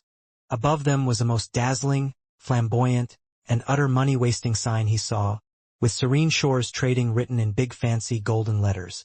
To use the commercial line, one first must get this clan's approval, ha ha ha. Zhuofan stepped lively for the entrance, but the guards barred his path. Zhuofan felt it awfully familiar. Didn't the same happen back at the Veiled Dragon Pavilion? Ha ha. Guess lapdogs can be found everywhere. The guards, however, were off script this time around, not having the least bit of scorn, even bowing. Sir, what might have brought you here? Business. What kind? Why would I tell you? I want to see your manager, Zhuofan demanded. These watchdogs want to use their master to intimidate me. The guards did not mind it one bit. Ha ha ha, sir. We're not questioning you. We're here to receive guests. But as there are all kinds of people, business can be big or small. We largely deal in big deals, which makes every visitor an important customer. I advise that Sir visits our shops for small buys, only half a mile down the street. We welcome any and all cooperation. Thank you. Zhuofan raised an eyebrow. The best merchant union sure is something else. They even trained their guards to be nice. No wonder they exploded in size. He found no reason to make the situation worse, so he revealed a bottle with glittering rocks. Tell me, is this deal big or small? Sacred stones. The two gave Zhuofan a long look and advised. Sacred stones are under tight control throughout the lands. Not just anyone can have them. Just who are you, sir? Zhuofan looked elsewhere and scoffed. The two winced, knowing they made a serious blunder. Forgive me, sir. It was a slip of the tongue. Trust is crucial in any business. I heard when Serene Shores Trading makes a deal, it never asks the other party's history, thus dealing with every aspect of society. But your actions today, if the head knew of it. Forgive us, please. I forgot myself, sir. The guard bowed deeply in fear. Their training comprised of being robotic, to give short replies and not eavesdrop. Most importantly, to treat guests with utmost humility and respect. They could never go after anyone unless ordered to. but because of shock, all the wrong words came out looking into the guest. It was plain to see that Zhuofan with a child on his back looked like a house husband, not someone important enough to have sacred stones. The sacred stones were so important in the central area as well that only the really important figures had them, and they never came through here. That was why it baffled the two guards to no end. He can't be from the imperial family, can he? One word to the manager and we'll go bye-bye. What rotten luck. What was I thinking blabbering so much to such a mystery guest? The two looked nervous and grimaced on either side of Zhuofan. He had no intention to whip a guard dog.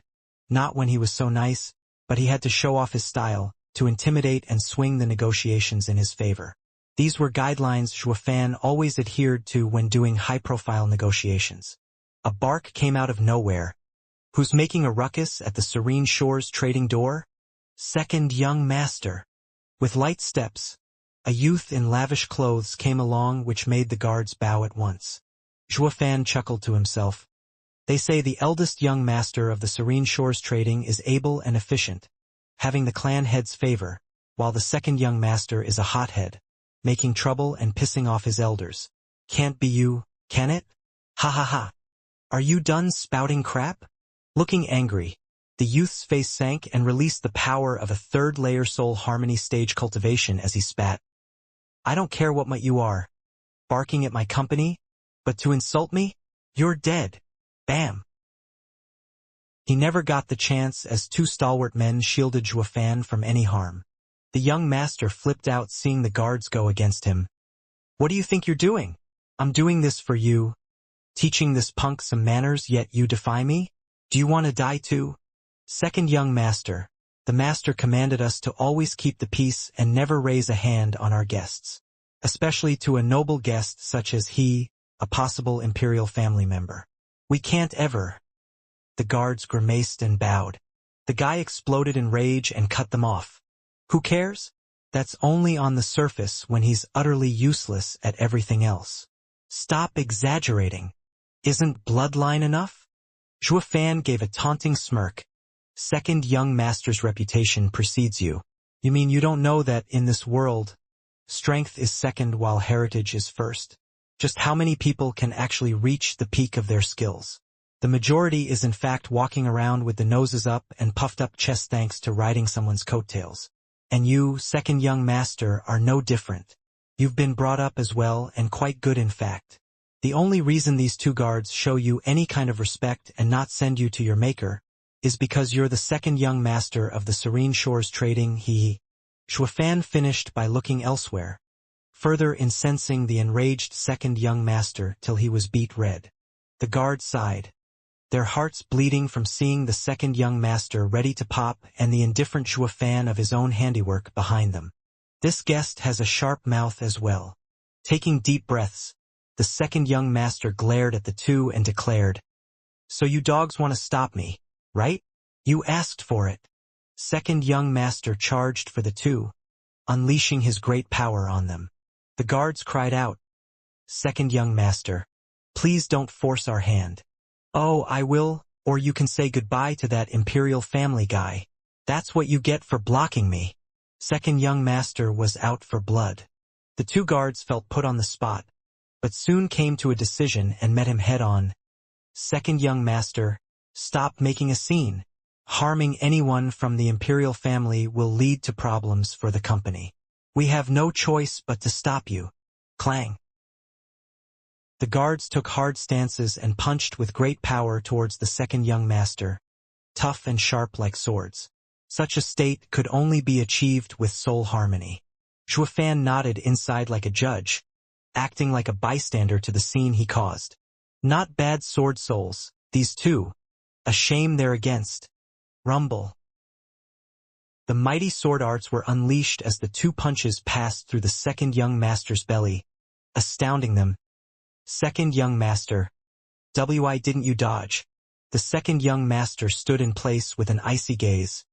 Two puny sword souls think to harm me? Humph, your sword training is nowhere near enough to even pluck a hair from me. Train harder next time. That. The guards were panicking and about to retreat when they found their hands stuck in place. The second young master smirked. I hardly ever fight with soul harmony stage experts, so you don't know. I have a once-in-millennium elemental soul, making me nigh untouchable, phantasmal, the instant my body turns to ice. You can use your sword soul to harm me if you harden them enough, but you're just too weak compared to me. Haha, the moment I formed my soul I surpassed most people around. My superiority in the ethereal stage only became more pronounced in the soul harmony stage. You only lost due to soul levels. Better work harder next time. Train and make up for your weakness. A crackling sound could be heard and the two guards' hands iced over, the cold spreading over their entire body and freezing them in place. The second young master dealt with them in a flash, slipping backward and letting their hands come out while his body returned to normal. Did the two guards attack at random? Not many soul harmony stage people knew what exactly happened, except for Zhuofan. The soul harmony combined one's soul and flesh, but it wasn't as simple as addition. Compared to ethereal stage, the soul harmony stage takes the cultivators to a new and improved level, to a flawless state. There were three kinds of souls. Beast souls and tool souls were the lowest rung, while the elemental souls were formed through condensing an element and becoming intangible, thus they were better. As for domain souls, they encompassed everything, the highest form where one's rules were supreme. This led to variation in strength in the ethereal stage, despite equal cultivation yet different souls. And once one reached the soul harmony stage, this gap only broadened. A soul harmony of a beast or tool soul would exhibit great power, the savagery of a beast or the hardness of a tool. They were so destructive it could cause real damage even in the ethereal stage. Though there were always exceptions, such as monsters like Zhuofan with his double soul-empowered domain that could crush even a soul harmony stage cultivator. As to why they ranked so low in the soul harmony stage, that was because when doing soul harmony with an elemental soul, the body combines with it and turns the user phantasmal. As long as the opponent's soul was weaker than yours, he could never touch you. The same happened to those two poor guards. They were on a different level despite their okayish cultivation. This was where a soul type made all the difference. As for a soul harmony domain, that was turning yourself into an area and assuming complete control, even more outrageous. Though enough yuan qi, like in Dan Qingxin's case, to crack the earth and Ren space, soul type no longer mattered. While soul type was an advantage, it was not a blowout. One's true strength was what made the real difference. Though for average people, soul types meant different power levels. Ignoring the stiff and frozen guards, the second young master passed them by and walked before Zhuofan. No killing. Zhuofan smirked, pointing at the popsicles. They just tried to attack you. I have to say, you're quite forgiving for an arrogant master when teaching your dogs. The second young master's eyes twitched in rage. They attacked me to save your life. Is that how you return their favor? By having me kill them? Return what? I have nothing to give them. Zhuofan had a crooked grin. I came to do business and I'm your guest. Protecting me is in their job description. Besides, they most likely did it for the company's name to go untouched for longer. Speaking of, they didn't do it for me but because the second young master started it, no? Anywho, shouldn't dogs that bite back, regardless of reasons, be put down? Ha ha ha. The fury in the second young master reached a boil as he shook all over and punched at Zhuofan. Shut up! Zhuofan grinned as the punch stopped an inch from his face. Scared that I'm from the imperial family? Zhuofan cocked an infuriating eyebrow. This shows you're not all muscle. Up there, and know when to stop. Now be good and kowtow. Shit! The second young master snapped. Damn cocky bastard. I don't care who you are. But today you die. Just put the kid down. I don't strike children. Zhuofan glanced behind at young Xianxia and smiled. I see. Zhuofan nodded and stepped in the second young master's personal space, catching him off guard. Bam! A loud explosion tore at the peaceful sky and the second young master felt pain in his gut, making him keel over and spit blood. He looked down in utter shock at the scarlet punch buried in his stomach. How? I have an elemental soul harmony. How did he touch me? No soul harmony expert. Blood dripped from his incredulous face. His legs failed him and fell down with hazy eyes. Elemental soul harmony isn't invincible, and a man carrying a child isn't always weak. Grinning, Shuofan turned around to walk inside, leaving his laughter behind. Second young master, you're amusing. I'll remember you. Maybe we'll get to work together someday. Ha ha ha. Wait. Who are you? Second young master wanted to shout, but the pain robbed him of his voice, his sight and his consciousness. A sacred beast was born with soul harmony. Then he also had the heaven dragon soul with godlike power. Shuofan was not in the soul harmony stage, but with the heaven dragon soul and Qilin arm, he made up for it. Nothing could stop him, not elemental soul harmony, and neither domain soul harmony. Now past that tiny inconvenience, Shuofan no longer gave the two icicles and the unconscious second young master any thought, walking into the main hall of the building. The first step into the reception hall was met with an explosion of wealth, blinding the eyes from the gaudy and glittering gems and stained glass decorating it. The columns supporting the high ceiling were even more outrageous, some made from the rarest ores and gems handpicked from the South Mountains, while others came in the form of rare beasts from the North Sea, like the flood dragon. The raw and thick vibe of wealth coming off this hall slammed into Shuofan. As for the strange, average guy waltzing in, just having entered this place proved he meant business. An aged man stepped closer to ask with a deep bow, "Ha ha ha, sir. With what may we help you today?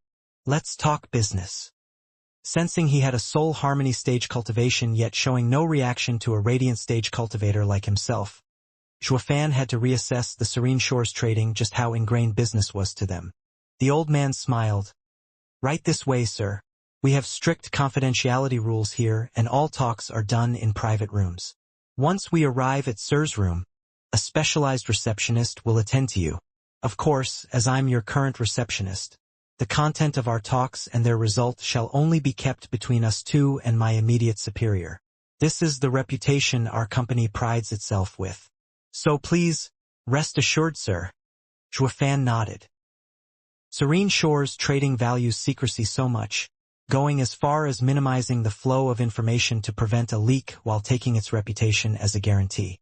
This is how they manage to deal with both good and bad people, gaining the trust of all the lands. Its policy vows the company as being completely safe in business, taking no side and spying on no one. Its neutrality was thus assured, with no parties being offended, while neither receiving any special treatment either. But this business plan shows its genius by allowing them to get in touch with all factions. It is the law of nature for everyone to have something needing taking care of hidden from the eyes of all. Serene Shores Trading's neutrality allowed it to swim freely among these dealings, with no repercussions. Once into a fine and classy room, Shuofan got into a sculpted lavish chair, one leg over the other. The old man was calmly closing the door, then made a sign to seal sounds in this room by erecting a barrier. Now the old man turned to Shuofan and smiled. "Sir, we can now begin. They're right about Serene Shores Trading, serving any customer with utmost attention to detail. You're too kind, sir. This is our job, ha ha ha. While your people's skills are pristine, I can't help but wonder if your power is just as great, able to ease my worries." A rare praise came from Shuofan, one followed by a taunting eyebrow and switch of topics. The old man smiled. "Sir, it's plain to see to all the 5 lands just how strong we are. Regardless of the request and its outcome, we are confident enough we can do it. If by some absurdity we can't, then no one else in the world can, ha ha ha." The old man sounded humble, but anyone could sense the pride and confidence in his tone. In the Serene Shores Trading's power. Ha ha ha. I can only hope. Shuofan didn't pursue it and went to business. "I would like to use the company's 5-land teleportation array, your commercial line. Will this be acceptable?" "What?" The old man winced. His strolling air changed to one of shock. "You want to use our commercial line? I can't." No, that's not the issue here. But the old man was put on the spot. "It's not just our company that controls it, but also the city lord. We can't use it as we wish. I'm afraid I can't complete your request. Please allow me to call my superior, sir." I'll be only gone for a moment. The old man made a gesture and the barrier was down so he could leave. Shuofan knew using the commercial line wasn't going to be easy, yet was content in waiting, having long ago made a plan for it. It hardly took much time for the door to open again and the same old man arrived, along with another in his 20s of the same cultivation. Shuofan reckoned his true age to be close to 100. The old man resealed the room and made the introductions to Shuofan. Sir, here is our company's eldest young master, Wu Ranz, and my immediate superior. It's best if you talk with eldest young master about your business. Hello, sir. I've been told you wish to use our commercial line. Wu Ranz bowed lightly. Despite being a successor like that second young master, he showed only courtesy, like the whole of Serene Shores Trading did with all their customers, even if some were weak Radiant Stage cultivators or still unaware just how big of a deal they were here for. Shuofan squinted. So he's the eldest young master. Word has it that he's sharp and able, the clan head's right-hand man. Looking at him now, he does follow the company's rules. That wasn't enough to remove all of his skepticism, however, finding something a bit off about him. Unable to clear his doubts at the time being, Shuofan just nodded. Yes, that is why I'm here. I see, ha ha ha. Wu Ranz was blunt. Sir, while the commercial line is something Serene Shores Trading set up, it is under Goldboss City Lord's control. You need both approvals to use it. Each instance requiring its use also needs to be submitted a day in advance, along with the items carried, quantity, destination, and so on. I'm sorry to say, but today's report has already been given. Using it for our own selfish needs will incur the Empire's wrath. I'm sorry, but this is something we cannot do. Shuofan mocked, watching his fake business smile. So you're saying a company as huge as yours needs to make reports each time? Yes, this is a handicap, but no matter how big we are, we can't go against the Empire. Please forgive us. So I just need the City Lord's approval and I can use the commercial line, right? Of course. All that's required is the City Lord's approval, and with a big enough deal, making it worth using it, the commercial line will be available to you. As for what you wish to carry, be it contraband or even people, will do it regardless, with none catching wind of this. I stake my company's name on it. Quite a good name too, ha ha ha. Shuofan gave a smirk and his eyes glinted while fuming inside. Before even coming to Goldboss City, he knew Bailey Jingyu was useless, ignoring his duty most of the time. At best, he'd go to the company to get some crumbs. There was no way a company as big as theirs would let some moron control it. They made sure ages ago to fill the fool's appetite. That was the extent of their collaboration. Name-dropping in this case was only used to jack up the price, to rip him off. I bet that even if I do go to him for approval, you're gonna work behind my back so he'll make it harder on me. Then split the profits later. Shuofan had seen this tactic done plenty of times before. Sure, the Serene Shores Trading cared not who came knocking their door since they made sure to fleece them. Business and treachery go hand in hand. The bigger the deal, the shrewder the tactic. The dignified presentation proved it. Eldest young master sure is wise and able. Shuofan's eyes flashed in thought. Wu Ranz wore the same flat smile, not betraying any thoughts he might have about his praise. Thank you. Then let's talk business. I wonder if your company can smooth it over with the City Lord, with a big enough business, that is. Ha ha ha, that counts as a second deal. Wu Ranz beamed. Shuofan chuckled. Yes, eldest young master is a shrewd businessman. Ha ha ha. It's the company's rules, sir, nothing more. We can't do business without capital, and the City Lord needs to be on the take as well. Wu Ran's gaze was fixed on Shuofan. But sir, what is the deal anyway? A large one. The biggest one your company had in millennia, Shuofan gave a crooked smile. Wu Ran's lit up. Huge deal? Could you tell us too about it, sir? Ha ha ha, you're awfully slow for someone praised to be sharp, eldest young master. How else are we supposed to trade if I don't tell you about it? Eldest young master, aren't you being redundant? Shuofan toyed. Wu Ran's nodded with a smile. Indeed, sir's right and I've been rude. Before we get to it, I have something for you. Shuafan took out a bright crystal and a vial from his ring. Wu Ran started at the sight of them and asked, "Sacred stones and 11th grade pill? Sir, is this the deal you spoke of? While they're both uncommon, there's plenty of them between men of true worth. Our company has traded in fairly large amounts of them as well. I fear that this deal—" "Eldest young master, you're being slow again. I just said that I have something to show you before the real deal." Shuafan smirked. Wu Ran's cheeks reddened, not liking being prodded again and again for over minor things. His flat business smile slipped for a second as well. "Then sir, identity." Shuafan chuckled and shook his head. "The company does not check its customers out of consideration, but I'm willing to go the extra mile for a more solid cooperation. I am an 11th grade alchemist. This is one of my pills, and these sacred stones are something I got from selling some of them. I am among those men in power and have the right to deal big." "Ugh." Wu Ran's and the old man chuckled then bowed. "Sir, revealing your identity isn't necessary. You're a valued customer the moment you stepped into our company. We sincerely—" "Oh, don't say that." Shuafan chuckled. "All that enter are noble guests because your guards filter them at the door. Any that passes them are bound to be important, so there's no need for screening. That, however, was not how I got here, and I need to facilitate our big deal through increasing our mutual trust."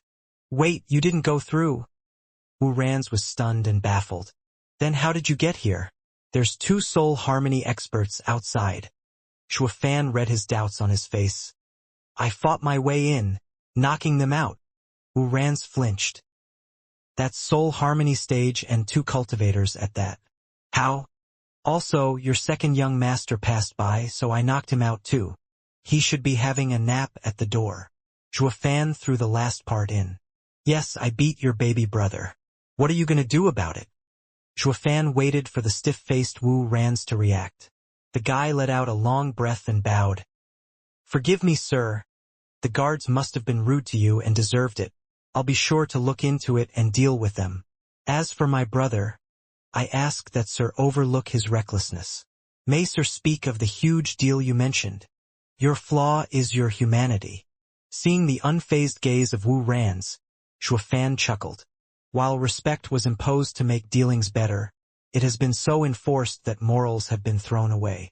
I told them I beat the guards, and the eldest young master didn't care, as all men of ambition would rather lose to the enemy and not because of having wretched clansmen. There was no harm in having some clan flunkies take the brunt as long as a huge deal was coming their way. Though this would take a different aspect when his brother got involved. That he was too impersonal." Shuafan was cold as well.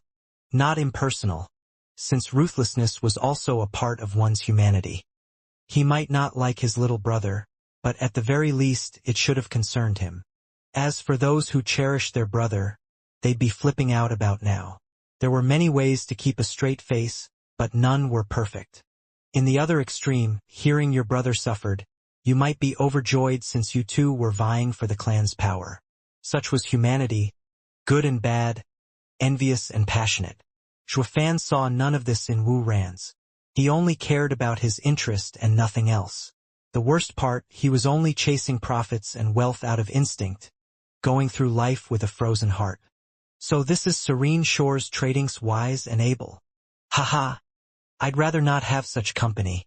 It's too hard to control. Shuafan's eyes flashed and he spoke. Eldest young master is so open about it. I was standing here afraid of facing you. I didn't even realize he was second young master before acting. I understand my brother the best. He must have started it and incited sir. Hope you'll forgive us. Wu Ran's continued. Can we now talk about the huge deal? Shuafan nodded and revealed a gourd. Look at this. He opened it and Wu Ran's gasped. North Sea Gel. The North Sea Gel? The old man cried out. It's Northern Land's specialty, yet also a local rarity. Not even their faction's leaders have much of it.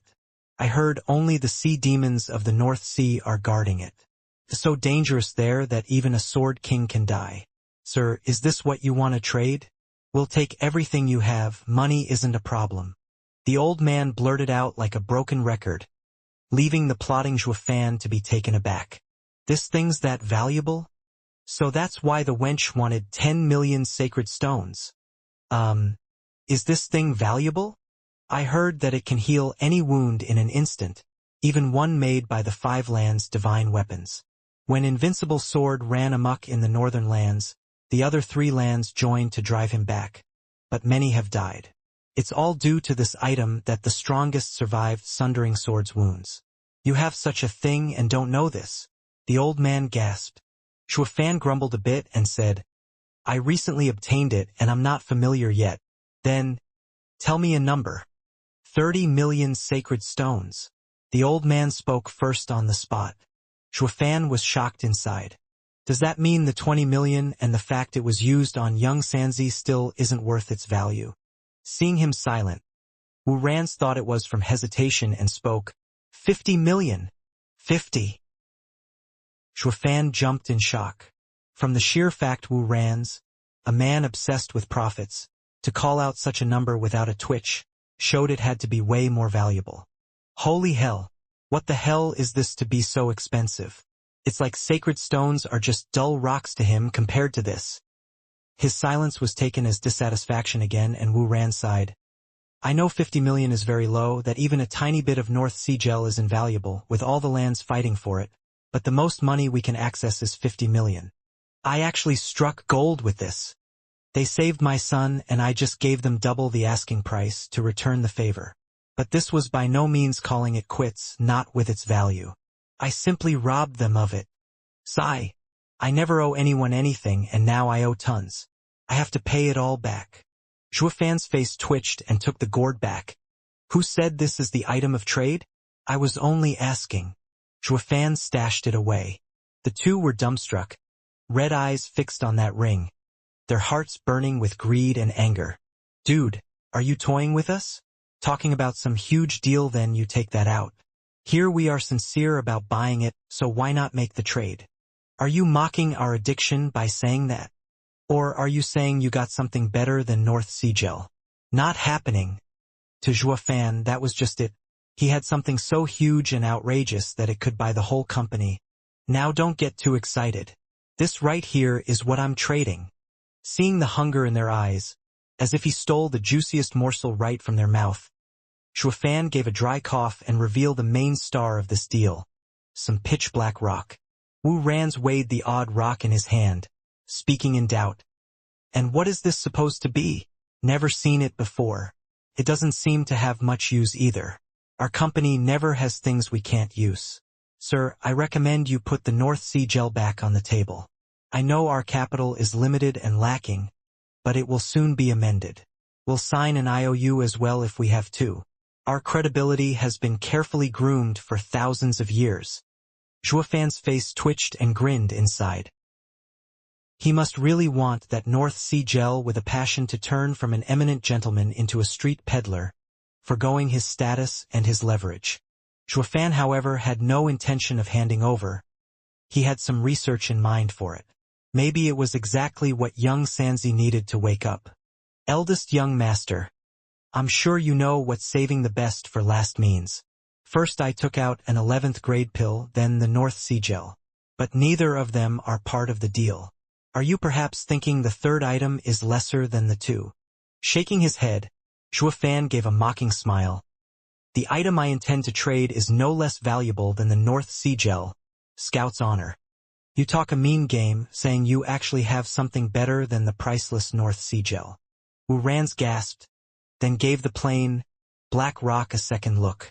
True, everything he took out was better than the last. First was an 11th grade pill, the second was the North Sea Gel, and lastly this thing. Maybe this black rock is better than the North Sea Gel, but we can't see it. Wu Ran's got the rock to eye level and focused on it, using all his concentration to find anything that might betray its supposedly amazing value, only to come up empty. What the hell is this thing? Wu Ran's wore a constant frown, finally turning a perplexed look to Zhuofan. Try using Yuan Qi, the same you use when cultivating. Zhuofan grinned and lightly instructed. Wu Ran's tried doing what he said and absorbed spiritual energy around. The shock came in seconds. He was just giving it a casual try, yet the rock's seemingly infinite energy surged into his body. Moreover, unlike spirit stones or even sacred stones, what he got from this was yuan qi that blended with his. It cleansed his meridians as the energy traveled on the way to his dantian, filling it with power. In a mere blink, the black rock vanished, while his body was filled to the brim with yuan qi, so much so his meridians were aching. He was on the verge of advancing. Wu Ran's was dumbstruck in his seat, trying to blink away the fog. Any cultivator worth his salt knew the sacred stones and spirit stones were first emptied of spiritual energy, then had that energy turned into yuan qi to train. It was a time-consuming process, taking hours, days, and even years. This was where this black rock came in, cutting the time to zero by feeding the boy pure yuan qi. In case of a fight, this rock would make one's yuan qi reserves endless, giving one supreme advantage. While in terms of cultivation, it saved tons of time. Just that little pebble he absorbed translated into half a month of constant sacred stone usage. What was more, the yuan qi he got was the same obtained through usual practice. Through the process of taking the spiritual energy from a sacred stone or a spirit stone, most of it would be cast away, keeping only what the user needed before turning it into his own yuan qi. Unlike the common convention, this black rock had fully usable yuan qi. It would make advancing so much easier since it added an extra oomph which made a whole difference when pushing through to the next level. Wu Ran's mind was overwhelmed from shock and fear. This small thing was a game changer, could speed up cultivation tremendously. The old man was looking puzzled, having not felt it to believe it. Eldest young master, what's wrong? Is it any good? Not just good, but perfect. Wu Ran's eyes shone with an even hotter gaze on Zhuofan. Sir, what is this and how many do you have? Giving a devil smile, Zhuofan drawled, It is the demon spirit stone, from Serenity Vein. In the entire world, you won't find a second person to have it. As for the amount, ha ha ha, as much as you want. Well, is it worth it? Is it a huge deal? Sir, is without a doubt amazing. This deal is beyond huge. Wu Ran's brow shook, his eyes blazing with excitement. The North Sea Gel is only great at healing, but the Demon Spirit Stone can revolutionize cultivation as we know it. It can greatly increase one's cultivation, but its greatest asset is to guarantee one's life. I understand what Sir meant by being better than the North Sea Gel, although my only wish is for Sir to keep it that way. Catching his drift, Zhuofan gave him a long look. Why? Planning on having a monopoly on it? Exactly. As Sir is the sole owner of this stone, with our company's deep connection throughout the lands, you'll earn the most with us acting as middlemen. Sir has only to gain from a cooperation with us. Then about my deal. Consider it done. And the city lord. A foregone conclusion. Wu Ran's waved off all of Zhuofan's doubts, his face solemn. All we need from Sir is constant cooperation with us. You, Sir, are our most noble customer. Everything can be resolved. Our company willing to solve all of Sir's issues. Zhuofan nodded with a chuckle. Great. Then I shall take my leave and wait for eldest young master's good news. Zhuofan got up to leave. Wait. Wu Ran's cried out, still smiling. Just how many does Sir have? Could Sir offer some? I still need to convince my father and the city lord. Afraid I'm bluffing? Ha ha ha, no, not at all. Just 100,000. But I must have first pick of all the goods you got from all the lands in exchange for it. Zhuofan seemed to struggle as he talked. Wu Ran's nodded. Sure, that settles it. Here's the highest commercial card, Sir. Wherever you may go, our company's assets will be at Sir's disposal. Only 5 such cards have been handed out, with Sir's being the 6th. 5. The leaders of every land has the right to own one since war is costly, and we'd be helping them in times of need. Wu Ran's beamed. Zhuofan gave him a look. So they're into war finance as well. Not that he cared, since it was all the same to him, so he held out his ring. Eldest young master, here are 100,000 demon spirit stones. I'll await the good news. Rest assured, Sir. Bam. The two rings clinked and the transfer finished. Wu Ran's got his rocks and Zhuofan got some shiny golden card. Taking his leave with Gu Santong on his back. Wu Ran's and the old man walked him out well beyond the reception. The other guests there was stunned, then gave Zhuofan astonishing looks. Who's he to have even the eldest young master show him out? Out of even the reception. Eldest young master only ever walked even the most important customers to the reception. But today, eldest young master, second young master was beaten up outside the company. Someone was running towards Wu Ran's and whispered, while second young master was being carried over by some guards. Not sparing him a glance, Wu Ran spoke. No matter, he asked for it. Keep an eye on him from now on. Make sure he doesn't disturb the customers. He then walked back to Zhuofan, all smiles. Sir, I asked for a room to be ready for you. If it's not up to Sir's standards, please mention it to the tavern and the whole of Goldbaugh City will be at your disposal. I need to talk about our deal with my father and won't be able to accompany you for the following days. I ask Sir to be patient.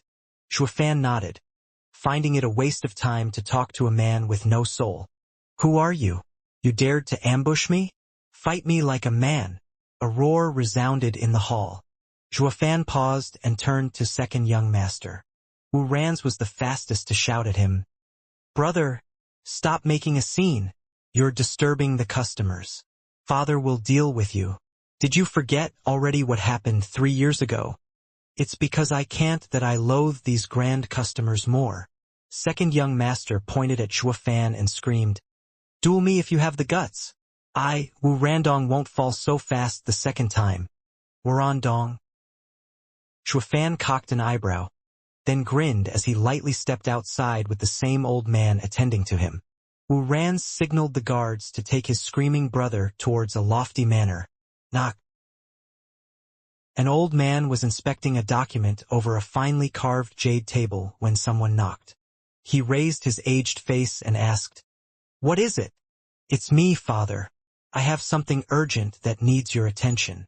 The old man recognized the voice and said, Oh, Rans, come in. Creak.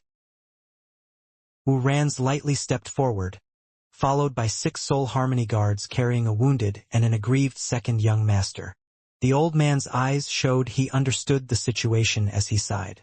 Wu Rans bowed and spoke flatly. Father, I request that brother is to be confined for half a month, lest he ruin the company's affairs. What did he do this time? The old man gave a long sigh as he returned to inspecting the document, giving no regard to his son's spat. Wu Ran smiled, but then Wu Randong got out of the guard's hands and slammed the table as he barked. Isn't it obvious from how I look? Someone beat me up. Father, he is an important customer that will propel our company to higher heights in our trading with the lands. Ignoring the tantrum, Wu Ran's reported, Brother had a clash with the customer, but fortunately he was not heavy-handed, nor did he much care for this incident, still willing to trade with us. Before brother makes things any worse, I beseech father to confine brother and prevent from irritating our customer and driving the biggest deal our company has ever seen. Wu Randong whipped his head at Wu Ran's and spat. Brother, you're just going to pin this on me without even hearing the whole story? Ran's, is his deal that valuable? The old man ignored his youngest's annoyance and asked what mattered. Wu Randong nodded, never looking away from his father. Not just valuable, but far more important than even North Sea gel. Ka. The old man paused. His eyes shook and snapped on Wu Ran's. Like the North Sea gel? Not just that, but far, far bigger. Absurd. We've been wanting to trade in the North Sea gel for thousands of years, yet never got the chance. Northern lands have it in short supply and have it on a tight guard. Now you come to me saying there's something way better? What is it then? The old man showed excitement for once. Wu Ran spoke. Father, it's what I've been meaning to tell you about. Take this. Wu Ran's presented a black stone. The old man frowned. Father, please cultivate a bit with it. Wu Ran's had a vague smile, just like how Zhuofan did it to him. The old man did as told. What happened to Wu Ran's before happened with him as well. The rock was gone and a surge of yuan qi filled him with endless power. The old man cried out as he turned to Wu Ran's in shock. What is this thing? Demon Spirit Stone. Wu Ran's bowed, looking excited as well, retelling all that transpired, finishing with, the customer had given us 100,000 in advance, then will sign with us an indefinite contract, and all he wants is to use our commercial line. I already promised him this, and I ask that Father works fast to strike a deal with the city lord, to get his approval. The old man's eyes shone as he laughed. Sure. There's no way we're going to miss the deal of the century. I'll go to the city lord right now and see what he wants in return. That old Bailey Jinyu couldn't just stick to booze and women, but had to play dumb as well, insisting that we have to talk in person. Rands, you'd be more than enough for something as simple as this. Well, not that it matters, since in 2 years, I'll withdraw from being chairman of the company and you'll be taking over. Then he'll be your problem. Ha ha ha. Wu Rands laughed along, his eyes dead, like there was nothing exciting in becoming the top dog, since it's only obvious. He had established himself in the Serene Shores trading, and his father had nothing but praises for him, while the rest of the members admired him greatly.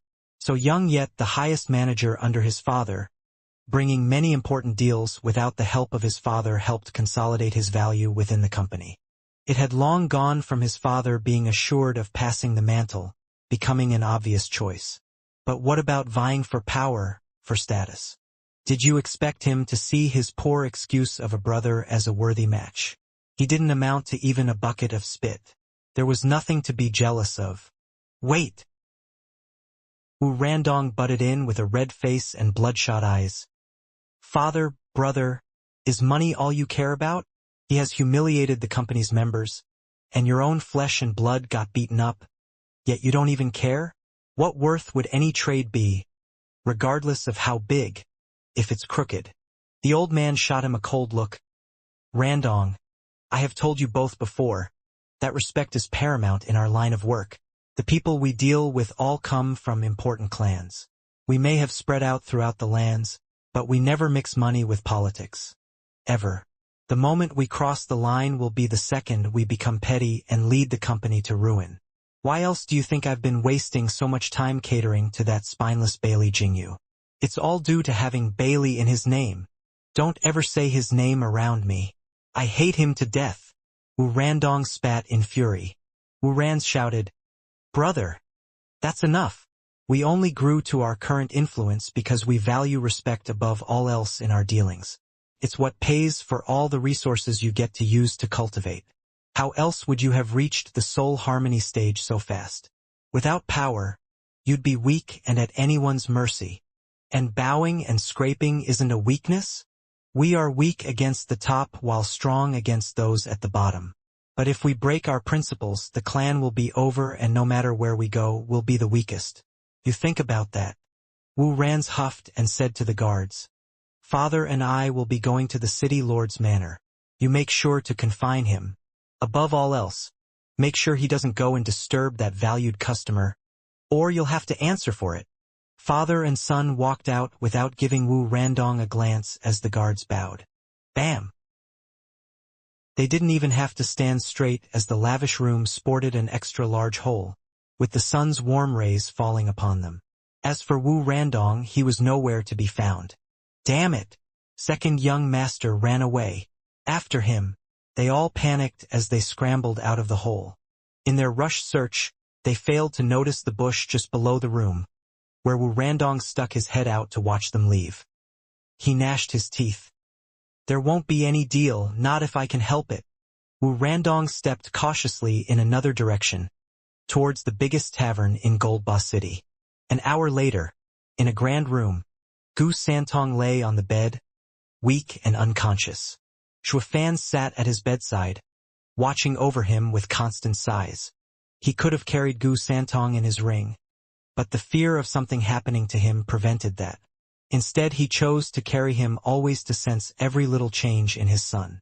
After so many days, he relaxed knowing his condition was stable. Serene Shores Trading. Shuafan's eyes shone as he contemplated. Wu Rands and the entire company are capable in trading, but too obsessed with profit. All merchants value gain over parting, especially this one. It's easy to be stabbed in the back even after the deal is done. As for that second young master, get out. Whoever you are, get out now and duel me. The ravings coming from outside cut his thoughts short. Zhuofan chuckled. Wurandong. Speak of the devil, ha ha ha. Whoosh. Zhuofa flashed in Wurandong's face, eyes darting all over the place, then grinned when the coast was clear. Cleared the area before the big fight? I am the second young master of Serene Shores Trading. Anyone would flee. Wurandong spat. There's only us now. You won't get the drop on me like last time. Zhuofan rose an eyebrow and smiled. I get it. You don't want bystanders hurt. Your compassion knows no bounds. But do you have the luxury to worry about others when you're going to get it? You know I beat you once, yet you're that confident you can win this time. Shut it. Regardless of outcome, you've made an enemy out of Serene Shores Trading. Now suffer for it. With a furious roar, Wurandong stomped and charged towards Zhuofan. He made hand signs and an icy aura spread from him. High profound ranked martial art, Ice Dragon Blast. Knowing Zhuofan was no pushover, Wurandong went all out from the first attack. With a furious hiss, Wurandong turned into ice-cold silver lights that spread out to take the form of 9 dragons as they smashed forward. Zhuofan squinted.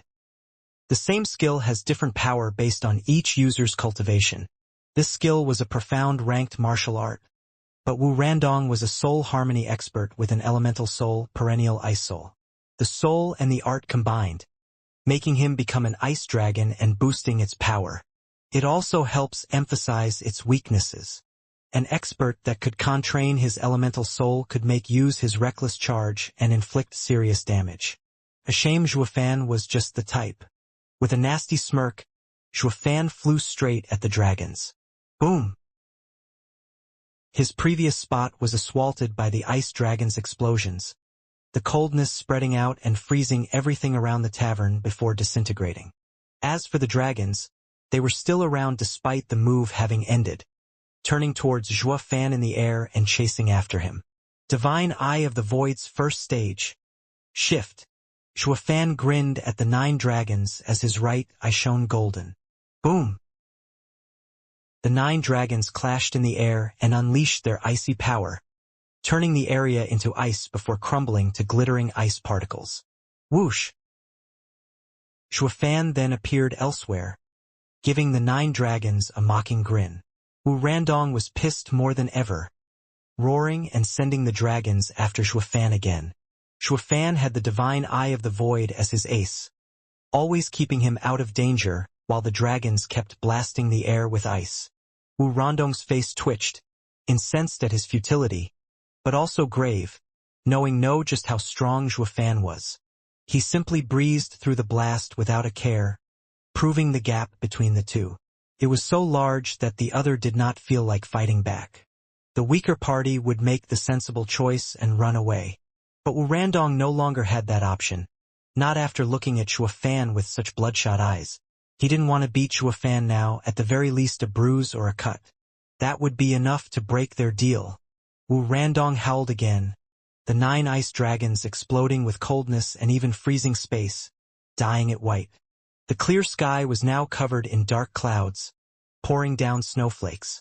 And with the dragons' roars, a savage storm brewed around Zhuofan, blocking every direction. Zhuofan shook his head. Now this is his actual power. This guy is the type to harass until he's beaten into the ground. I was kind enough to show him reality, but it just didn't reach him. Oh well, Zhuofan grinned, pulling his sleeve with a giddy look and an evil smile. It's brother. In another side of town, Wurandong was talking business in a brightly lit castle. Seeing the disturbance outside and the snowstorm, he shouted, "Damn that fool! He's making it hard for me again." Their father frowned and cursed. What are those servants doing? Did they let him run free and cause chaos? If they ruin my biggest deal, they're finished. Wurandong knew his father and brother had to be talking about him, or more like cursing, but he didn't care, still doing his thing and trying to score some kind of hit.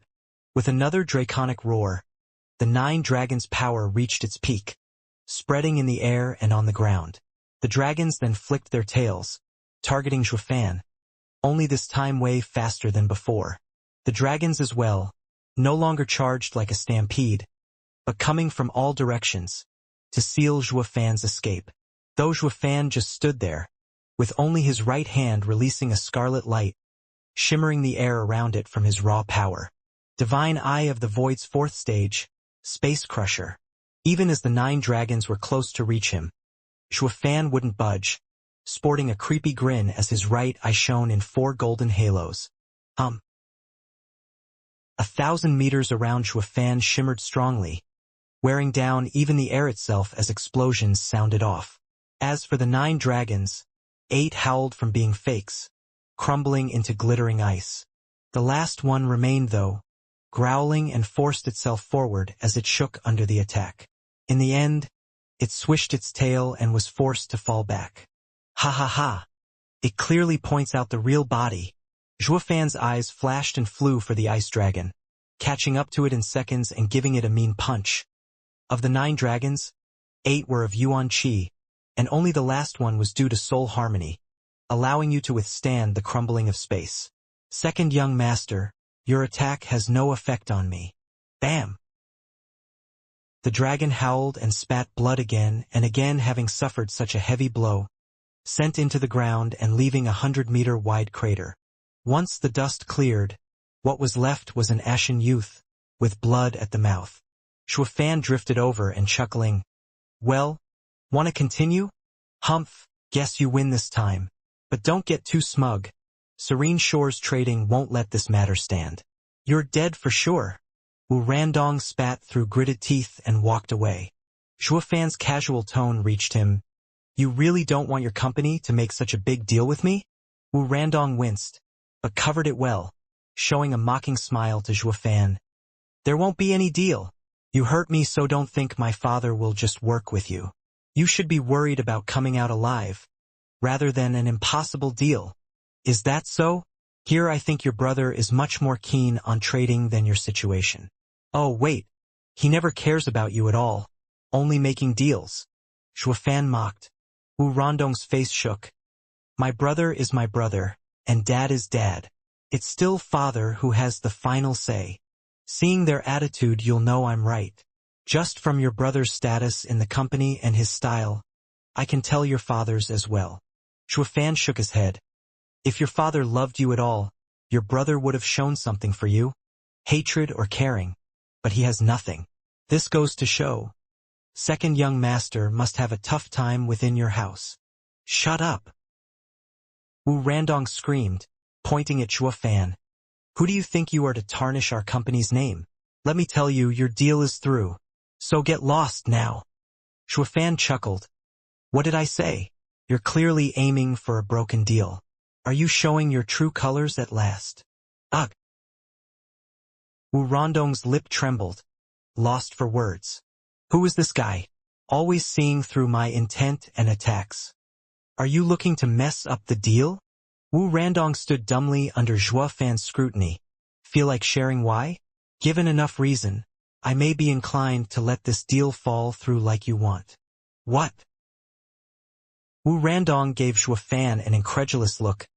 "Aren't you after the commercial line? If the deal is off, how are you going to use it?" "You don't have to worry about that. That's the kind of guy I am. Casual? Ha ha ha." Zhuofan's eyes shone, using his guile to sway him. "Second young master, I'm more than sure of your position in the company. You're an eyesore to your own family, unable to do even the most menial tasks, just like a dead weight. Why you? Before you deny, know that I'm right." Zhuofan continued. "You can't strike deals, you can't break them, you're weak, and you can't change my mind. The trade between me and your father and brother won't be influenced by you. And if you had it in you, you'd have gotten them to break it off already instead of looking to take it out on me. In other words, I'm the only person that can help you, and all I want is to hear your story. Or is it that there isn't one, with second young master wanting to make a scene out of anger? Are you that much of a child? Of course your dad won't care about you." Wu Randong's lip shook, staring at Zhuofan, and finally sighing. "Fine, you wanted my reasons. Here they are.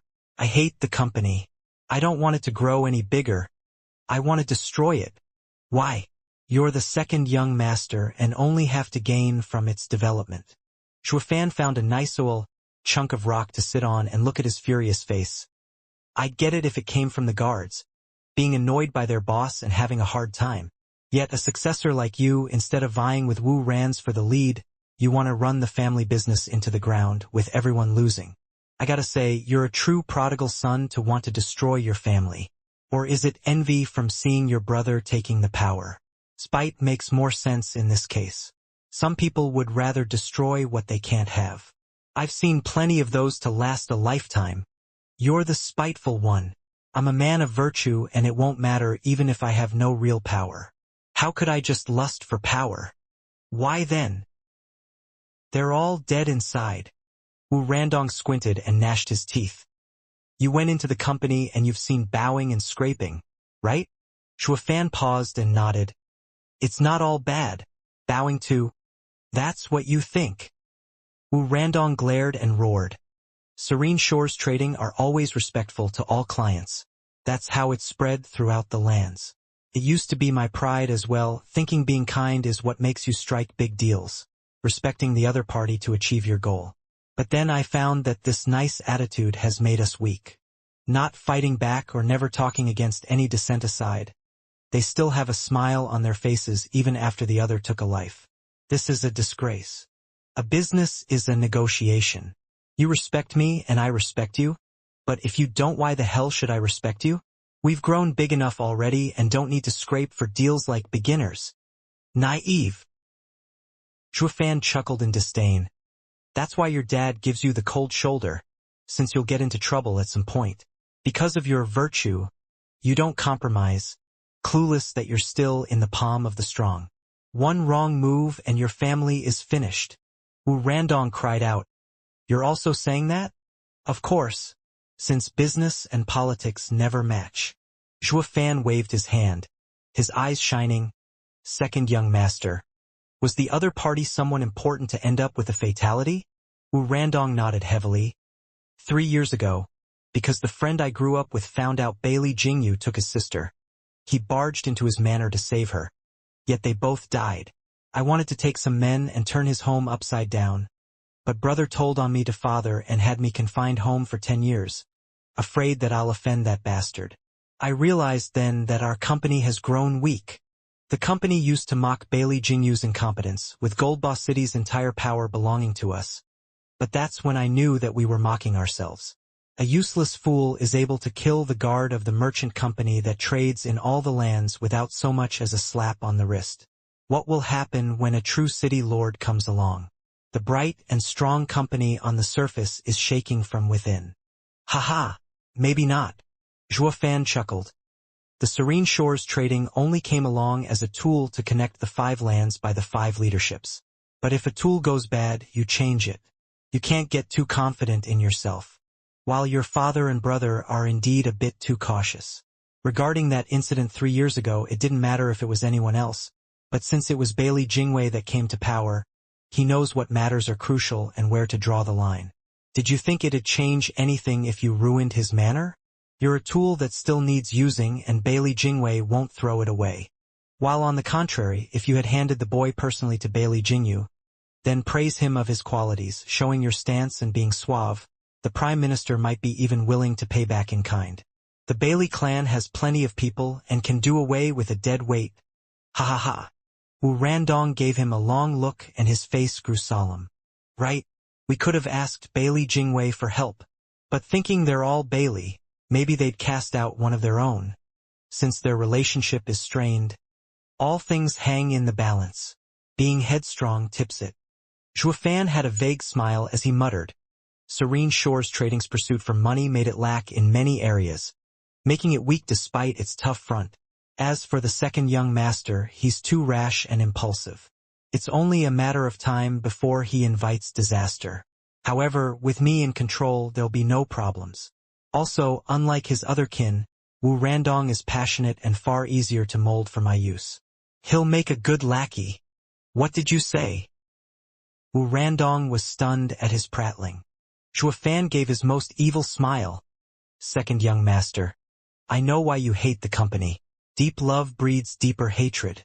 You hate its weakness, being unable to protect yours and losing your dignity as merchants. It's one thing when you're powerless and a whole nother when you're not. The humiliation is unbearable, right? Wu Randong sighed and nodded. Great, I got the picture. Now let me ask you this. How will you handle the company if you were to lead it? Will you be a loose cannon like before? Me? Wu Randong flinched, shaking his head. No way.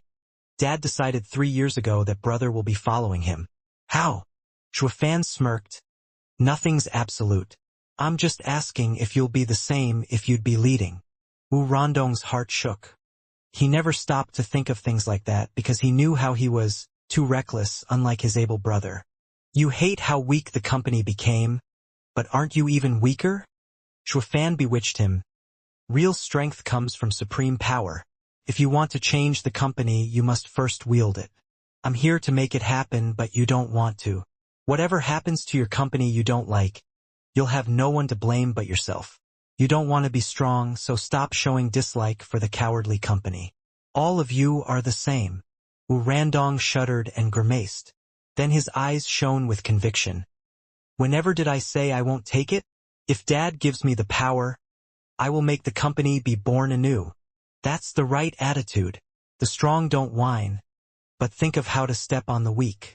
Even if they aren't weak, you'll make them feel weak. Furthermore, the strong don't make excuses for their failures because of others' faults. Fan gave a creepy chuckle. Better not regret it later, second young master. Regret. Wu Randong had a really bad feeling looking at his strange smile. All that he could tell was that he had struck a deal with the devil. Whoosh. Wu Randong felt tense seeing the evil smirk on Fan's face, just as a dozen people landed in front of them, with his brother and father in the lead. Looking at the ruins around, the two were furious and slapped his face red. Bastard son. How much trouble do you need to give the company before it's enough? Guard. Take second young master and never let him out of your vicinity or out of his room. I'll be holding you responsible for him. Wu Ran's was just as pissed, his eyes icy as he spat. The guards nodded and grabbed Wu Randong. Second young master. Don't make the eldest young master and the master any angrier. Just come with us. Ignoring them and even his father's slap, Wu Randong kept staring at Fan, more puzzled than ever. Fan returned a beaming smile. Sir, 1,000 apologies. I've failed as a father and had my son disturb you. Please forgive me. Ignoring his worthless son, the old man bowed before Fan. He was not just at peak soul harmony stage but also the head of the company, yet here he was, bowing and being humble. It only worked to prove just how important the deal was for them. I hope my foolish son's recklessness did not affect our deal. Fan chuckled. Of course not. Me and your second young master were only sparring. It wasn't done out of recklessness. May I be presumptuous and assume that Senior is the head of the Serene Shores Trading? Yes. He is the clan head and the Serene Shores Trading's chairman, Wu Jiangtao. Wu Ran smiled and made the introduction, not forgetting to apologize as well. Brother has crossed the line earlier and I'm most grateful for Sir's patience in forgetting his transgression. I represent the company when I say thank you and I apologize.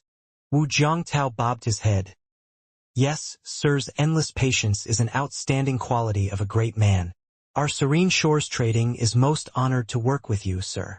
The two of them kept being overly nice and humble to their client, all to ease his anger and not botch the deal of the century. Fan chuckled knowingly and nodded without a single trace of anger.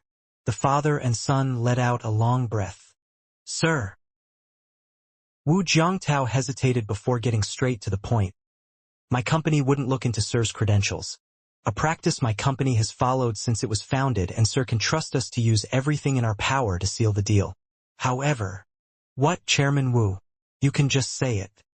Having gone over to the city lord to get his approval, we had no choice but to report on the items being sent and forced to hand over Sir's items.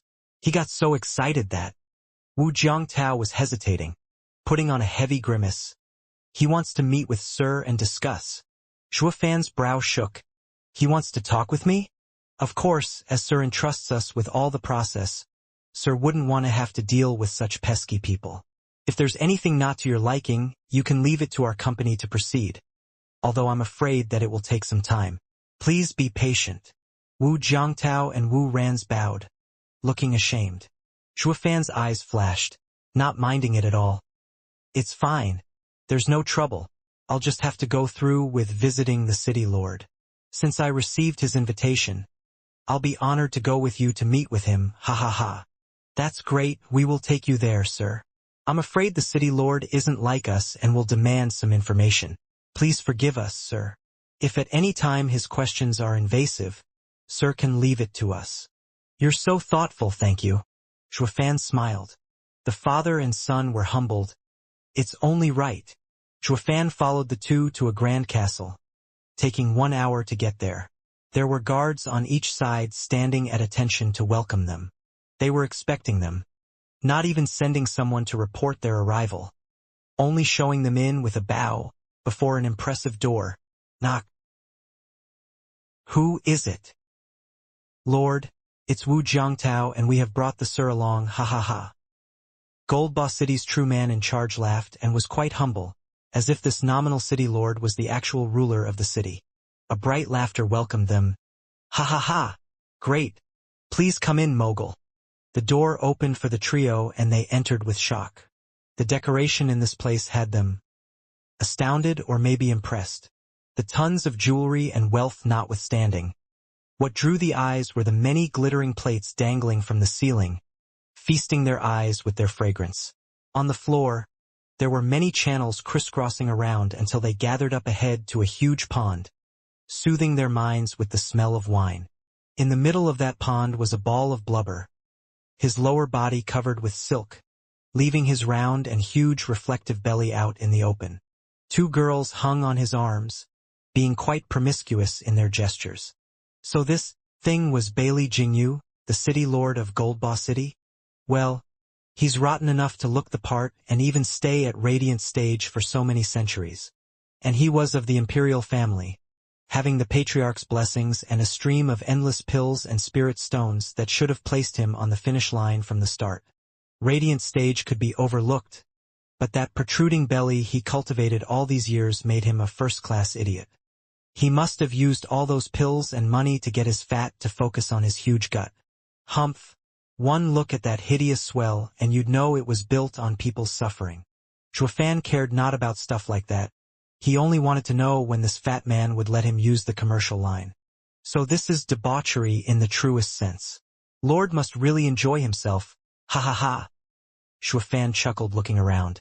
The ball of fat lit up and gave a thumbs up. Sir, is amazing to notice how I'm recreating the wine pond and lavish food plates of the ancients. We're the same. Ha ha ha. Screw you. Even a blind guy could see where all this food and wine comes from. And what kind of ancients have you been following after, the dumbest kind? Shuafan's face twitched. This moron is rotten to the core, and the worst part, he takes pride in it. Letting Bailey Jingwei stay in Goldba City was giving tons of power over to Serene Shores Trading. Sir, I always ask every guest that comes here what they think of the decor. None of them answer, only you. I can tell you're a man of culture. Bosom buddies? Ha ha ha. Ugh. Gag me with a spoon. Bailey Jingyu stood and the silk on his lower body slipped and drifted with the wine, and the girls at his side got a cape to drape on him. It was such an outrageous view that it even got the humbled Wu Jiangtao to turn his head with a red face. Shuafan was utterly speechless. Dude, this is just common courtesy and yet you're rolling in it without shame. I've seen my fair share of degenerates, but you're the very first to take so much pride in it. You're a real eye-opener. Though Shuafan was not about to be so blunt, simply chuckling and nodding. I must say, me and City Lord are kindred spirits, friends in the same field.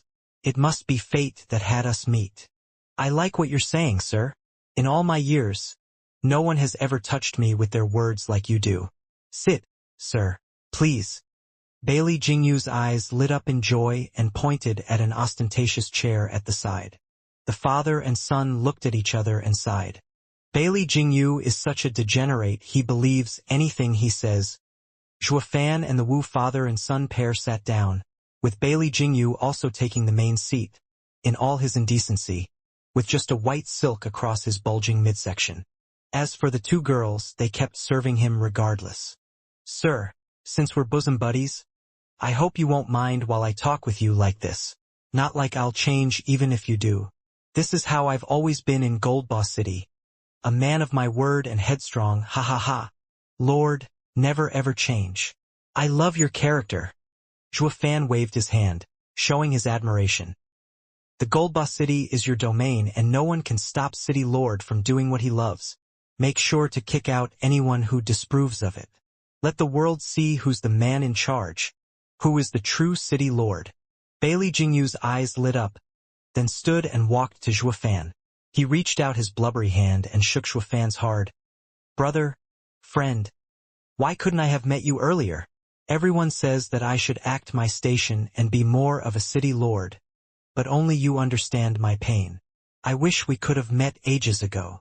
The feeling is mutual, Zhuofan smiled, taking his hands out of those trotters with a touched expression that got Bailey Jingyu even more overjoyed.